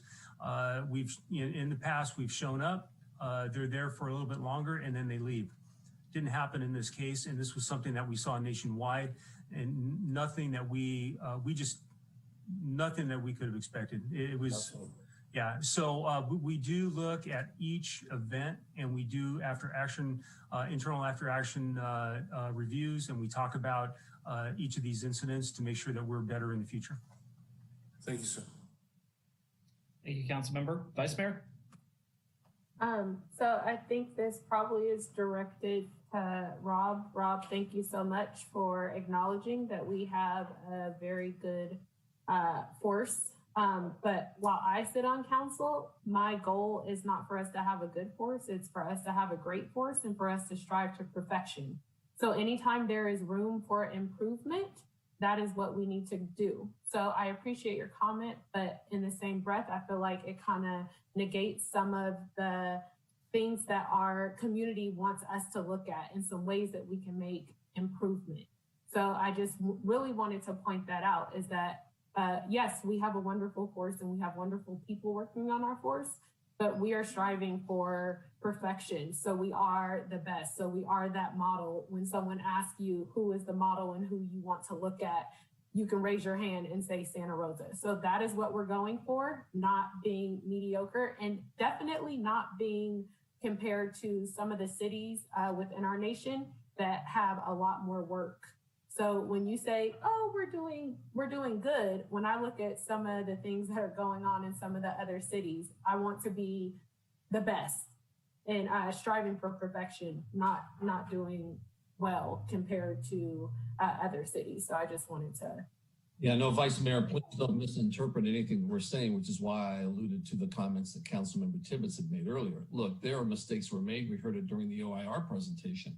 And even the people that we spoke with during our assessment from the police department were very candid about the fact that there were things they would change and need to do better. So please don't misinterpret what we're suggesting by saying that they're better than the other departments we've interacted with, that doesn't mean that there's not room for improvement. In fact, if there's anything we also learned in this presentation is that the people with whom we interacted at Santa Rosa were much more willing and open-minded, if you will, to consider what it is that's being recommended, not only by us, but by the OIR group and what they heard from the Human Rights Commission to be able to figure out where they need to go from here. So I agree with you. Another thing too is anybody who tells you they know everything there is to know about policing doesn't know a whole lot about policing, because there's always something to learn. Remember, these are individual police departments that service communities, and no single community is like any other community. They're all very, very distinct in their own way. So I think what we hope you hear from us is that we recognize that there are community issues out there. There are concerns, and they're all valid and they're all legitimate. But I think what we're suggesting is that you're much further ahead than most agencies, and you've got people in place that get that and are willing to roll up their sleeves and move forward, which from our perspective, when we compare and contrast other agencies, that gives us confidence that in 2 or 3 years, you'll be able to say, come take a look at how we're doing it. That's our comment. Thank you. I just wanted to call you on it because I know if I heard it, that there was someone else in our community that possibly heard it that way. And I want them to know, and everyone else to know, that we're striving for perfection. We want our department to be one of the best, if not the best. Thank you. All right, thank you, Vice Mayor. Council, any other questions? Okay, so we will go on to public comment for item number 2. So for folks who have been watching, and I appreciate you bearing with us through all of the different presentations that we've had here today. We thought it was important to get through all of them. We will have public comment, and as I mentioned at the outset, everyone will have 3 minutes to say their piece today on these items. We can't get into a back and forth during public comment, but if you have something specific that you'd like us to follow up on, we can definitely take a note down and follow back up with that as well. If you are on phone, hit *9 to raise your hand for our Zoom meeting. And then just as a reminder, there will also be a second opportunity for public comment to discuss both the Community Empowerment Plan as well as SRPD's presentation on reforms that they've made tomorrow on that meeting as well. And with that, we'll start with Rigel, followed by Bailey.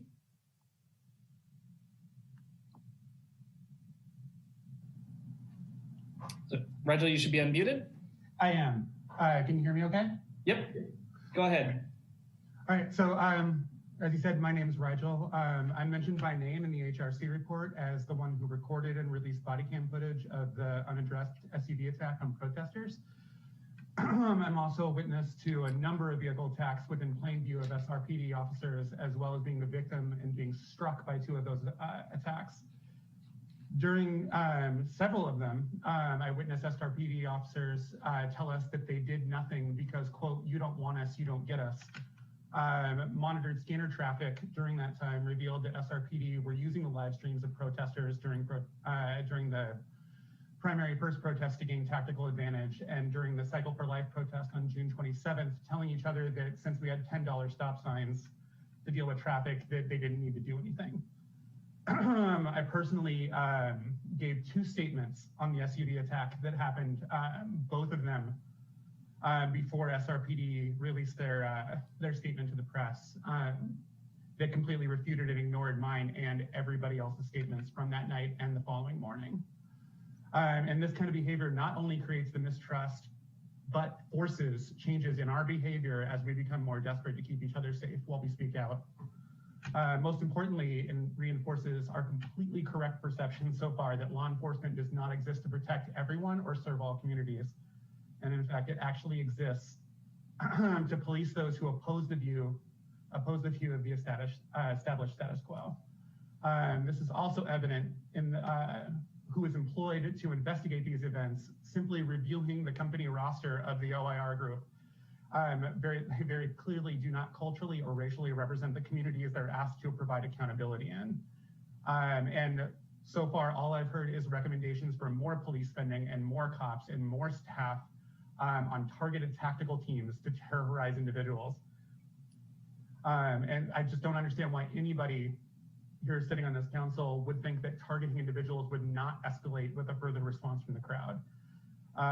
You're talking about protester demands of policy reform and proportional response happening, but really what it comes down to is that there is no such thing as proportional response when one side carries guns, grenades, and total power over the outcome of the situation. It just doesn't exist. And there should really be no other outcome in here than total abolition of this biased and bankrupt institution. I yield my time. All right, thank you so much, Rigel. Bailey, followed by Alexis.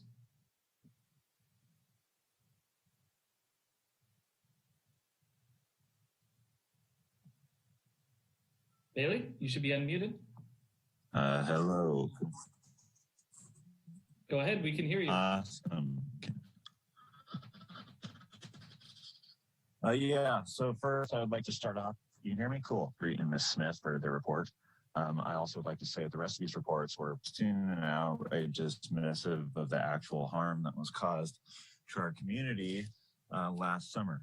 I just want to ask, like, do y'all really care about human rights violations? Like, do you care about the people who are violently harmed, sexually assaulted, and injured? Like, I just don't understand. From the looks of this meeting, y'all only seem to really care about and stand by the abusers that cause vicious violence and harm to our community and continue to do so.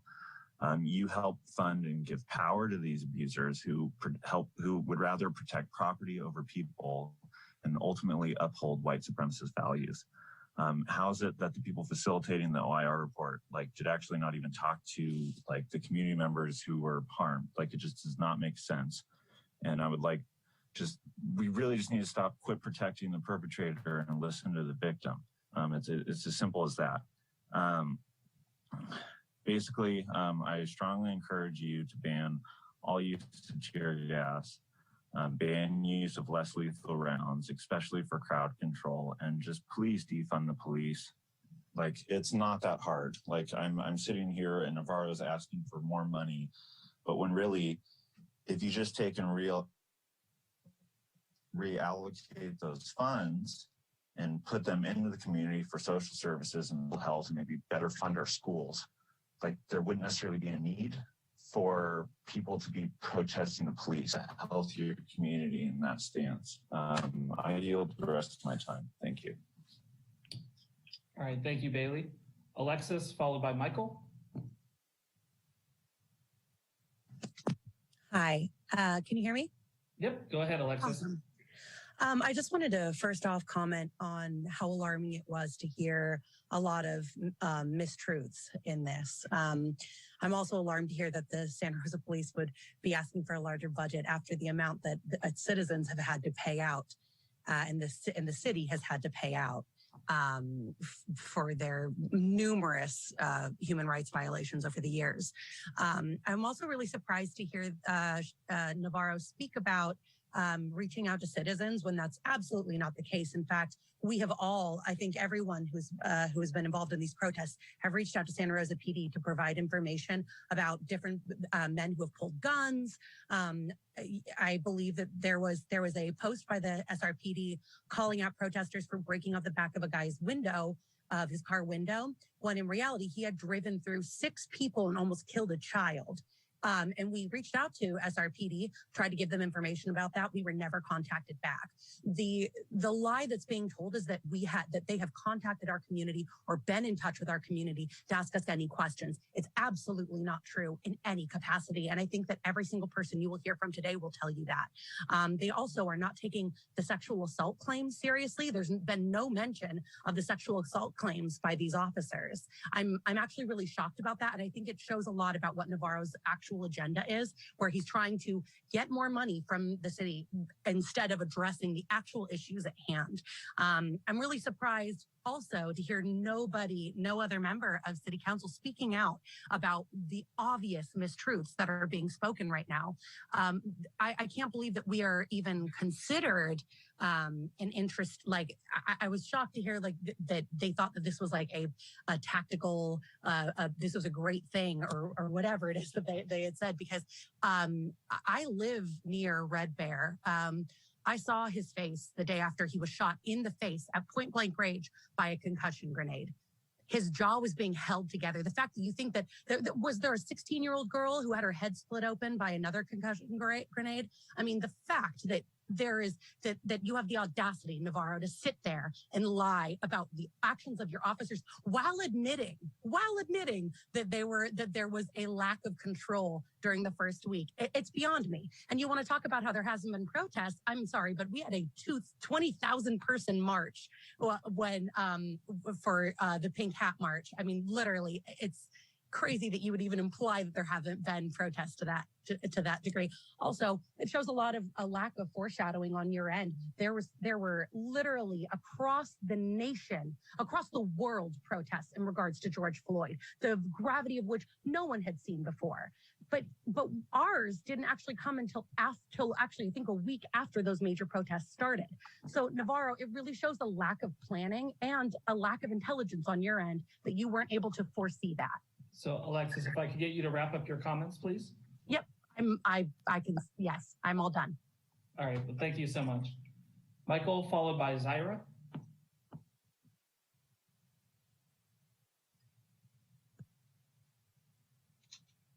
Hi, can you hear me? Yep, go ahead. So first, I really want to thank Demetra Smith and Jerry Threet for publishing the report that they published a year ago. This report is amazing. I believe that this meeting wouldn't be happening if it weren't for them.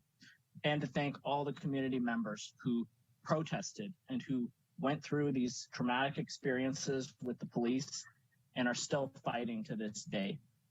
Thank you, thank you, thank you, thank you, thank you, thank you, thank you. What we're seeing today is not accountability.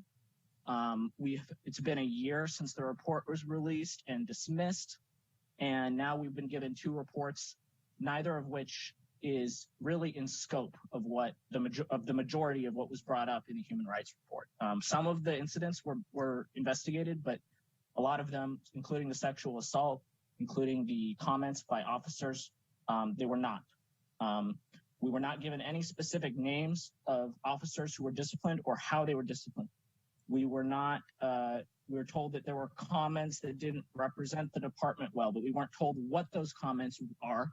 We weren't told who said those comments. And I'd be interested to know if there was an investigation of those individuals based on what they said. Where did they say white supremacist ideas? This was a protest against George Floyd. These are all critically important. And in terms of the investigation that did happen, the incident of the man who was shot in the face at point blank range, my understanding is that this report is just not true at all. That he was targeted. And so this is not a sufficient investigation, and that there needs to be more public accountability behind that.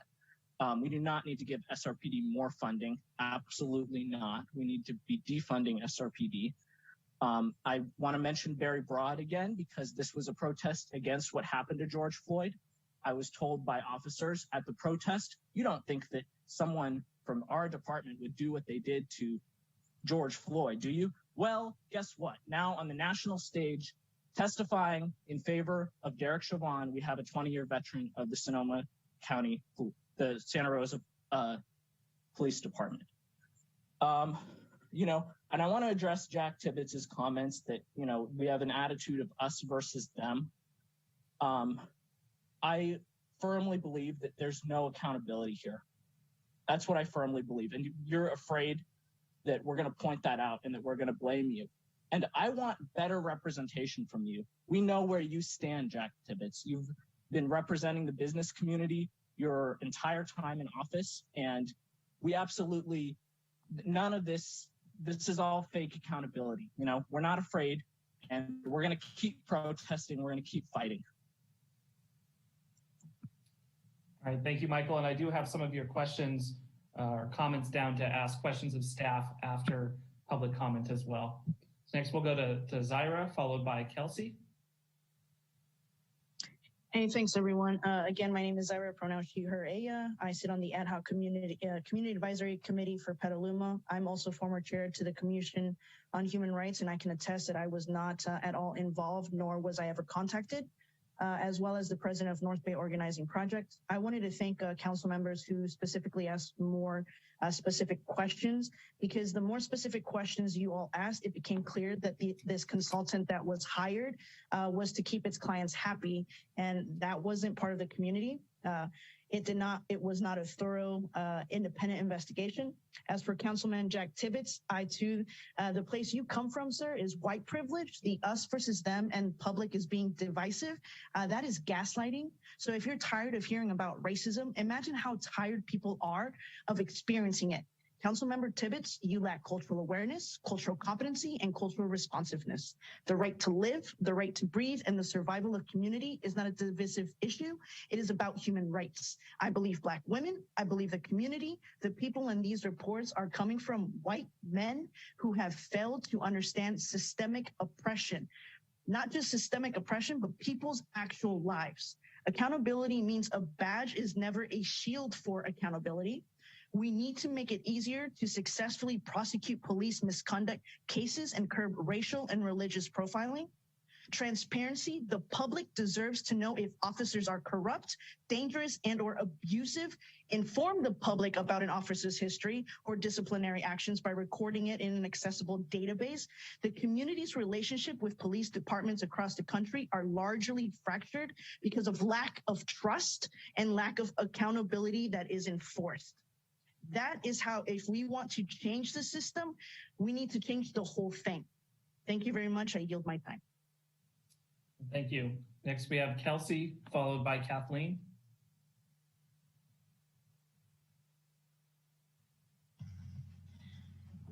Hi, thank you for hearing me.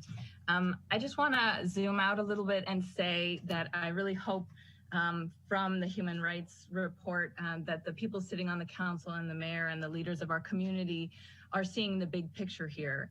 If you don't see the problem with people being brutalized and injured at protest against police brutality by the police, then you shouldn't be in those chairs. We fundamentally reject the status quo where public employees go to war with civilians and call it acceptable and unpreventable. Let's not lose track of the big picture that citizens are rising up to demand change from police brutality, mass incarceration, shelterless raids, and systemic underinvestment in communities. And they do so at risk to themselves, and you call it civil unrest. Ban less lethal rounds and tear gas. Protect people over property. Do not increase the budget of the SRPD. Reinvest in the people. Show us the change that the people are demanding in the streets now. I yield the rest of my time. All right, thank you, Kelsey. Kathleen, followed by Katrina.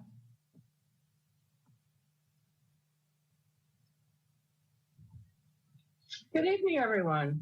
I'm so glad to be here with you this evening discussing these vital issues. I think we're making headway, even though other advocates may not think so. There's a lot of work to be done, and that's very, very clear. One thing I want to mention that Mr.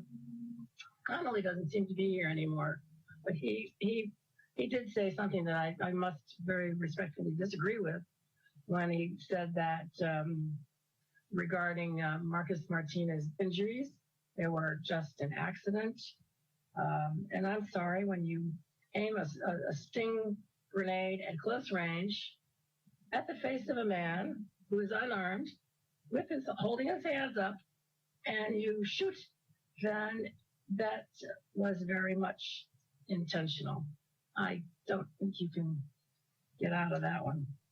And the same with the man who was injured in the groin. You know, when somebody has a weapon, they're pointing it at a person's groin and they discharge it. Intentional, folks. So let's get real about that kind of stuff. And Ms. Gallagher, we want to see the evidence. We want to see those body cams, and we know that we have a right to do that. So if you have to blur their faces, blur the faces, but give us the evidence. So I want to just go back for a minute when I was present in your chambers, and the council had a temper tantrum when Police Auditor Bob Aronson reported that officers in the streets were suffering from poor morale because they know that homeless policies aren't working and were in some circumstances actually making things worse. Mr. Aronson was summarily terminated, as you all know. Since that time, activists have been repeatedly calling for the appointment of a new auditor, a cry that has been ignored to this day. So where do we go from here? I suggest the timely appointment of a new auditor, along with a citizen oversight committee. We need a deep review of implicit bias and outright racism in the force. We need new use of force policies, dedicated de-escalation training, appropriate discipline for misconduct, and that's just for starters. So the outcome of last summer's protests was a train wreck just waiting to happen. I think that you know it, I know it, and it's up to you to make certain that it doesn't happen again. Thank you. Thank you, Kathleen. We'll go to Katrina, followed by Eris.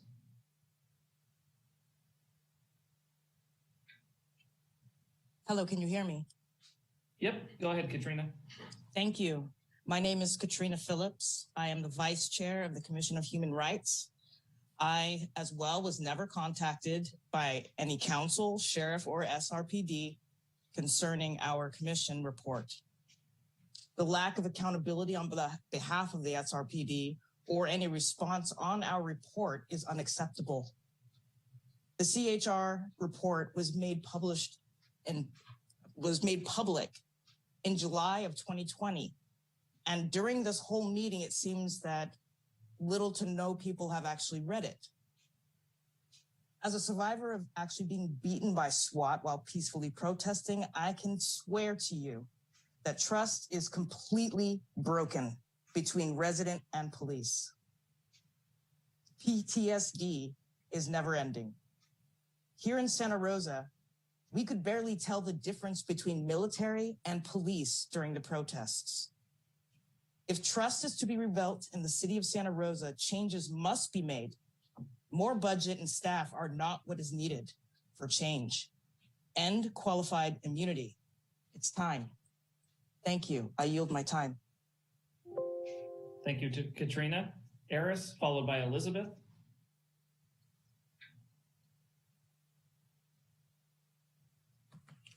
Hello, my name is Ted. I am a nationally registered EMT with 15 years of experience in the medical field. 2 days of training to work in a psych hospital prepared me better to de-escalate situations than what I saw from the police. I've been present at George Floyd protests, other BLM events, Occupy, Standing Rock, and I've not seen such brutality. Me and my partner, also an EMT, did not leave our house until the order to release tear gas on the crowds had been used. In total, we went out for 3 days. Never once in those 3 days did I ever hear an order to disperse. I saw many blunt force trauma injuries to backs of legs from people who had been retreating. I saw head wounds with facial injuries. I saw gas fired ahead of withdrawing groups, forcing them to move through the gas to flee the advancing police line.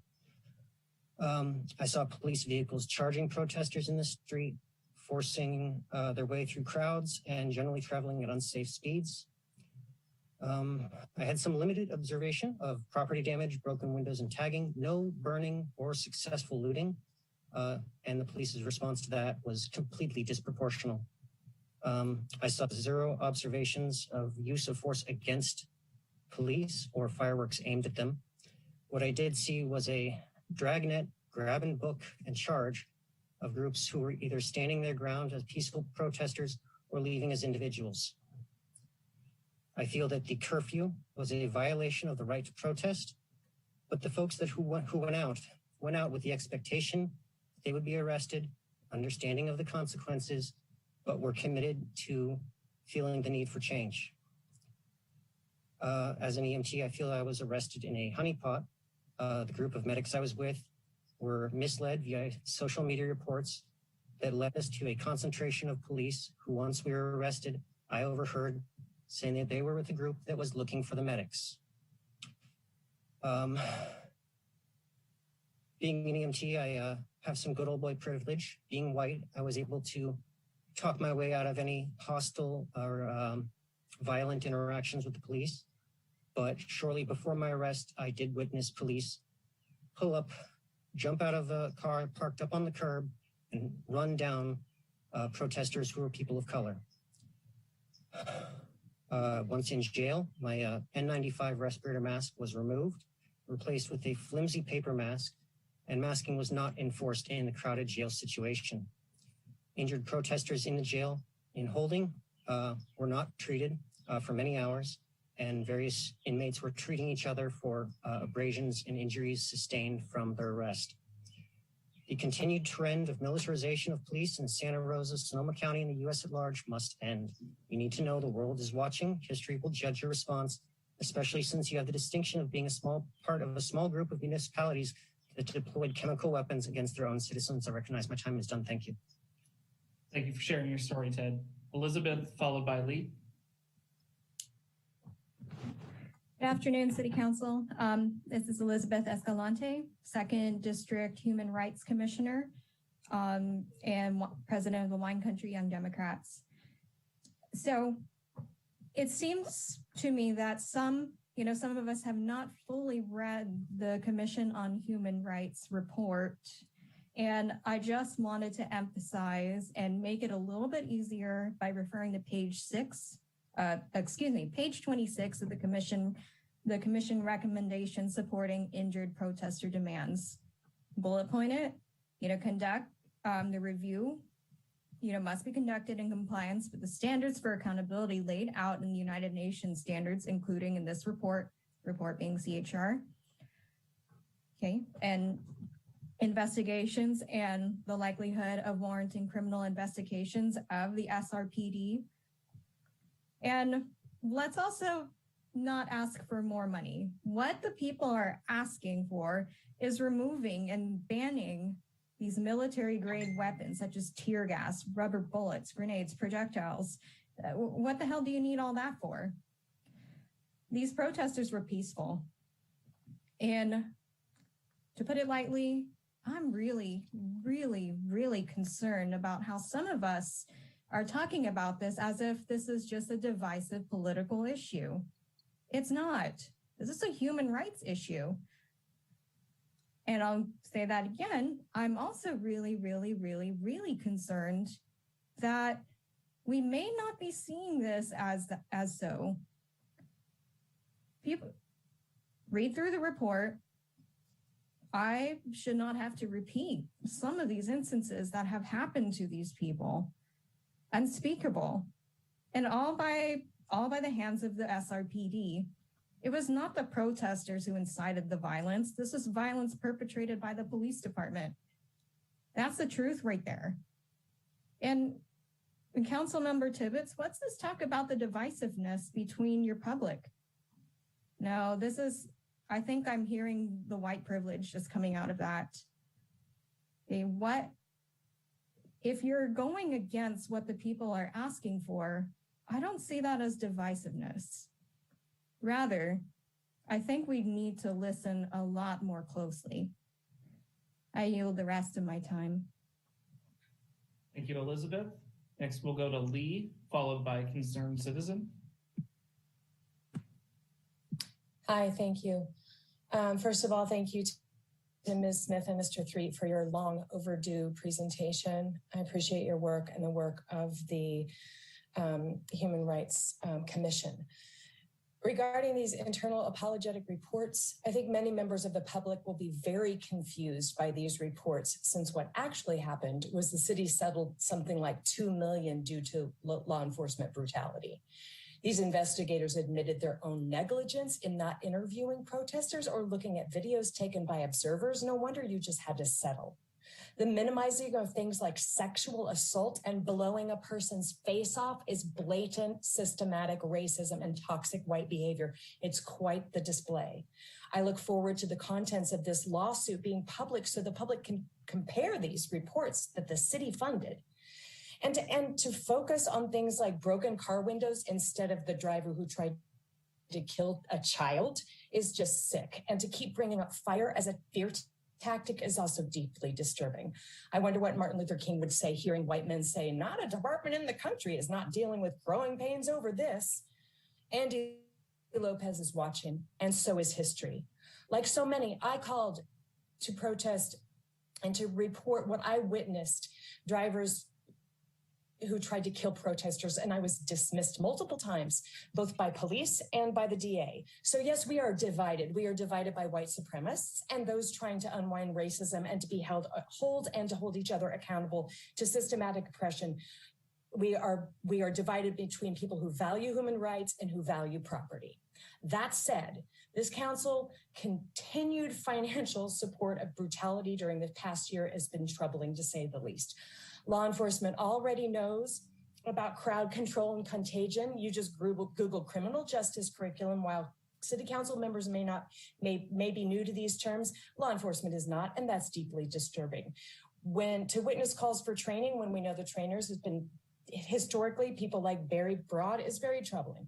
To witness community members who are Black, Brown, Indigenous, melanated people continue to be in far greater danger than the white community members, most specifically at the intersections of houselessness and mental illness, is deeply troubling.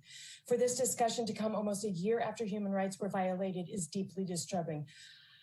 I'm coming near the end of my time. This council's choice to not only fund violence, but to attempt to bring those whom they have funded to the table is deeply disturbing. The city council funded those whom this human rights violations report is about. You funded sexual abuse, you funded blowing a person's face off. This is the public continuing to speak the same things for a year. ML case of the same thing. Thank you for your time. Thank you, Lee. Concerned citizen, followed by Leslie. Okay.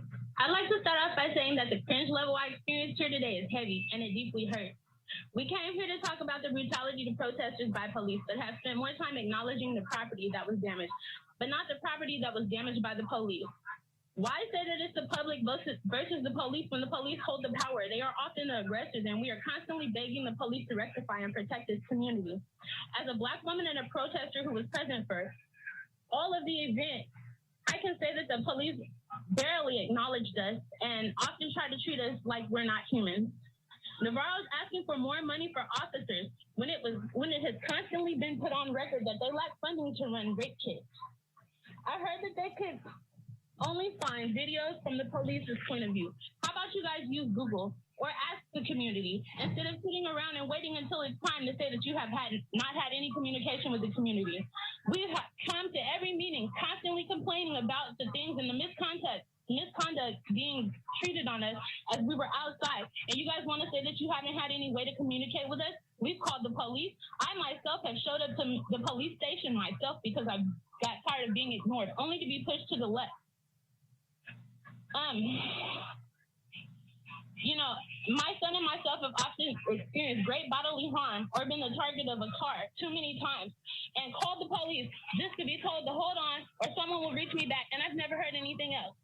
How do you conduct an investigation and have the question investigatee help you? That's like someone who stole your wallet helping you look for it. The fact that everything we heard today was only from the police stand of view is bullshit. I heard someone say that they felt good about what happened here. Yes, good job. Coming in with tear gas weapons and beating people to a bloody pulp. About the girl with her hair being kicked out and ripped out and being kicked back and forth, I don't know how you guys could say it's new when it was on the same video as the girl that you guys slammed to the ground. And it was all over Facebook and the newspaper, so please stop the lies. I came out to say that my life matters, and since then has experienced severe nerve pain, and my child constantly has nightmares about the tank that was pointed on us that night that we were kettled in on Mendocino. So yeah, good job here. I think you guys need more training in humanity. You police often forget that people are human. You come in with criminal minds set looking for a target and a paycheck. We are humans on the other end. Thank you. I yield my time. Thank you, concerned citizen. I appreciate you sharing your story. Leslie, followed by Jerry. Thank you. And thank you for having these study sessions. My name is Leslie Graves. I am the chair of the Community Advisory Board. Although I do not represent the Community Advisory Board at this time, I am a citizen of Santa Rosa. I want to echo the sentiment that a policy should be in place immediately banning the indiscriminate use of tear gas and less lethal rounds of ammunition at all protests, events, gatherings, rallies, and any and all crowd control. We need to recognize that any event can become a protest, that any event can go out of control, that we are all human beings, and that the variable of human beings makes it to where we need to have this policy in place. I realize by listening to this study session that there may be further discussions in order to create this policy. I want to remind you that at this point in time, if there is a protest tonight, if there is a protest of 100 people, 1,000 people, 5,000 people, of any amount, and it gets out of hand, that these munitions could be used tonight, that they could have been used a few weeks ago if the verdict in the case against the murderer of George Floyd would have been different. Santa Rosa is not immune to having these kinds of events. I think that was a fatal flaw. I think that we're extremely lucky that we had people injured and not killed by the incidents that happened last summer. It is unfortunate, it is sad, it is frustrating that people were injured. There's so much more to say, but I want to point out a couple incidents that happened previously. In 2017, the Santa Rosa Women's March had over 8,000 people. Santa Rosa police officers brought out barricades and helped those people to stay safe from vehicles running into them. It was not planned. There was an expectation of only 600 people. Santa Rosa Police Department can make good decisions and have integrity no matter what the situation, no matter whether they're prepared, no matter what the intensity of the situation, no matter what the duration of the situation, no matter whether it's at night or at day. I want those things to be heard, and I want everybody in this community to have the assumption of safety no matter where they are going, where they're gathering, where they're protesting, where they're enjoying themselves. We are all need that kind of safety from the police department. Thank you so much. Thank you, Madam Chair. Jerry, followed by Colin.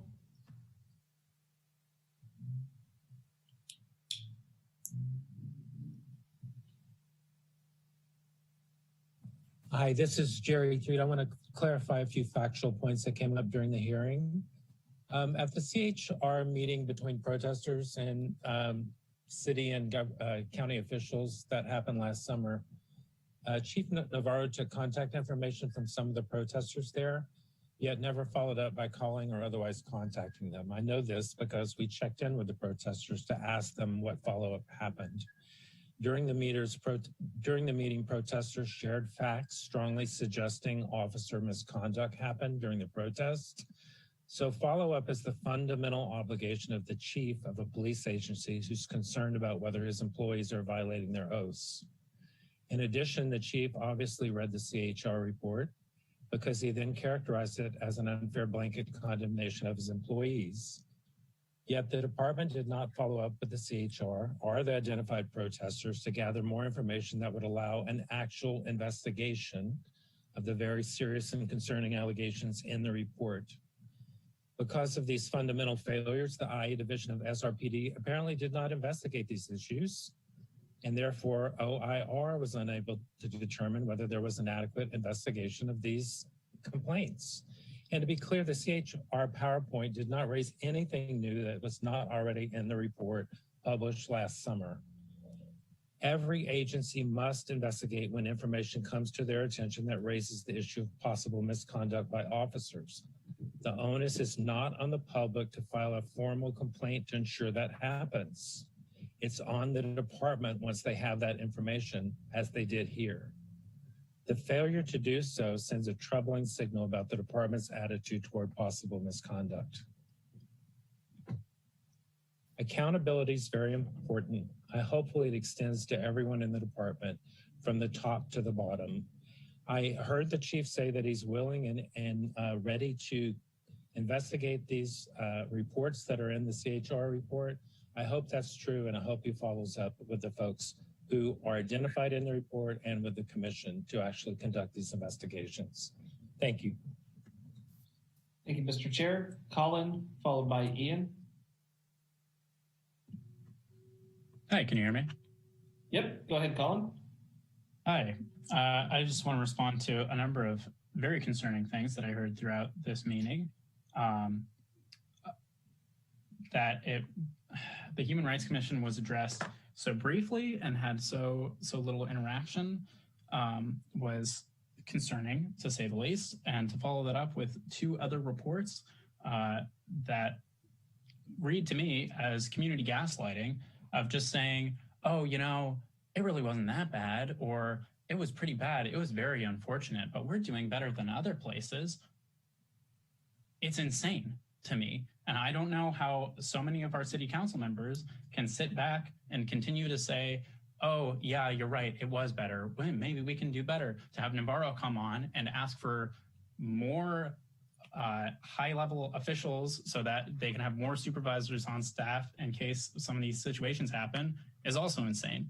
It's completely counter to what we've been telling you this entire time, which is we want fewer police officers. We want less funding for the police department.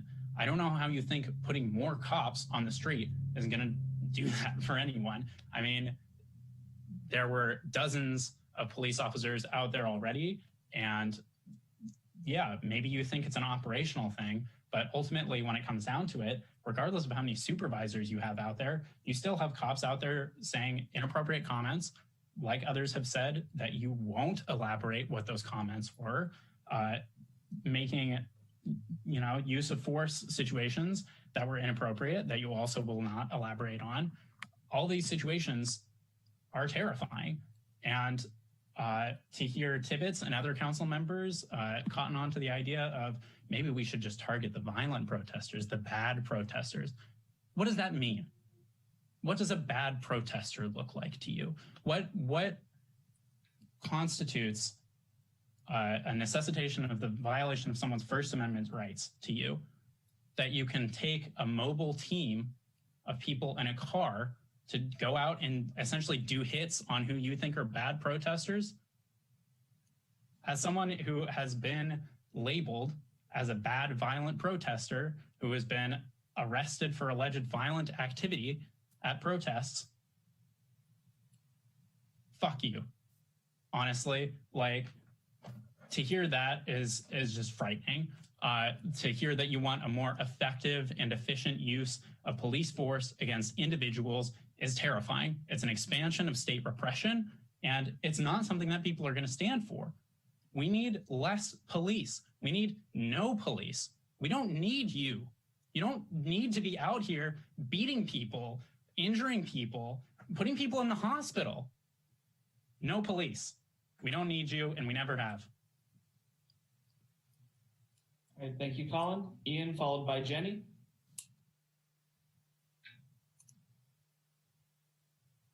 Oh, sorry. Hello? Yep, we can hear you, Ian.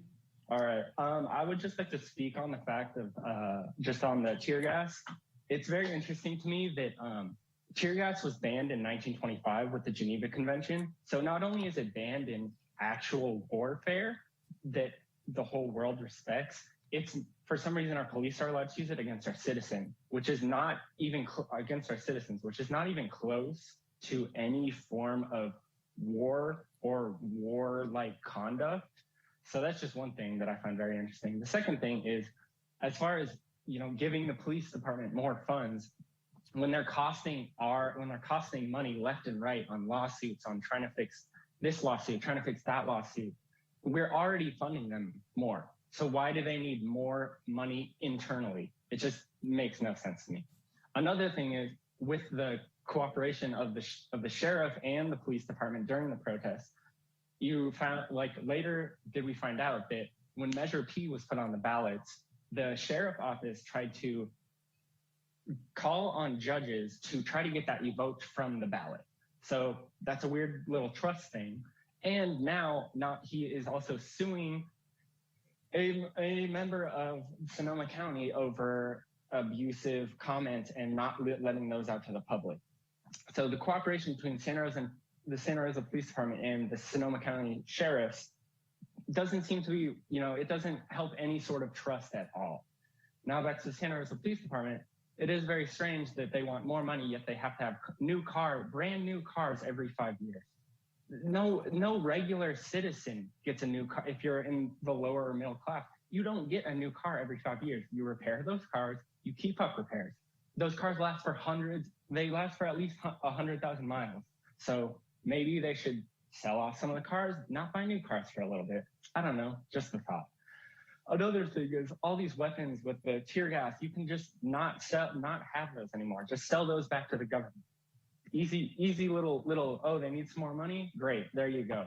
And they also someone did speak on this before, but they have a lack of fundings for their sexual assault victim unit. That's very strange, but they all, like someone said before, they need that money. They need extra money to get more officers on the street. Like people said, there are plenty of officers on the street. It's not a matter of more policing.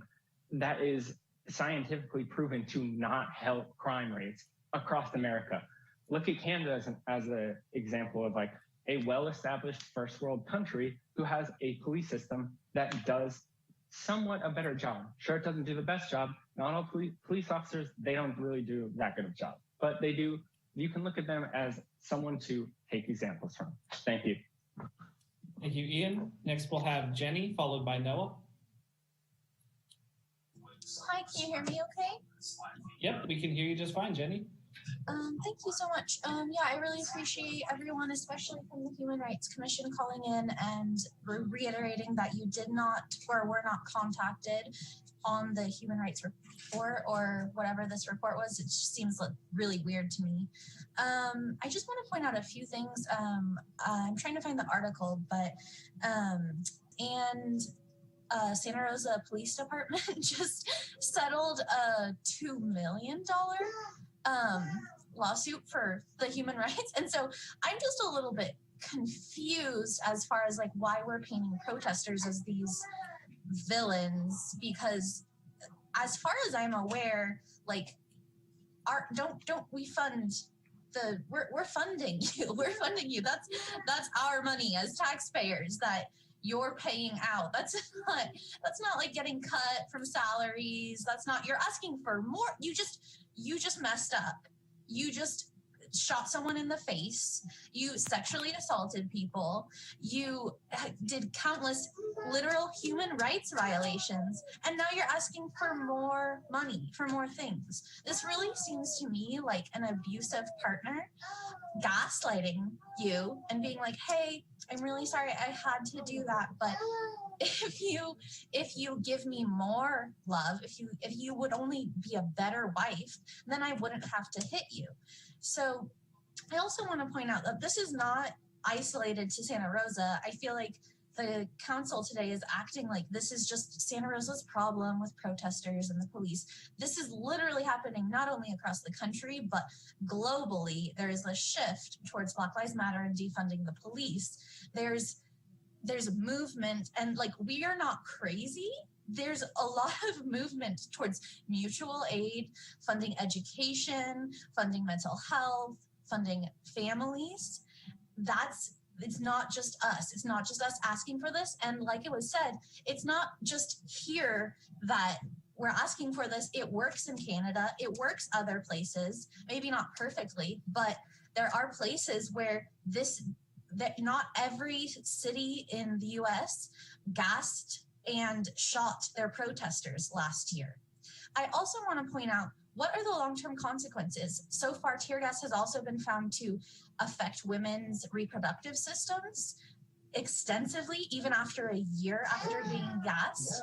And this is just, there's so much wrong with this that we are not addressing. Oh, thank you. I wasn't sure how much time. But anyway, this is not okay. And I don't feel represented here. So thanks.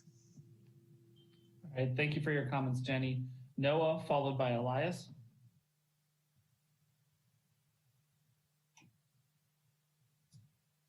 Can you hear me? Yep, I can hear you. First and foremost, I uplift the Black, Indigenous people of color who have spent countless hours of their time doing tireless organizing in our community, unpaid, as well as hours spent here in this meeting today. I uplift the protesters who contributed to the Human Rights Commission report, a report that did not get its due in this meeting compared to the apologies of internal sympathizers and the trauma those protesters had to live and relive then and now. Our community is not here for lies and platitudes. Our community is not here to reward police violence and torture with more funding and specialized training, which targets already marginalized individuals. How dare white men with no community connection talk flippantly about the supposed procedures that give state-sponsored terrorists a license to kill? How dare you demonize youth of color for mourning the loss and birthday of their friend, Andy Lopez, who your weapon suppliers, the sheriffs, murdered in cold blood? Firing noxious chemical weapons like tear gas during a pandemic of deadly respiratory illness is inexcusable, and I can guarantee you any medical professional would say the same. Letting curb-jumping cars drive into unarmed crowds with little more than a slap on the wrist is just another example of police temporarily deputizing their white supremacist sympathizers. It happened all over the nation, and it happened here too. And that was before protesters were imprisoned without any COVID safety precautions, mocked relentlessly, and in many cases, subject to sexual assaulting comments. We saw and heard everything. And when SRPD's own trainer, Barry Broad, testified in defense of another killer cop, the world witnessed the homegrown brutality germinating within SRPD. The message hasn't changed, and we've been saying it for a whole year. The police department exists to serve privilege and property. Like every other medieval system which support white supremacy, the only option is abolition. Disarm, defund, and dismantle SRPD. Put the money in disinvested communities where it always belonged, communities that these cops continue to harass. The same people who treat police budgets with endless generosity turn around and cry scarcity when it comes to invest in services, in health, in housing, in schools, and in every aspect of actual community care. So this is your chance to show us you care. Take the Human Rights Report seriously. And I uphold and uplift what Jerry Threet and Demetrius Smith spoke of before. To everyone who is speaking in favor of abolition, I'm with you. Show us where you stand. I yield my time. All right, thank you, Noah. Elias, followed by Melissa. Great, can you hear me? Yep, go ahead. For sure, yes. Hi, everybody. My name is Elias Hinnett. I'm a member of the Sonoma County Black Coalition, speaking on their behalf today. And yeah, also, as everybody else said, I'm also appalled but not surprised. As another public commenter said, it was a train wreck, but really the train's already been off its track and it's been running over people of color since the beginning. And as for preliminary solutions coming with these things, I'm also a member of the Measure O Oversight Committee, and I'm speaking on my behalf as an individual today, where just to make y'all leave a little more matter, we're in the process of approving a $4+ million budget for the police department with no added guarantee that the funding is going to go towards these weapons that were shot against people. You know, we don't have no guarantee that these officers are being further screened and trained because of these aforementioned attacks on people. So, you know, and this ask for more money, I mean, any money that comes further should be used for an auditor, or it can also be used for direct aid for the community. Solutions are available. And for the people that are outraged, I hope to see you all at the next Measure O meeting, because these auditors have clearly chosen what side they're on. They're not saying what needs to be said. and they're not holding the people accountable that did take part in these actions against people being shot in the face and in the groin. I hope those officers are going to be investigated and eventually fired, and and they're held accountable. And just for the public, it's going to be up to us to demand what we want our city to be like. And yeah, I definitely appreciate the council members that have spoken up, and I hope that this comes as an example for all of us to really begin to understand that money is being used in ways that we are not consenting to, and we hope that this is not a conversation starter. We hope that people are held accountable and money does go towards where we need it to be, such as another public commenter said, mutual aid and resources for the community. I yield the rest of my time. All right, thank you so much, Elias. Melissa, followed by Alan. Hi, can you hear me? Yep, go ahead, Melissa. Hi, my name is Melissa. I'm an educator and activist, and I'm just calling in to tell you that I'm really concerned about the stark difference of tones between the Human Rights Report and the Oversight Report.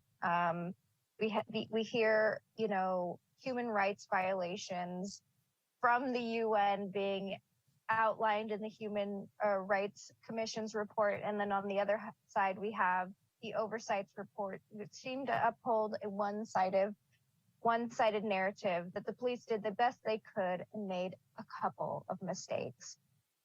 These couple of mistakes were people who were permanently harmed, people who were terrorized and traumatized, people who were sexually harassed and assaulted.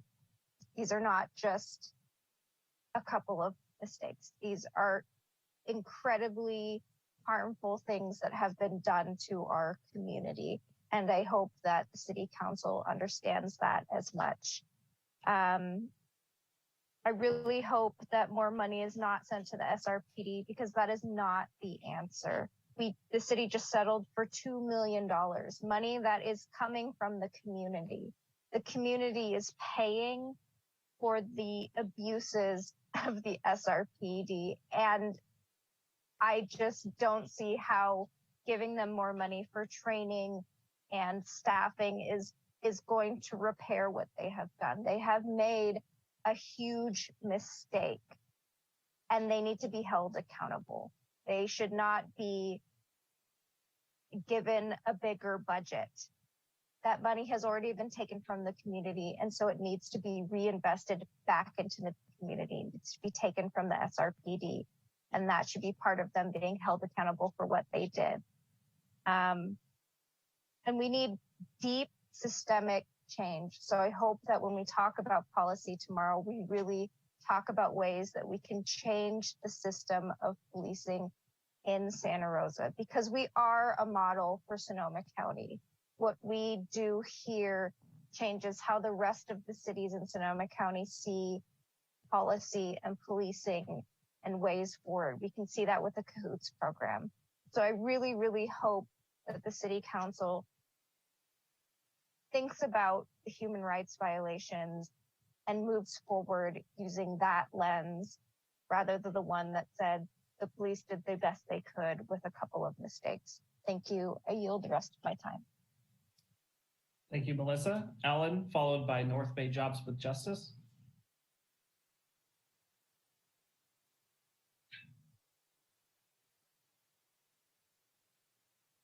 Alan, are you able to unmute? Hi, yeah, sorry about that.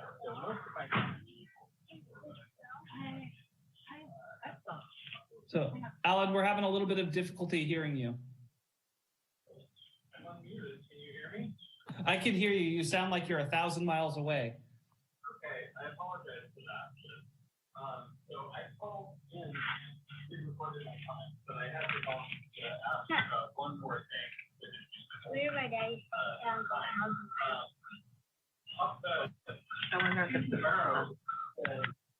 He needs more money to hire more officers, almost in the same sentences, saying that they've lost 7 officers in the past few years. And so I want to know what happened to that money and if we got it back or what. And I just wanted to point out that a number of people on the city council know that he's lying about what went down at the protests. And I'm just waiting for anyone to call him out on that. Because how do you know if Chief Navarro is lying? He has unmuted himself on Zoom. Thank you. Thank you, Alan. Lily, followed by Sarah.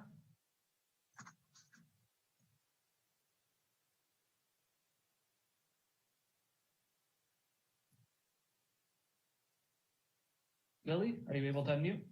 Hello, yeah. Can you hear me? Yep, there you go. Okay.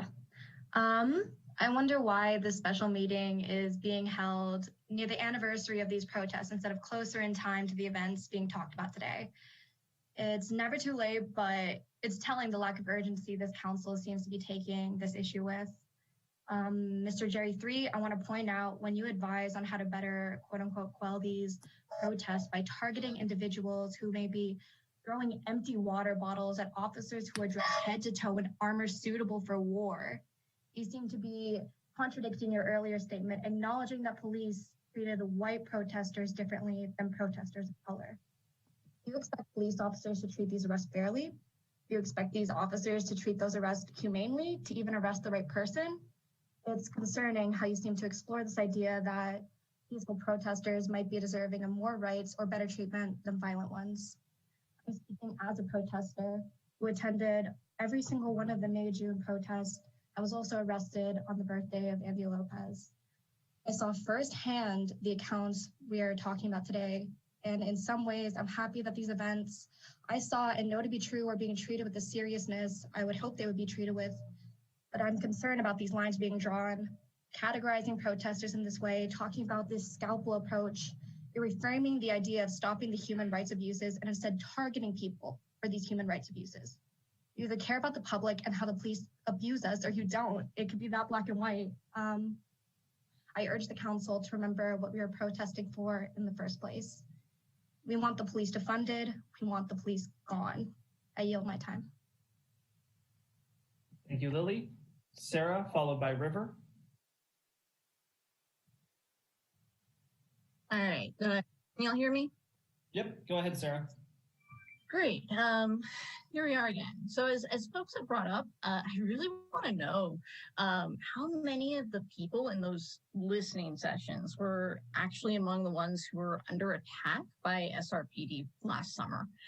And I like under attack, and I mean people who were gassed, people who were traumatized, people who were injured, including those folks who SRPD hospitalized that y'all just had to pay out to.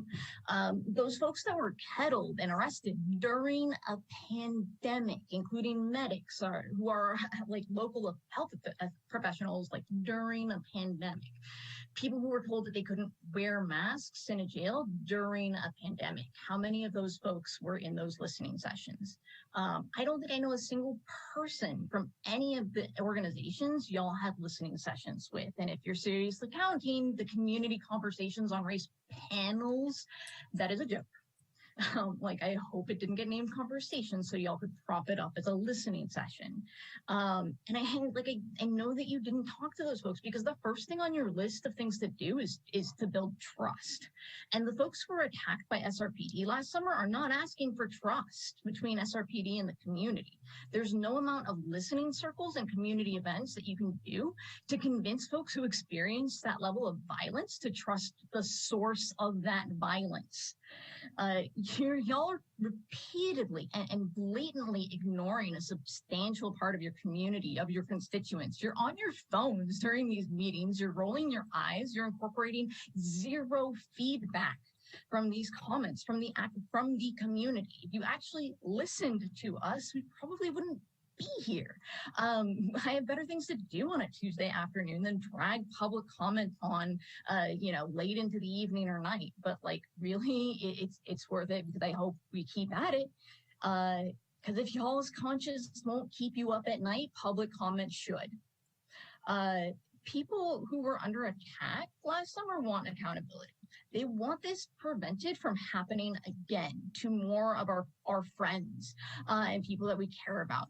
They want this cruel, failed anti-community department to lose funding and for people to lose or leave their jobs. We don't want better policing. We want less policing. We want the budget that allowed these people to buy tear gas to attack local residents with slashed. Like, honestly, the only reason you don't have people out on the streets every night right now is because people are so exhausted by y'all's nonsense. And I hope people are re-energized by this blatant theater. I hope people hit the streets again.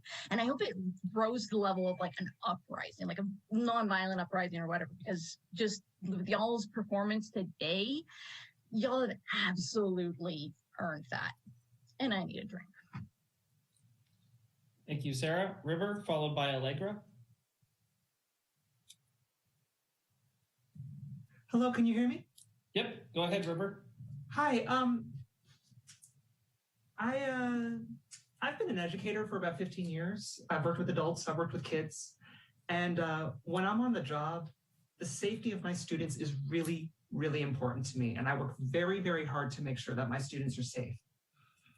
And never, not once, have I used tear gas on my students when they break the rules. If I did that, that would make my students less safe. It would be beyond the pale. It would be ineffective. It would be inhumane. It would be cruel. No teacher should never do that.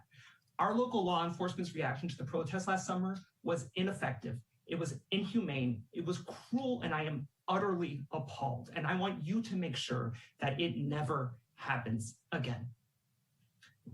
The rest of my time. All right, thank you, River. Allegra, followed by Amber. Hi, good evening. I just wanted to also say, yeah, the way that this meeting has run has been super disappointing. The way that the reports were received, the huge disparity between the discussion or lack thereof on the Human Rights Commission report and the long, drawn out, multi-pronged approach to wondering how we could possibly police protesters better and not hold the police accountable was ridiculous. And I'm disappointed in every single one of you for the fact that you didn't stand up to that, ask some questions, try and determine which of these statements came from the police versus the community, and actually think about how you can support the people who live here and not just the police department. That nobody on the council countered the lies that were in those reports and the lies that were coming from Navarro's mouth. It's ludicrous and disappointing, and I just really don't see how we move on from here when this city council does not respect the rights of First Amendment protest and instead bows its head to propaganda of the police. And the fact that we're sitting here talking about giving the cops more money after they have permanently injured people, after people are disfigured and damaged for life, after the police tear gassed children, which, as I think somebody else said, is against the Geneva Conventions in our streets in Santa Rosa. That's not Sonoma County, or at least that's not supposed to be Sonoma County. So I think you all need to take a step back, think about what you're doing, and think about whose side you're on, because this is unbelievable. I yield my time. Thank you, Allegra. Amber, followed by Shantavi. Hi, can you hear me?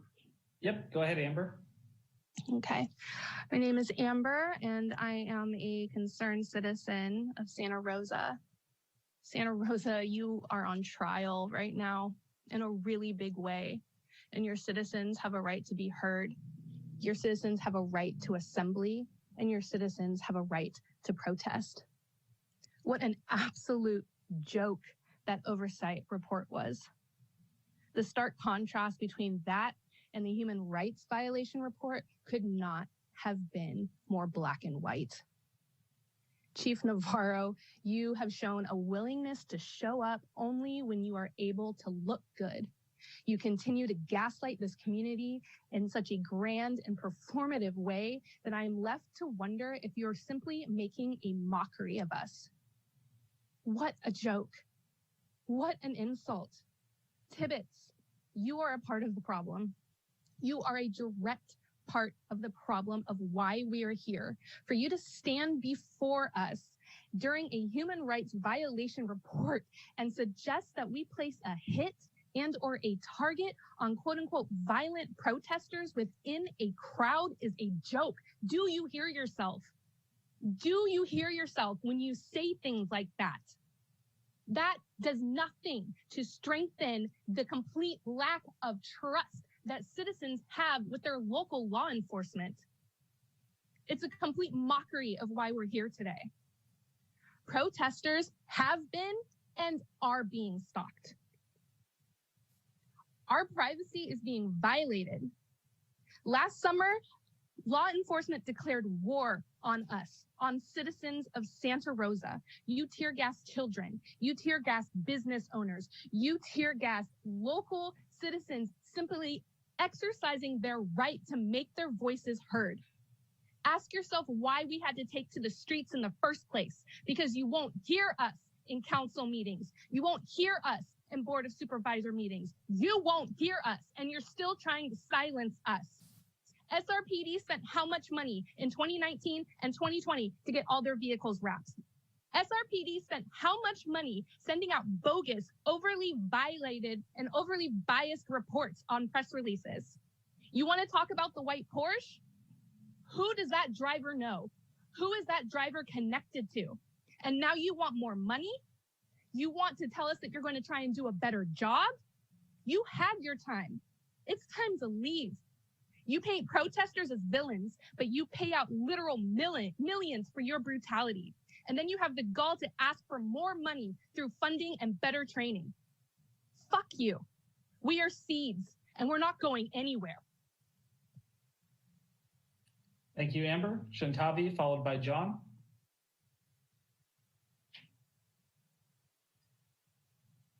Hey, y'all, can you hear me? Yep, go ahead. Good evening, everybody. I know this has been a long meeting, but it's worth the wait. We have been putting off this issue for way too long. I'm Shantavi Tornado, founder of Love and Light, and I have led one of the first protests here in Sonoma County last year. You know, reliving this on the daily, I can't say that it was just last year that we were fighting. Growing up here in Sonoma County, we've been fighting our whole lives, especially if you grew up in the west end of Sonoma County, in Santa Rosa, in the Roseland area. We have seen violence on violence. And last year was just a tipping point. You know, we did have Andy Lopez, our little brother who we lost to police brutality. And when you ask us what we are fighting for, we are fighting innately to keep each other safe. If you read law enforcement mission statement, your own mission statement says the community will believe the Santa Rosa Police Department is a proactive, progressive, and professional organization committed to making Santa Rosa a safe place to work and play. You all don't even live up to your own words of keeping us safe and creating safe spaces for our children to live. And as a mother, I am angry and far beyond angry. Growing up in this broken system in Santa Rosa, this has been our lives. And we are so sick of hearing the white noise drown out people of color, the erasure of women of color doing the good work here in Sonoma County and uplifting civil rights actions has been enough. We have people like Demetra Smith who are literally batting for us to survive. We finally have you all speaking out for Jackie Elbert, but you haven't spoke out enough. This human rights report literally states what we have gone through. And I am so disappointed in the white noise. Jack, you hide your cloak well. We see you. We see you. And you know what we need? We need for the council to say, we take a stand against white supremacy, because innately that is what is keeping us from growing, is the white supremacy, the structure here in Sonoma County that was founded on. You all planted the seed, but we are here to break that soil. We are the raindrop of change here in this community, and I am not going to stand down as long as I live in this county. Thank you, Shantivi. John, followed by Veronica. Hi, can you hear me? Yep, go ahead, John. Hi, my name's John Courage, lifelong resident of Santa Rosa and musician and entertainer here in town. And I was active in the protests downtown last summer and was down there and firsthand witnessed these actions by police. And mostly I have a question for Councilmember Tibbetts right now and the other people that have referenced the looting in Santa Rosa that sort of seems like a very confusing blanket term when, as far as I know, the only isolated incident was someone had gone into the mall after a window was broken and other people actually forced that person to return what they took from the mall. So I'm just curious where the rhetoric of looting has come into play here as part of our conversation today. I'm also appalled at the notion that after SRPD commits felonious acts that cost the city and its taxpayers $2 million, that the nerve is there to reinforce the rhetoric that we need to continue the budget expansion each year for the police department, when in fact we need to be dismantling that budget and redirecting it into more sustainable ways for our community to come together and to feel safe. I yield my time. Thank you, John. Veronica?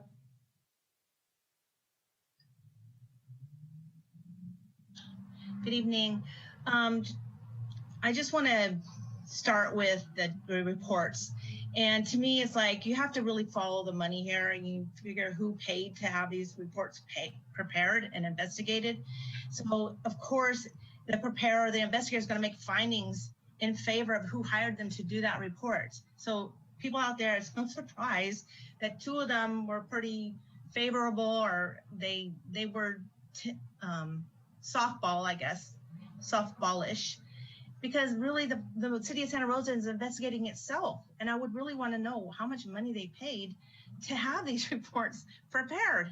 I mean, that's just like very broad. Ex-Santa Rosa police officer being paid $10,000 to say what he was paid to say to benefit a murder. You know, people were paid to say what people wanted them to say, but they were self-serving. And then when we talk about money, I was like, really, how can you put a value on someone's face or their testicle? It's not like, you know, you can go down to the hardware store and get a new window. You can get a new face.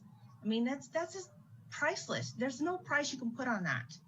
And if we talk about money again, like we are paying out millions of dollars for the police department, and I expect professionalism. Professional football players, catch the ball. Professional police officers, do your job in a professional way. Protect and serve your citizens that you're paid to protect and serve. And way too much to say. If you want to join the military, you want to use military, weapons, go join the military.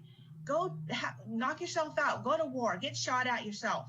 Because the police department shouldn't be militarized. And tear gas. Why are we using tear gas? Really? And then projectiles that are shooting people that are not meant to shoot people. I cannot believe that this happened in our city. And I called on that day and I said, why are there helicopters? Why is Sebastopol Police Department and Cotati and all these local other law enforcement agencies in our town? What's going on? Oh, we're protecting the citizen. Oh, I'm not a citizen, but it looks like we're in a war zone. I was offended by it. If people want a peaceful protest, then we need to figure out how to make that happen. I'm not for troublemaker. I don't like people terrorizing or criminalizing, committing crimes. I'm not for that at all. But I am for people allowing people to have a voice. And I want to know, were the charges filed on the person that went to the DA's office? The crime that was referred to the DA, was a case filed? And how many other agencies were all there total? Because were those all coordinated and all working in the same direction? I'm very disappointed, and I hope we do better. I hope for the police department to do good. And I want the city council members, don't be shy, speak out, because that's why we worked hard to put you there. All right, thank you so much, Veronica. Madam City Clerk, that's the last live hand I see. Can we go to the pre-recorded voicemail public comments?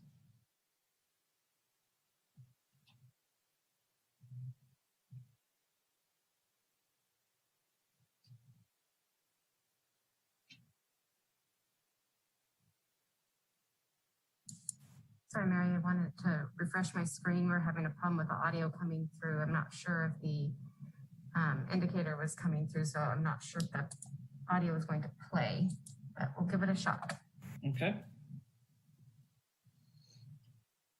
Hi, my name is Ari, and I'm commenting on agenda item number 2. Thank you for finally looking into the Human Rights Commission report, which was released almost a year ago. When police have access to weaponry like tear gas and sting ball grenades, and they show up to protests ready and willing to deploy them, that communicates that they see the people they are supposedly sworn to protect as enemies to be subdued. There can be no community between police and the people of Santa Rosa if they are so willing and equipped to brutalize anyone they get a bad feeling about. How much taxpayer money went to funding that tear gas? How many other people could that settlement money have helped if those protesters had never been hurt? I also want to talk about the city, police, and press response to the cars that repeatedly drove through the crowds of protesters. That was a terrifying thing to have happen even once, and the lack of action taken against any of the drivers, some of whom even got their side of the story publicized, who chose to needlessly and recklessly endanger so many people, emboldened others, and it became an expected occurrence. It shouldn't take a tragedy like the 2017 murder of Heather Heyer, who was killed by someone hateful driving through a crowd of protesters in Charlottesville, to realize this is a very serious and dangerous thing to ignore. The lack of response as these incidents increased made it clear how little the city cared about people they didn't agree with. So that sucked. Thanks. Bye. Hello, my name is Sophia, and I've been a community member of Sonoma County my entire life. I'm calling to comment on number 2, agenda item number 2, which is the review of city response to community protests in May and June of 2020. The first thing that I would like to say is there has been a lack of accountability on SRPD, the Sheriff's Department, and all other law enforcement within the county. It's taken a year to publicly review these reports, although the Human Rights Commission report came out weeks after the incident. Chief Navarro has not included a response to the Human Rights Commission report about police abuse, which highlights disturbing police behavior within our county. There has been no public accountability for the police violence that seriously injured members of the community. No charges have also been filed against the driver of the white Porsche who drove into a crowd of people, and no statement from SRPD on their misleading nixle regarding that incident. I would like, as a community member, that SRPD needs to answer to multiple things, including the use of barricade rounds against the crowd that included children, the use of tear gas and less lethal projectiles against that same crowd, kettling peaceful protesters for simply breaking curfew and arresting over 150 of them, even as they were trying to leave the protest. The utter lack of concern for human well-being and lack of de-escalation practices, which led to a $2.1 million human rights litigation for substantial human rights violations and abuse. And that is just the most recent payout. Sexual harassment of protesters by officers and purposeful targeting of bodies and heads with less lethal projectiles are also disturbing things that they need to answer for. There are other systemic issues at hand, including the mistreatment of protesters in jail. Masks were taken away, though proper PPE was given despite a global pandemic. Requests for water were being refused. Selective use and enforcement of curfew. Curfew should never be set to prevent free speech. Protesters were arrested for curfew violation, which did not happen for people violating COVID curfew. And police violence has cost the city much more in lawsuits, take the $2.1 million, than protesters cost in property damage, which is about $20,000. People are always more valuable than property. There are many changes that must happen, including officers who injured protesters must be identified publicly and held accountable. SRPD must have ongoing community oversight, and the independent auditor position, which has been vacant for over 2 years, must be filled immediately. Santa Rosa PD must implement policies barring the use of tear gas and less lethal weapons against the community. That includes children. We want to demilitarize SRPD.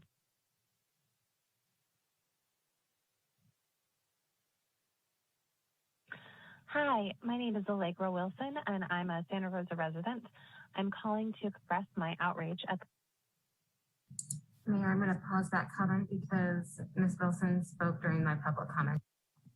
Okay, we'll keep moving.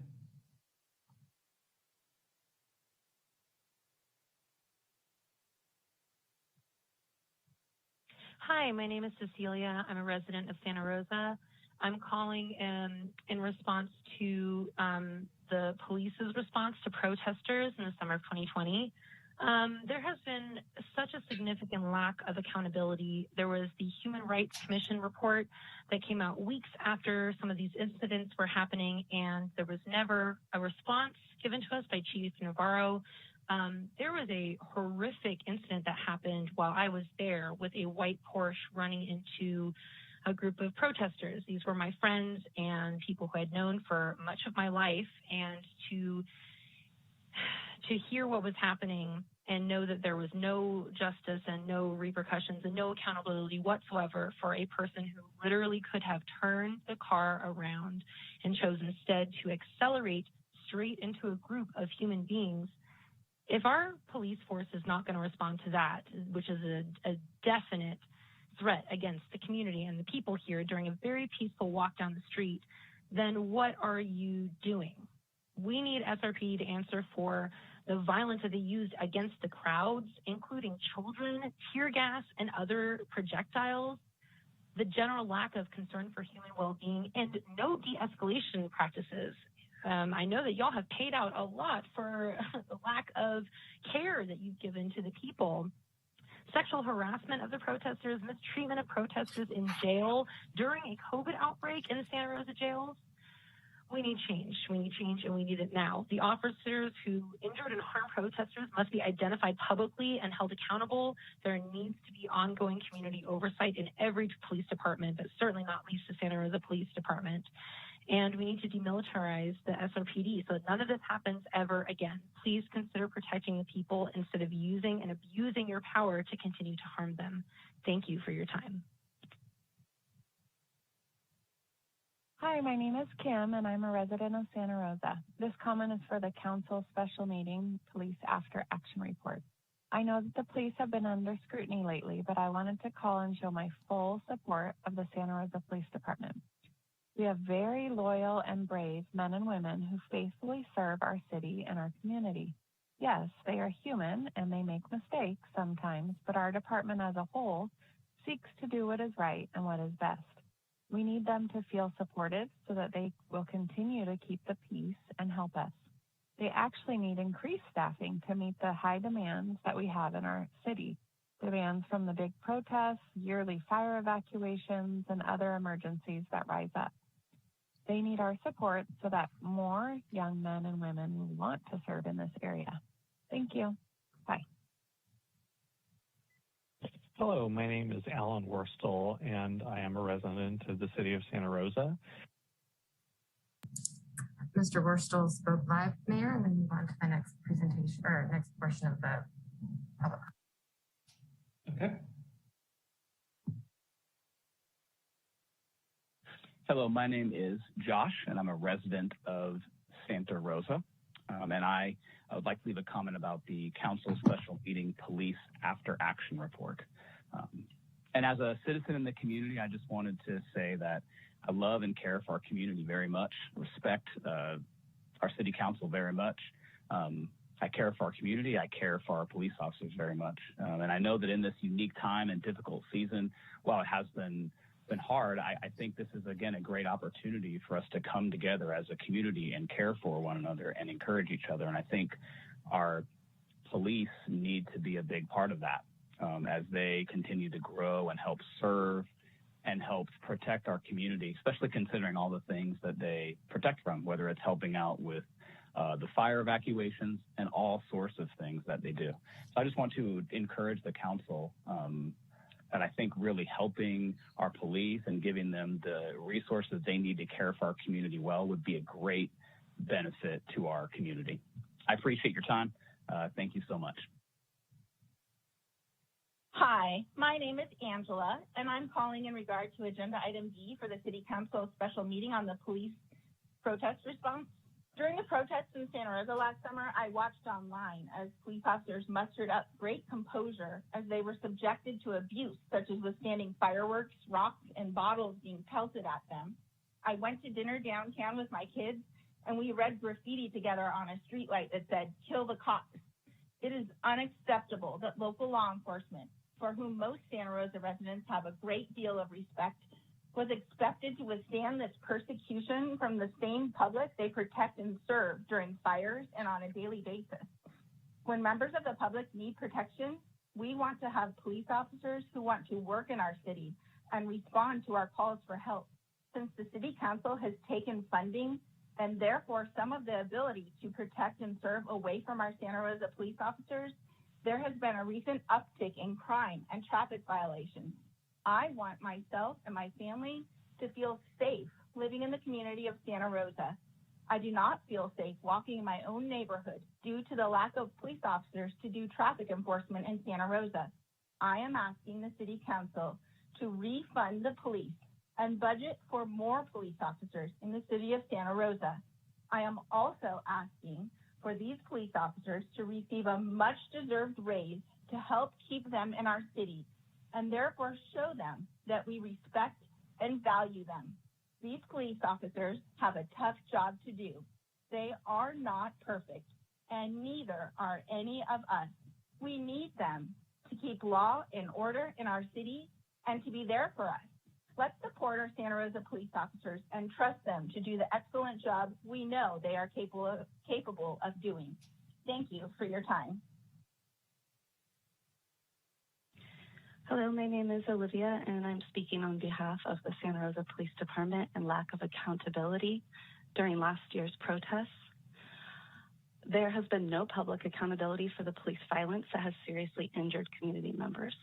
Not only injuring community members, but putting money at risk by not supplying PPE during unnecessary jail time.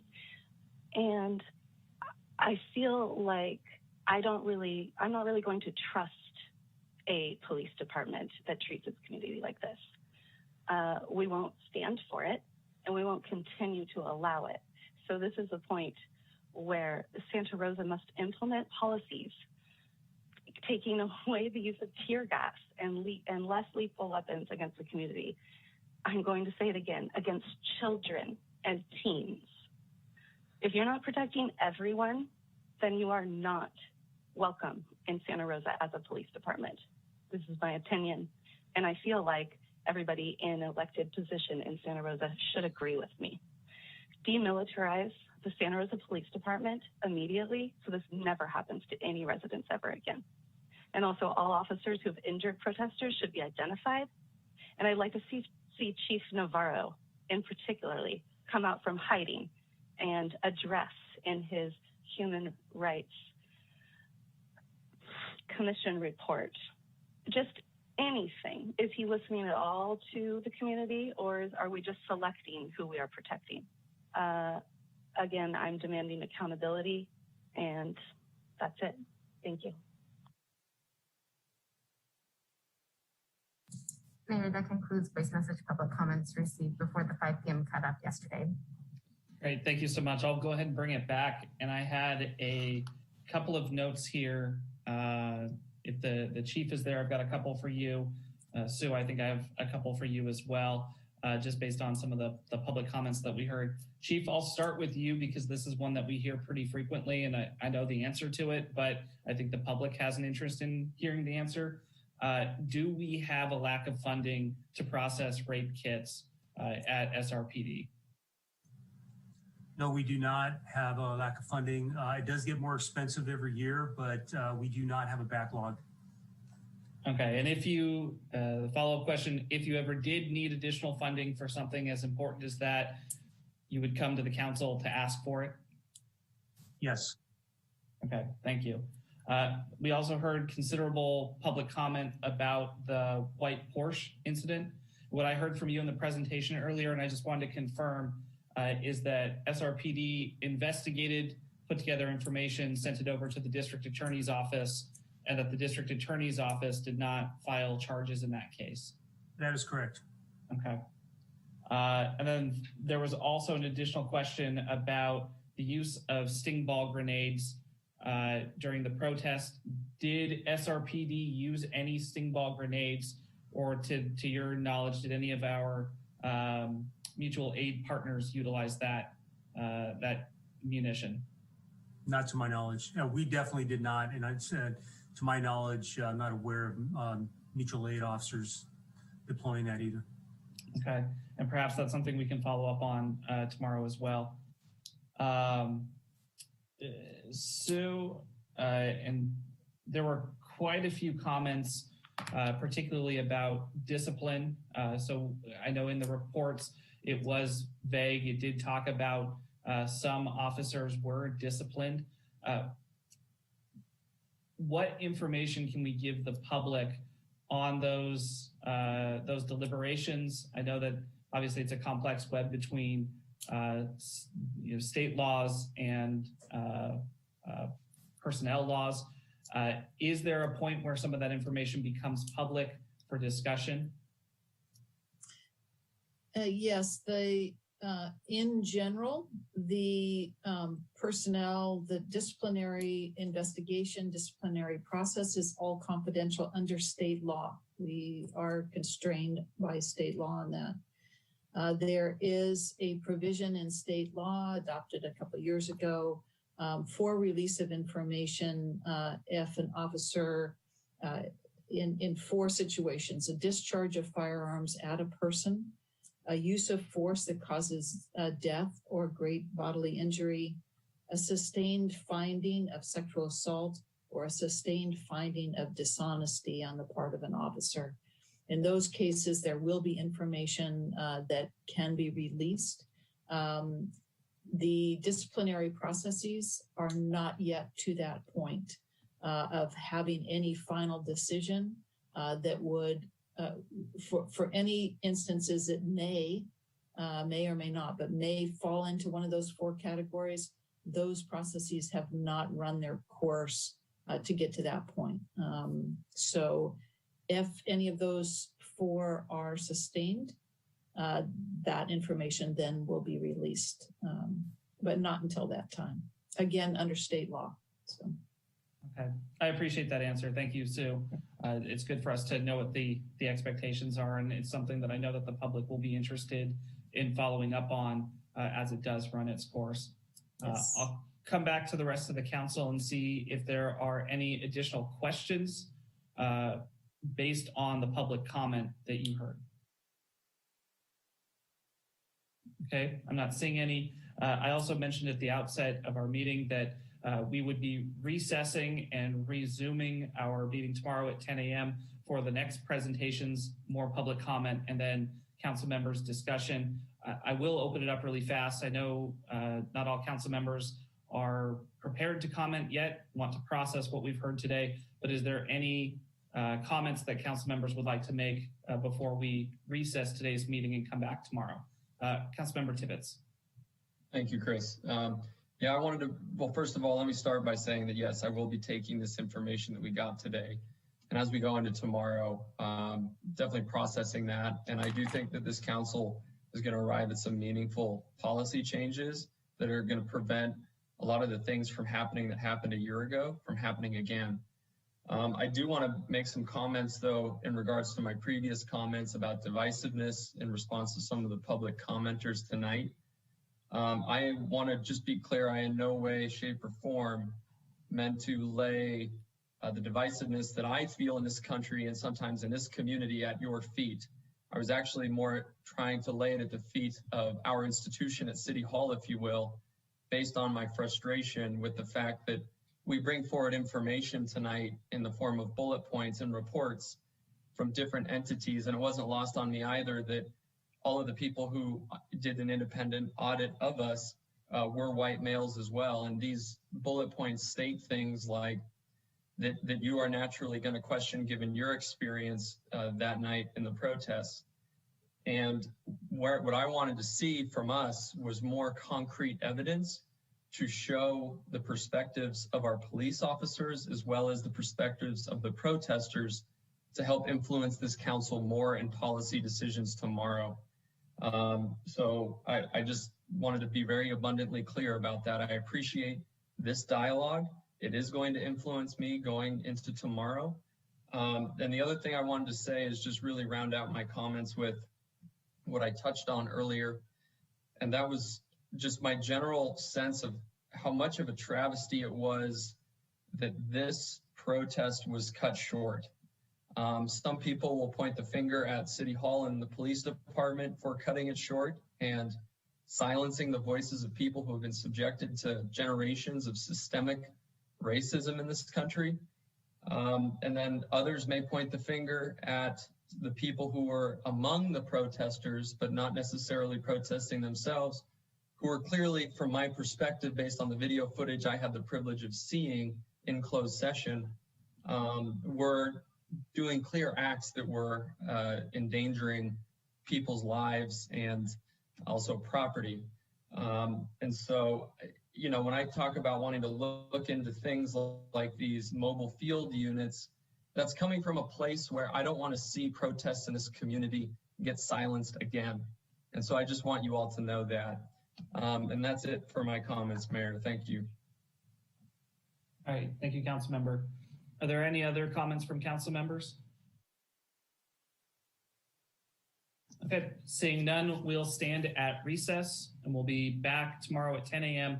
To continue our meeting. Thank you, everybody.